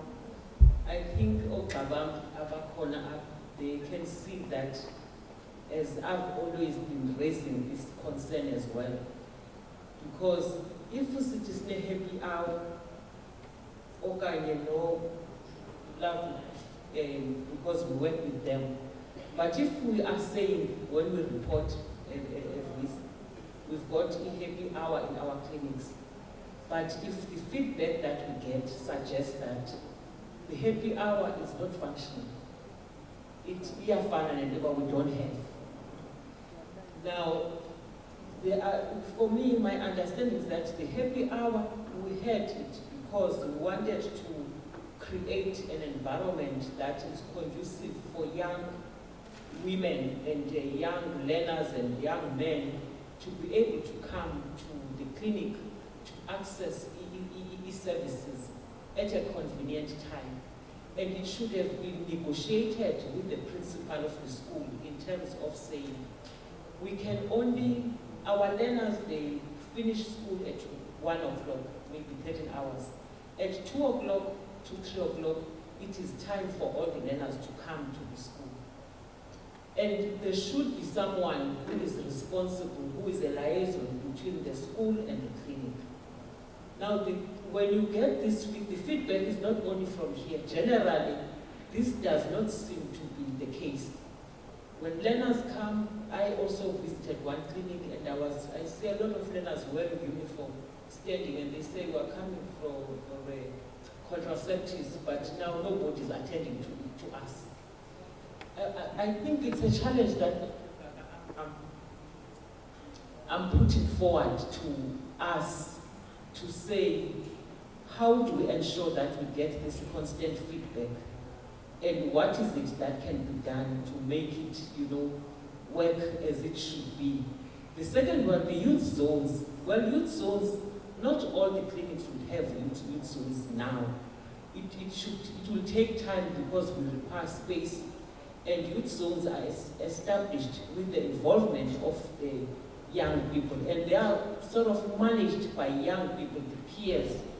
And they need space because when they come back from school, there should be Wi-Fi, they can do homework, and so on and so on. So the one that was launched in Chrisani, Mr. Dayile, on the World AIDS Day, you could see how the peers were talking to the leadership and everyone, and how they were involved even in the setting up of the So I'm just very worried. I think there should be a plan. I saw on the program that there will be a presentation. I don't know whether this action plan has been developed already, but I would suggest that we've got an item that talks to the functionality of the youth zones.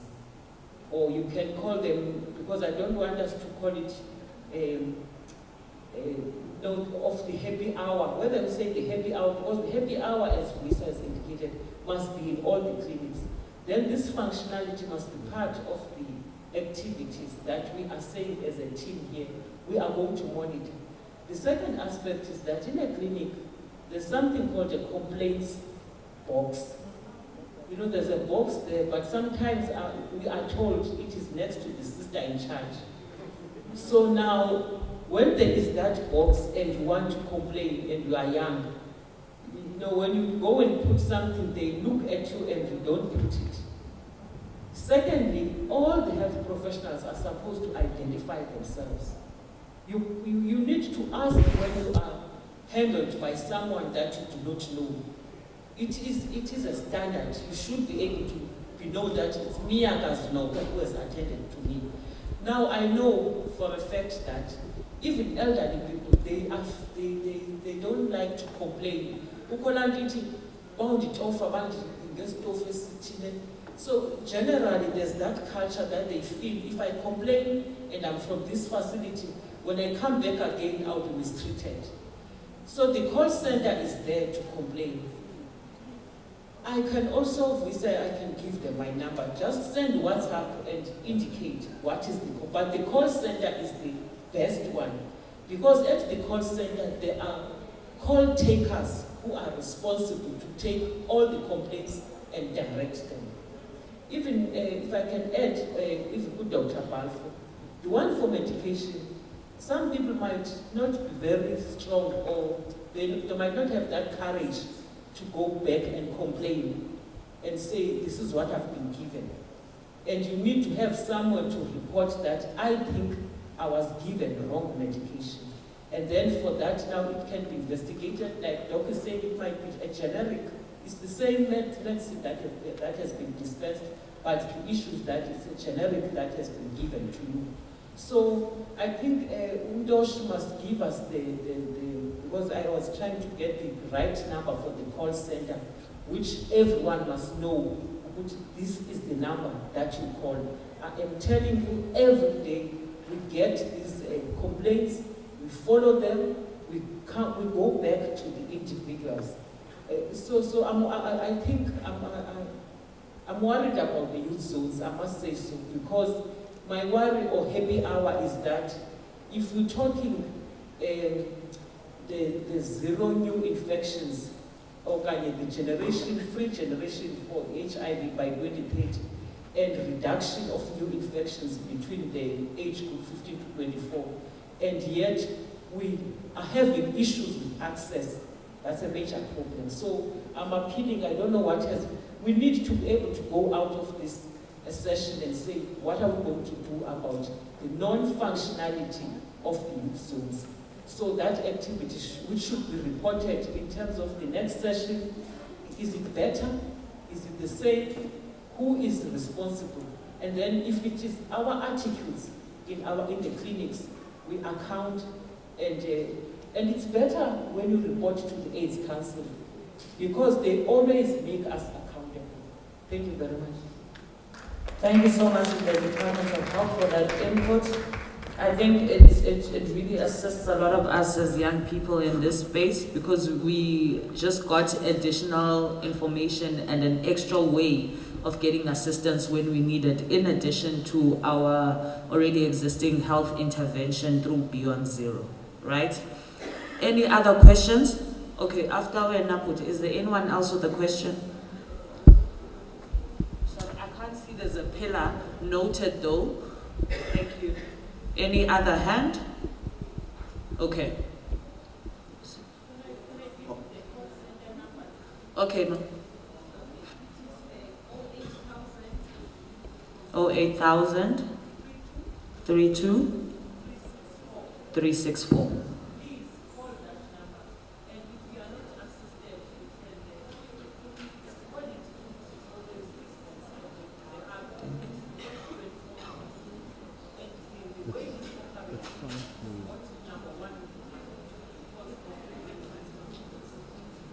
So the call center number is 08,000 32364. See Villanet? All right. Thank you. I don't want to live here having done no justice to the issue of having done justice.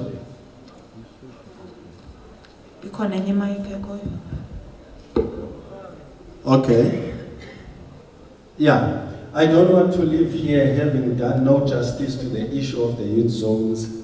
Colleagues and everybody in the house, the happy hour and the youth zones. If we are talking a youth zone in the facility, we're no longer talking the happy hour, because the activities of the happy hour, or that used to be done in the happy hour, are included in the youth zone package. So when you go to the facility, you must first ask if there is a youth zone, not the happy hour. But because of the fact that we've got a huge number of facilities in the province, there are facilities that have not yet been trained on the youth zones concept, and they still may be implementing the old happy hour activity. So please just make sure that you start first asking the youth zone, then if you can see that maybe they don't have an understanding, then you talk about the happy hour. but you must understand that where there is a youth zone, there will be no happy hour, because the youth zone comprises of what used to happen in the happy hour and also some activities. And then the stage that we are in when it comes to the youth zone, it's the stage of establishment to make sure that facilities are establishing. And I must say that 402 facilities within the province have already established. And now we made a call to the partners all over the province to say that now let's look at the activations, what Umamnoko is talking about, to say have the clinics who have got established youth zone active in terms of youth zone activations. Even yesterday, some of the colleagues might agree, we had a meeting where we were having districts all around the province and partners and all that, where we were talking on strengthening the activation of the youth zone. So we are getting there, colleagues. I just wanted to make that clarification so that at least we go out of here having an understanding. Thank you. Thank you so much. That is a package of the youth zone, will be a Wi-Fi for now. Those schools have got a service level agreement with the surrounding schools. They are offering the comprehensive package of the youth zones. And in King Williamstown, we have about 6 facilities that are implementing youth zones under the bumb'INGOMSO project. And also say that in May last year, which is 2021, Beyond Zero handed over the Tanzania facilities and almost 3/4 of the facilities of King Williamstown to the DREAMS partner as discussed by the district.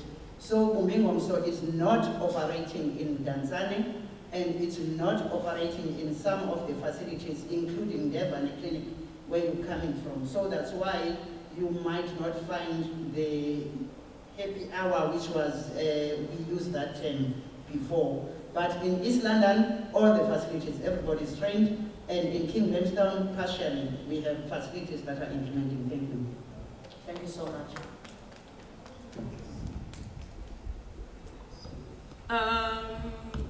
Good afternoon, everyone. Lindo, I have a question, but rather, ndifuna advice. Ukhabenza abatsha bahleli yokuthafile kuba so successful and ndinale idea engqondweni yami that I want to bring to life, but I'm not sure how to go about it. I want to start an NPO, you distribute pads with young adolescents. Ngelinye ixesha you find out that umntana esikolo uya emadodeni not because ufuna imali eninzi but uqala kule sanitary towels aka-afford kwa-ezo sanitary towels, so ndifuna uguqula loo nto njalo. Ndikhona ngoku I'm bringing change. So I do not know how to go about it. Where do I start? So now ndifuna ke ngoku an advice pointers out from aba bahleli kule tafile who are now my role models. How do I go about that? Just advices noba inye okanye zimbini. Thank you so much. Are you taking that, Nonelela? Got the mic to Nonelela. Oh, one last question, then we can do that. Okay. Yes, thank you. Good afternoon, everyone. I think firstly I must quickly introduce myself. I am Nyanda, representing Lesley-Ann College.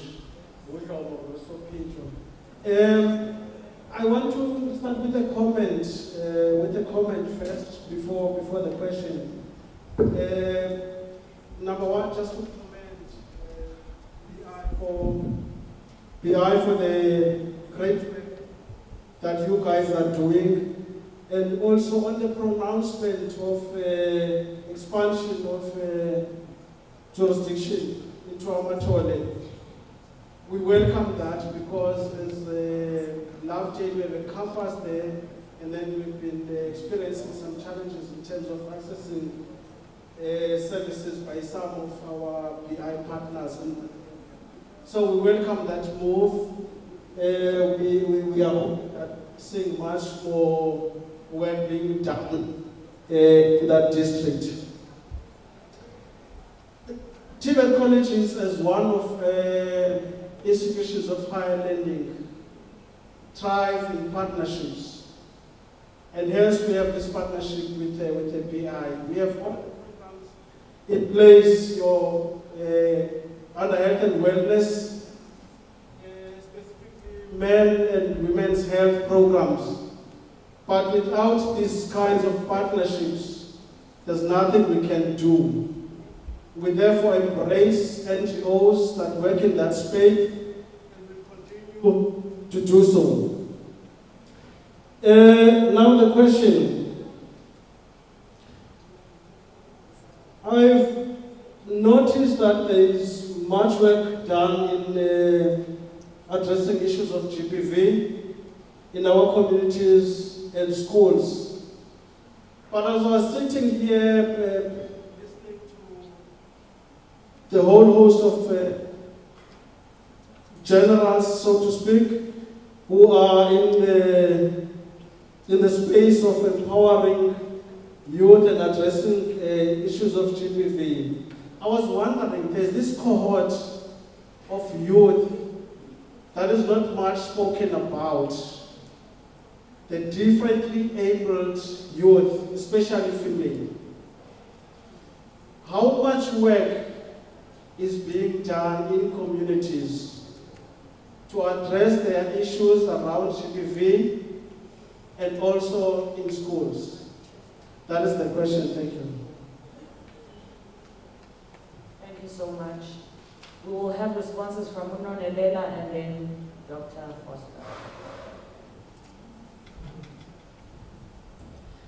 Okay, so hey Goji.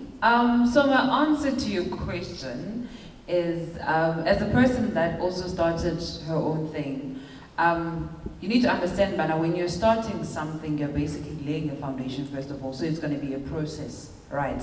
So this is what I can give you. You want to start this thing, you have the urge of doing this. You can start by doing this, going on your social media, and write about the initiative that you have, asking people to donate. Because we afford and we can donate to you so that you can give our bantu that you've already identified. While you were doing that, write down how you're gonna go about registering your NPO. For instance, I have registered my NPO, our Legacy Arts and Modeling and Beauty Academy, Steve Biko Center. There's an office there. There's an office plan Steve Biko Center in Ginsburg and King Williamstown. I don't know other offices that do register, but Steve Biko, there is an office that helps you to register your NPO so that you can be a registered NPO, and that will help you when you are applying for funding. For instance, NYDA has a platform where they fund young people that have initiatives like you have, but the matter is, are you registered? Is your thing legit? When they give you the money or the things that you need, are you really going to do what you have to do? And then also for an NPO, when you register your thing, you need to have a profile as to, this is what I want to do. This is the reason why I want to do what I want to do. This is what I saw the need to do it. This is the gap, or this is the gap that I'm trying to fill. So the profile is all about that. And you must have people that you will say are more or less like your stakeholders type of thing. Like, as much as it is your thing, but have people that you're working with, because when you sign or register an NPO, you have to have more than yourself. Basically, let's say I take 2 people from Apaguti, they are my witnesses that we are doing this. So that's basically what you have to do. You register it, and then you ask for funding in the right spaces. And don't just wait for funding, but do something as well. Write on your social media, use your social media for a positive reason. Write on your social media, ask people to donate. You don't know, we'll be here to help you. And I can help you with that. So yeah.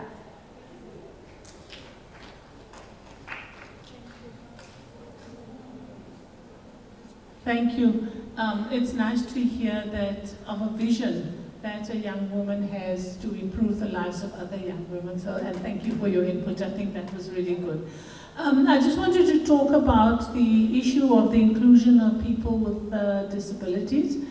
I know as bumb'INGOMSO and through Masimanyane, we do have quite a few programs with the RISE organization, which is an organization of people with disabilities. We've been into schools like Vukahambi. We work with the Blind Society doing training and work with them. And they go out into the community creating, awareness around disability and violence against women. So as far as I know, there's quite a big activism around that. What I do concede is that they're not represented here. And maybe that's something that we need to be asking ourselves, a bit of, when we do the debriefing, a reflection on that.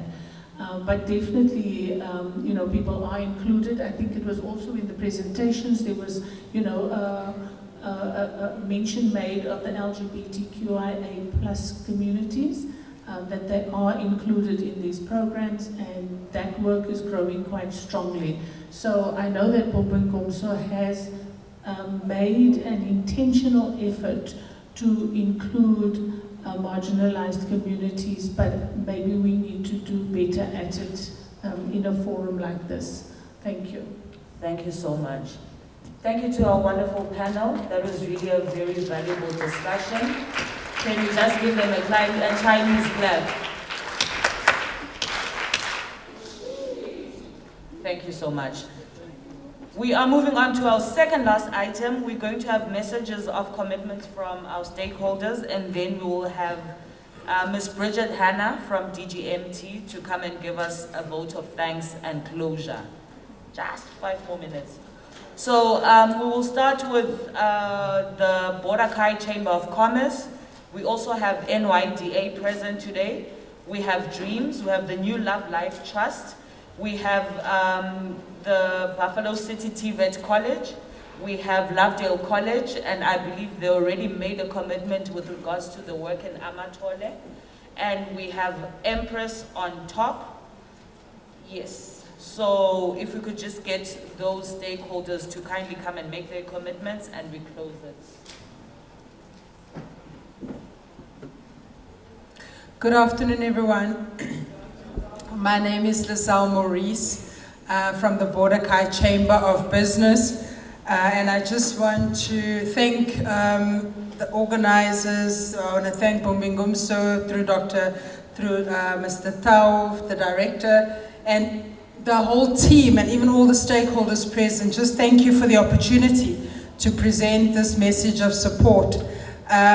Just as by way of introduction, what the Chamber of Commerce does, we really the seat of the economy of the city.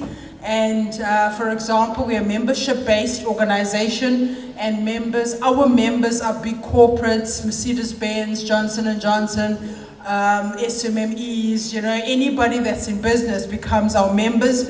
And our tagline is that we are the voice of business in the region. So I'm hoping that some of you aspiring entrepreneurs will become some of our members one day.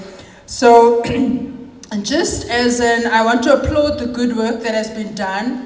I really want to, we are empowered in order that we empower others. And that's exactly what bumb'INGOMSO is doing, and all the other NGOs that are working in the space of women and young women and girls. So I really want to applaud the various stakeholders for being the destiny helpers of others. It is true that once you become economically independent, it is so much, you really become empowered when you can earn your own money, when you can make your own money, but I also want to say that it is, I want to applaud even the men who are the bridge builders for women. In society today, a lot of men are still in the decision-making positions, in the policy-making positions. So I really want to applaud those men who give women opportunities in the various spheres of society. For example, my institution has never had men leading the organization for over 144 years. So I was the first woman. I know one of our speakers alluded to the fact she doesn't like the first, but that is the reality. I was the first woman to become the CEO of the organization, and it was men who interviewed me.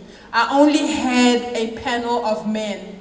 And that's why I applaud men who are the bridge builders for women to come into those positions of authority. It hasn't been easy because they also had to get used to the fact that a woman is now leading the organization. And, but it has been such a great opportunity for us as women to lead the organization. I want to encourage the women here today. You've been given an opportunity to be part of the various programs. Take it back and become destiny helpers for other women. It is up to us as leaders of the country, it's up to us as leaders of our community to ensure that other people are empowered, that other women are empowered, but also as I'm a mother, I'm a wife, I'm a friend, I'm a cousin. You know, women fulfill so many various roles. And I always tell my son when he comes and he opens the door for me, the car door for me, because I sometimes take him to meetings and I tell the people that have invited me to meetings that I'm raising a leader. And I'm raising a future leader of our country. And when I train him at home, I say, I'm raising you to be a good husband to somebody.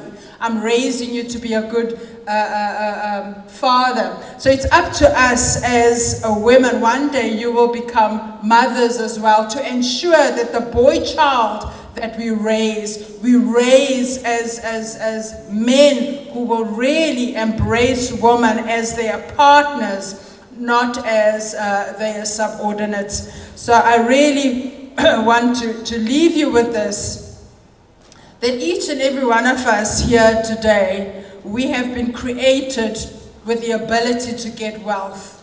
You know how much ability that is? It is and I want to encourage you to embrace that power that you have within inside of you. We've all been given the ability to get wealth. Embrace that. Own the greatness that you are. Each and every one of us here has been sent to this earth with a particular purpose. You know, what are you going to do about your purpose? Embrace that purpose. There are many economic opportunities that there are. Not because education is very important, very, very important, but not everyone is fortunate enough to have a degree. But let's say, for example, you sitting here, you haven't been given that opportunity. Own your greatness. It doesn't mean because you don't have a degree, it doesn't mean you cannot become great in future. You have greatness within inside of you. Also, I want to, this life, you'll have to fight for what you have. But I want to tell you now as well, choose your fights. You don't have to fight every battle, you know. Own your greatness, choose your fights. And the next thing that I want to also ask you to do is to pray for courage. Most of us here have been raised in Christian homes or even in Muslim homes. They pray a lot. You know, pray for courage, because you're going to need courage in this lifetime. You're going to come across very difficult people, you know. Courage is already inside of you. Just pray to God for more courage. Get to know people. Get to know people. Get to know people. There is a lot of hurt and pain in society. And sometimes people don't know where to let out that pain but on somebody else. So sometimes when you come across a very difficult person, never take it personal when they are nasty to you. They're just trying to deal with the pain that they have or they had to encounter in future, in their past. So sometimes how they treat you or how they treat you is not about you. It's about them. It's issues that they have never dealt with, and sometimes they spill it out on you. So get to know people, and once you know that they are only trying to deal with the pain within inside of them, it's got nothing to do with you. You are great within yourself. Focus on who you are as an individual. Never take it personal. Then I want you to focus. I really want to focus on who you are as an individual. There's a lot of economic opportunities out there. Focus on what you want. Focus on your identity. Focus on embrace who you are. There's a lot of many opportunities out there, but I want you to see opportunity in everything, in your communities. What are the opportunities that you see all around? Focus, you know, focus, focus, focus. You know, there's a lot of, you'll have a lot of opportunities presented to you, but what do you want? What is the passion that is inside of you? A lot of what you will become in future or already are is because a seed of greatness has already been planted inside of you. Focus on that. Focus. As a Tandi that spoke about when you turn 21, you have a key, you get a key. You know, I always say that, you know, you don't have to, if at all, retain your purity until you're 21. I always, I'm a great promoter of abstinence, because you know when women give of themselves sexually, they give of themselves, their whole selves to the individual. It's not just, you know, they give of them their whole selves. So if at all possible, get to try abstinence as much as you can until the age of 21. Then, last but not least, I want to just say the chamber, we are launching a youth desk, because we know that there's a high unemployment rate in our country. So we are creating that youth desk to create opportunities for our young people. I know Masibulele has been part of that, part of our meetings from the NYDA, National Youth Development Agency. He is been part of our meetings. So we are creating that youth desk because we really want to create economic opportunities for our young people. We want to make them economically independent by upskilling them, giving them the necessary skill, especially those that say, those that are perceived as the unemployable youth, those that don't necessarily have a matric certificate.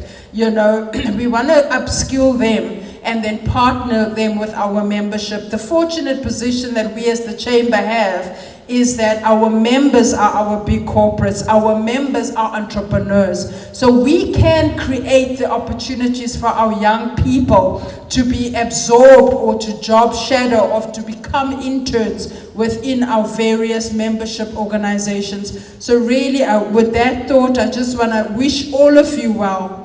And I want to echo what some of our speakers have said. The world is your oyster. There has never been a better time to be alive as a young person.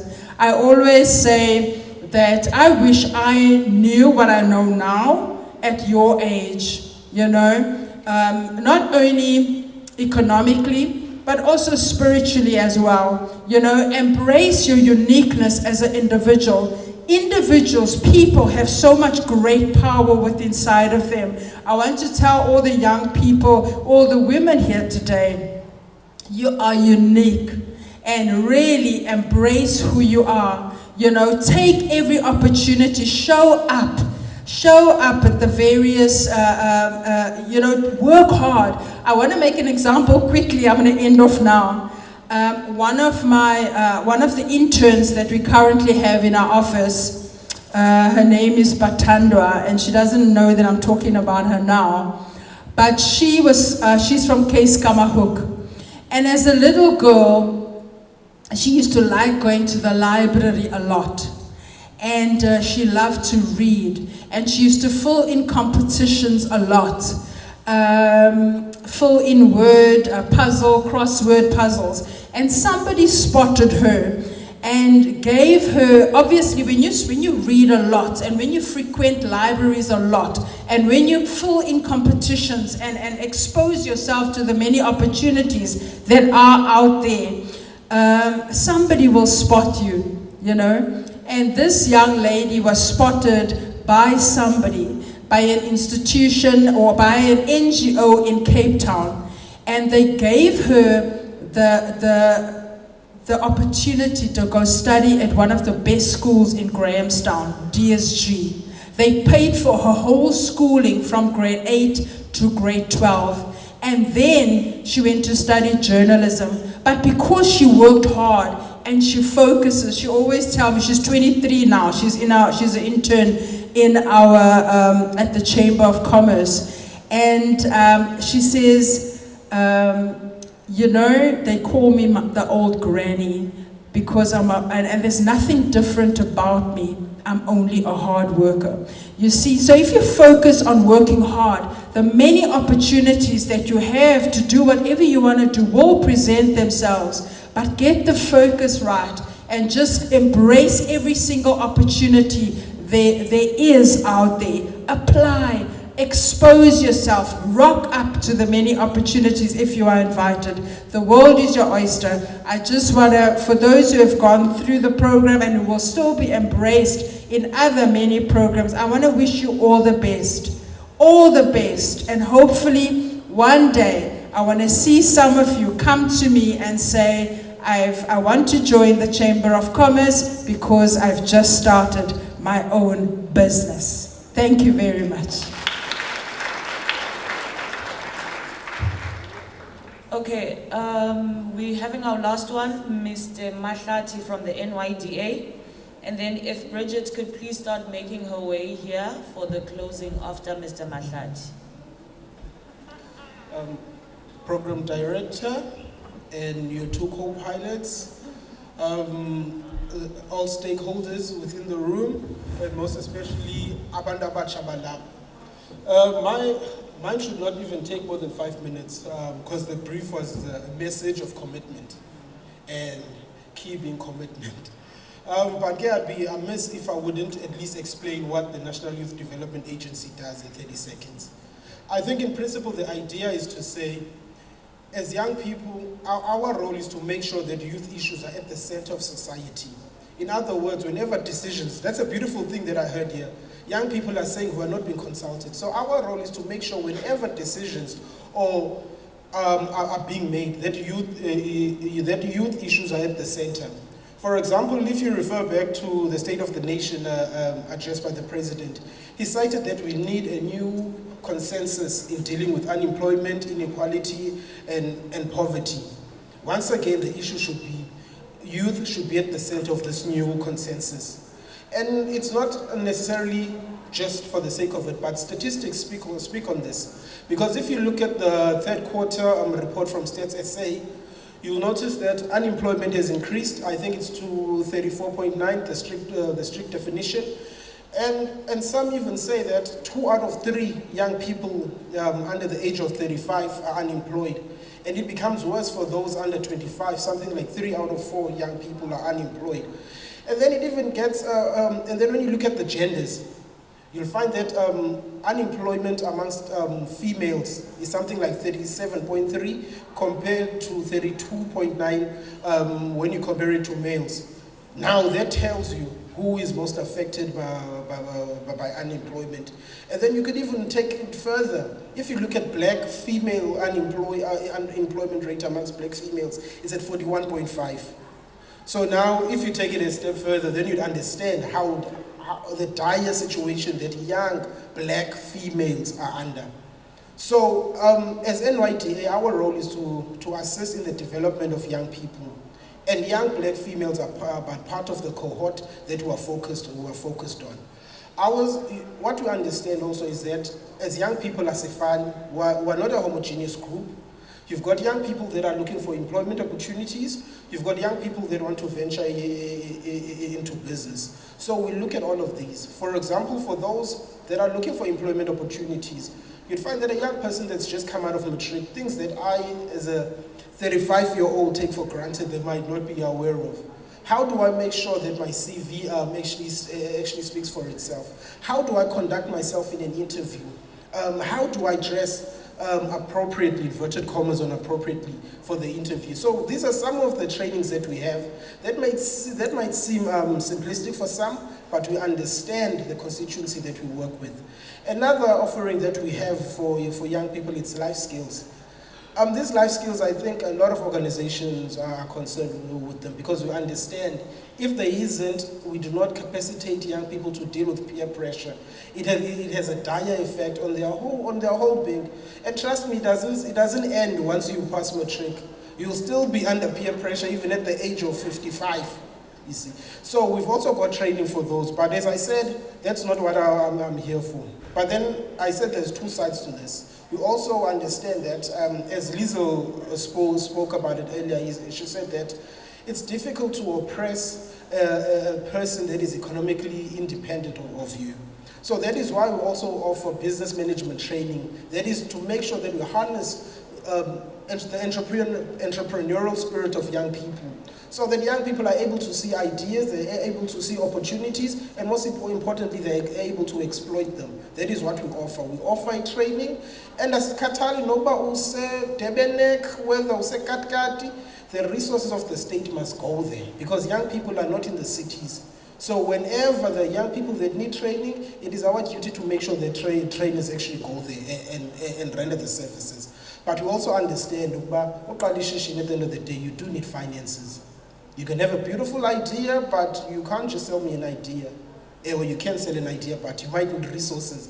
So in essence, we also have a grant program where we are able to fund young people, business, anything from 1,000 Rand up to 250,000. And it's a grant. It's a grant not because we are saying, but we understand the impact that a successful business would have, not just on the young person, but their broader family.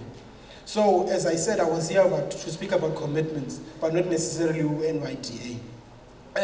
I think our commitment would go as far as saying, on a year, on average, we do about, say, 1,500 job preparedness trainings for, and then for life skills, we probably do training for around about 1.2 young people. That's only in the Buffalo City and in the Amatole region.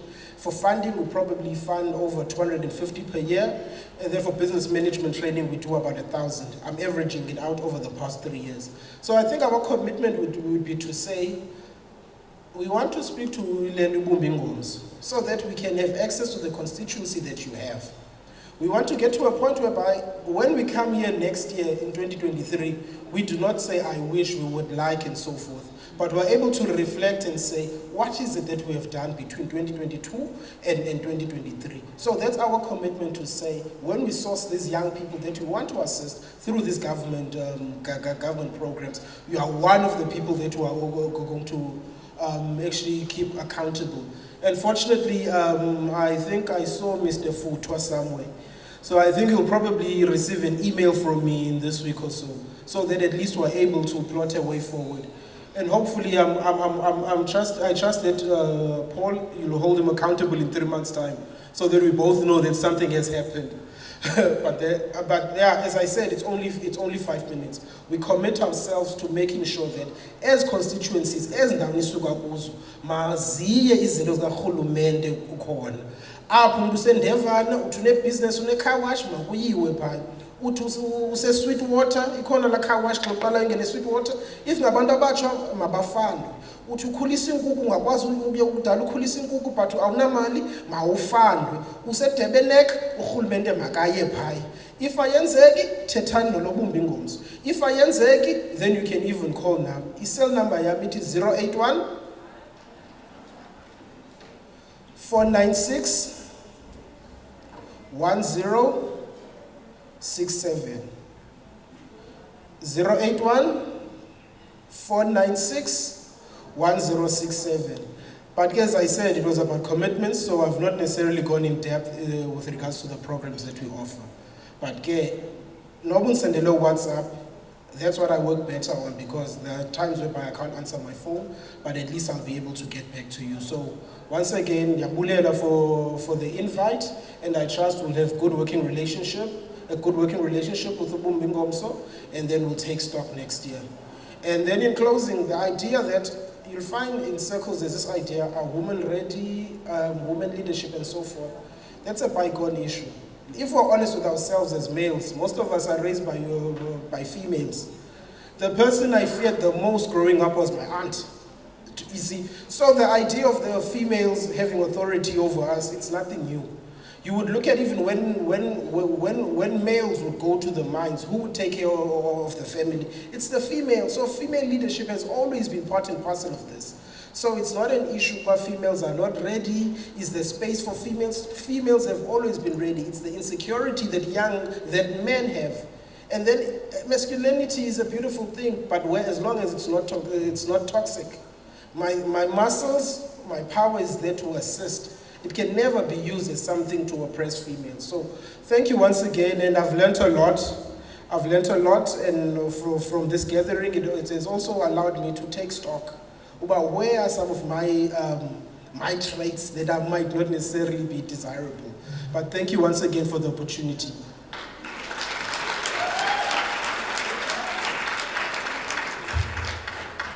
Ms. Bridget Hannah, a round of applause.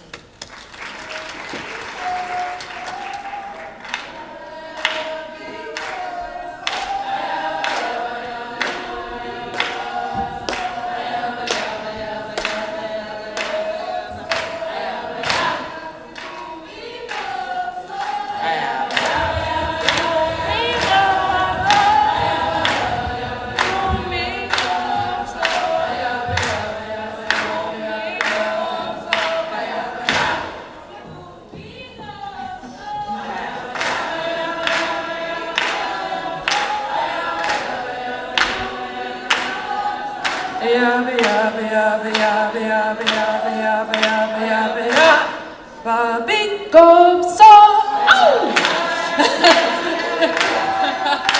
We'll end on it too.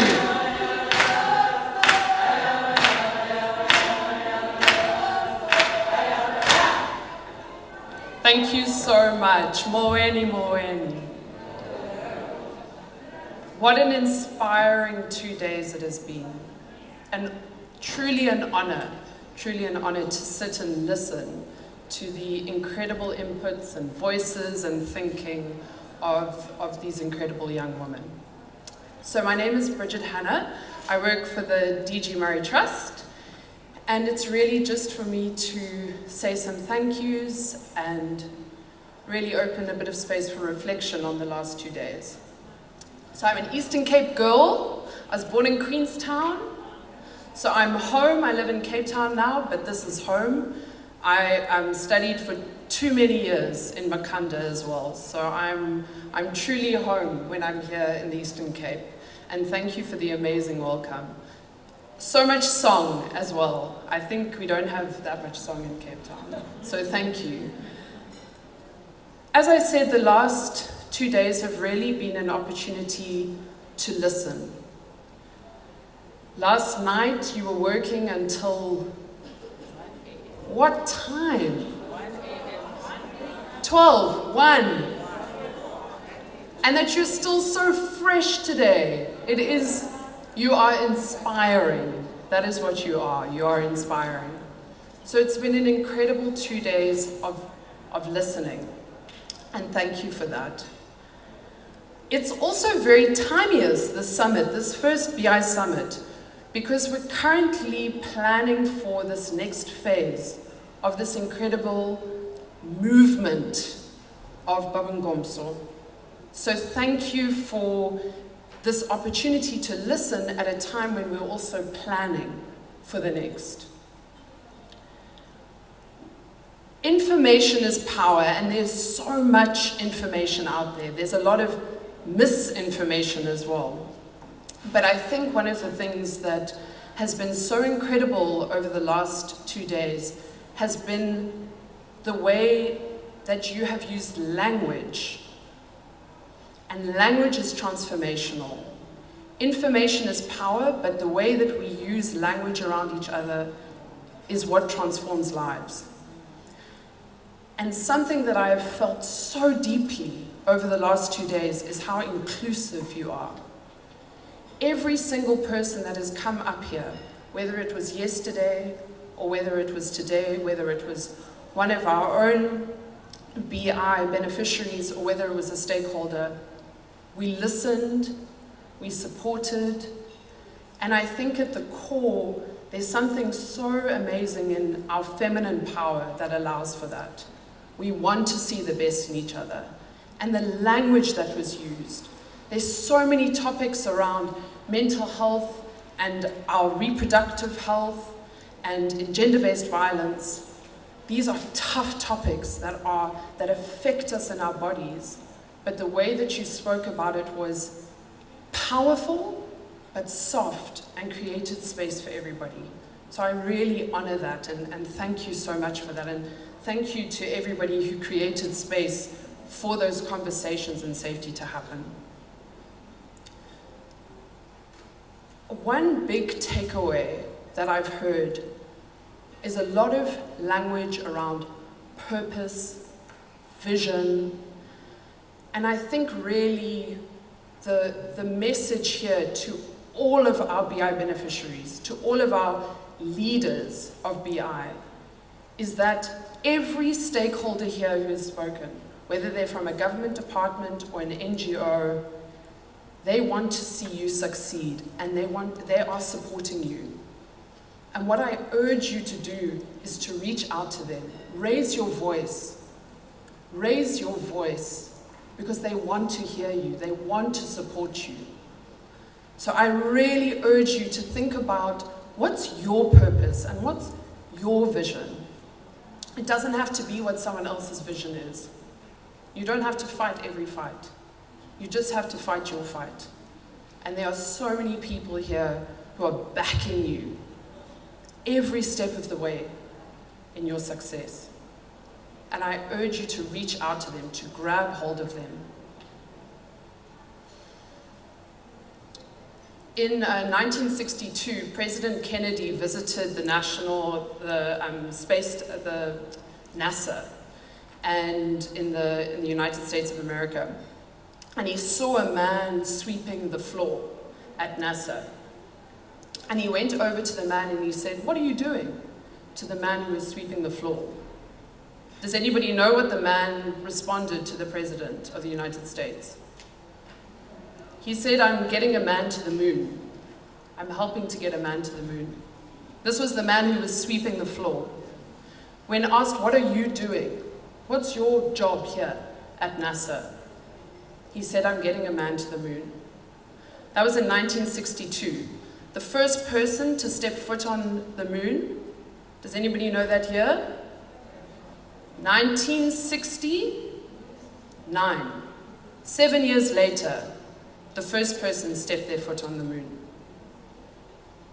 It takes commitment, it takes time, it takes every single person doing their little bit to get the person to the moon, to make a successful woman, a successful man, a successful country, a successful world. And I think really in closing and in thanking, it's every single person that came together here today to help get you to your personal moon, wherever you are going. Whether it be the person who was cleaning the bathrooms today, or whether it be the person who created our snacks, poured the coffee, because coffee is important when it's a long 2 days and you only went to bed at 1 a.m. It's the person who has helped us with the videos. It's the person who made the mics work. It's the people running around. It's every single person. We are all here to support you and the many other women that you represent. So a few thank yous, apart from all those people that we might not even see, are the Office of the Exec Mayor. I know the councillor had to leave earlier, but I think it was really very special to be able to have the event opened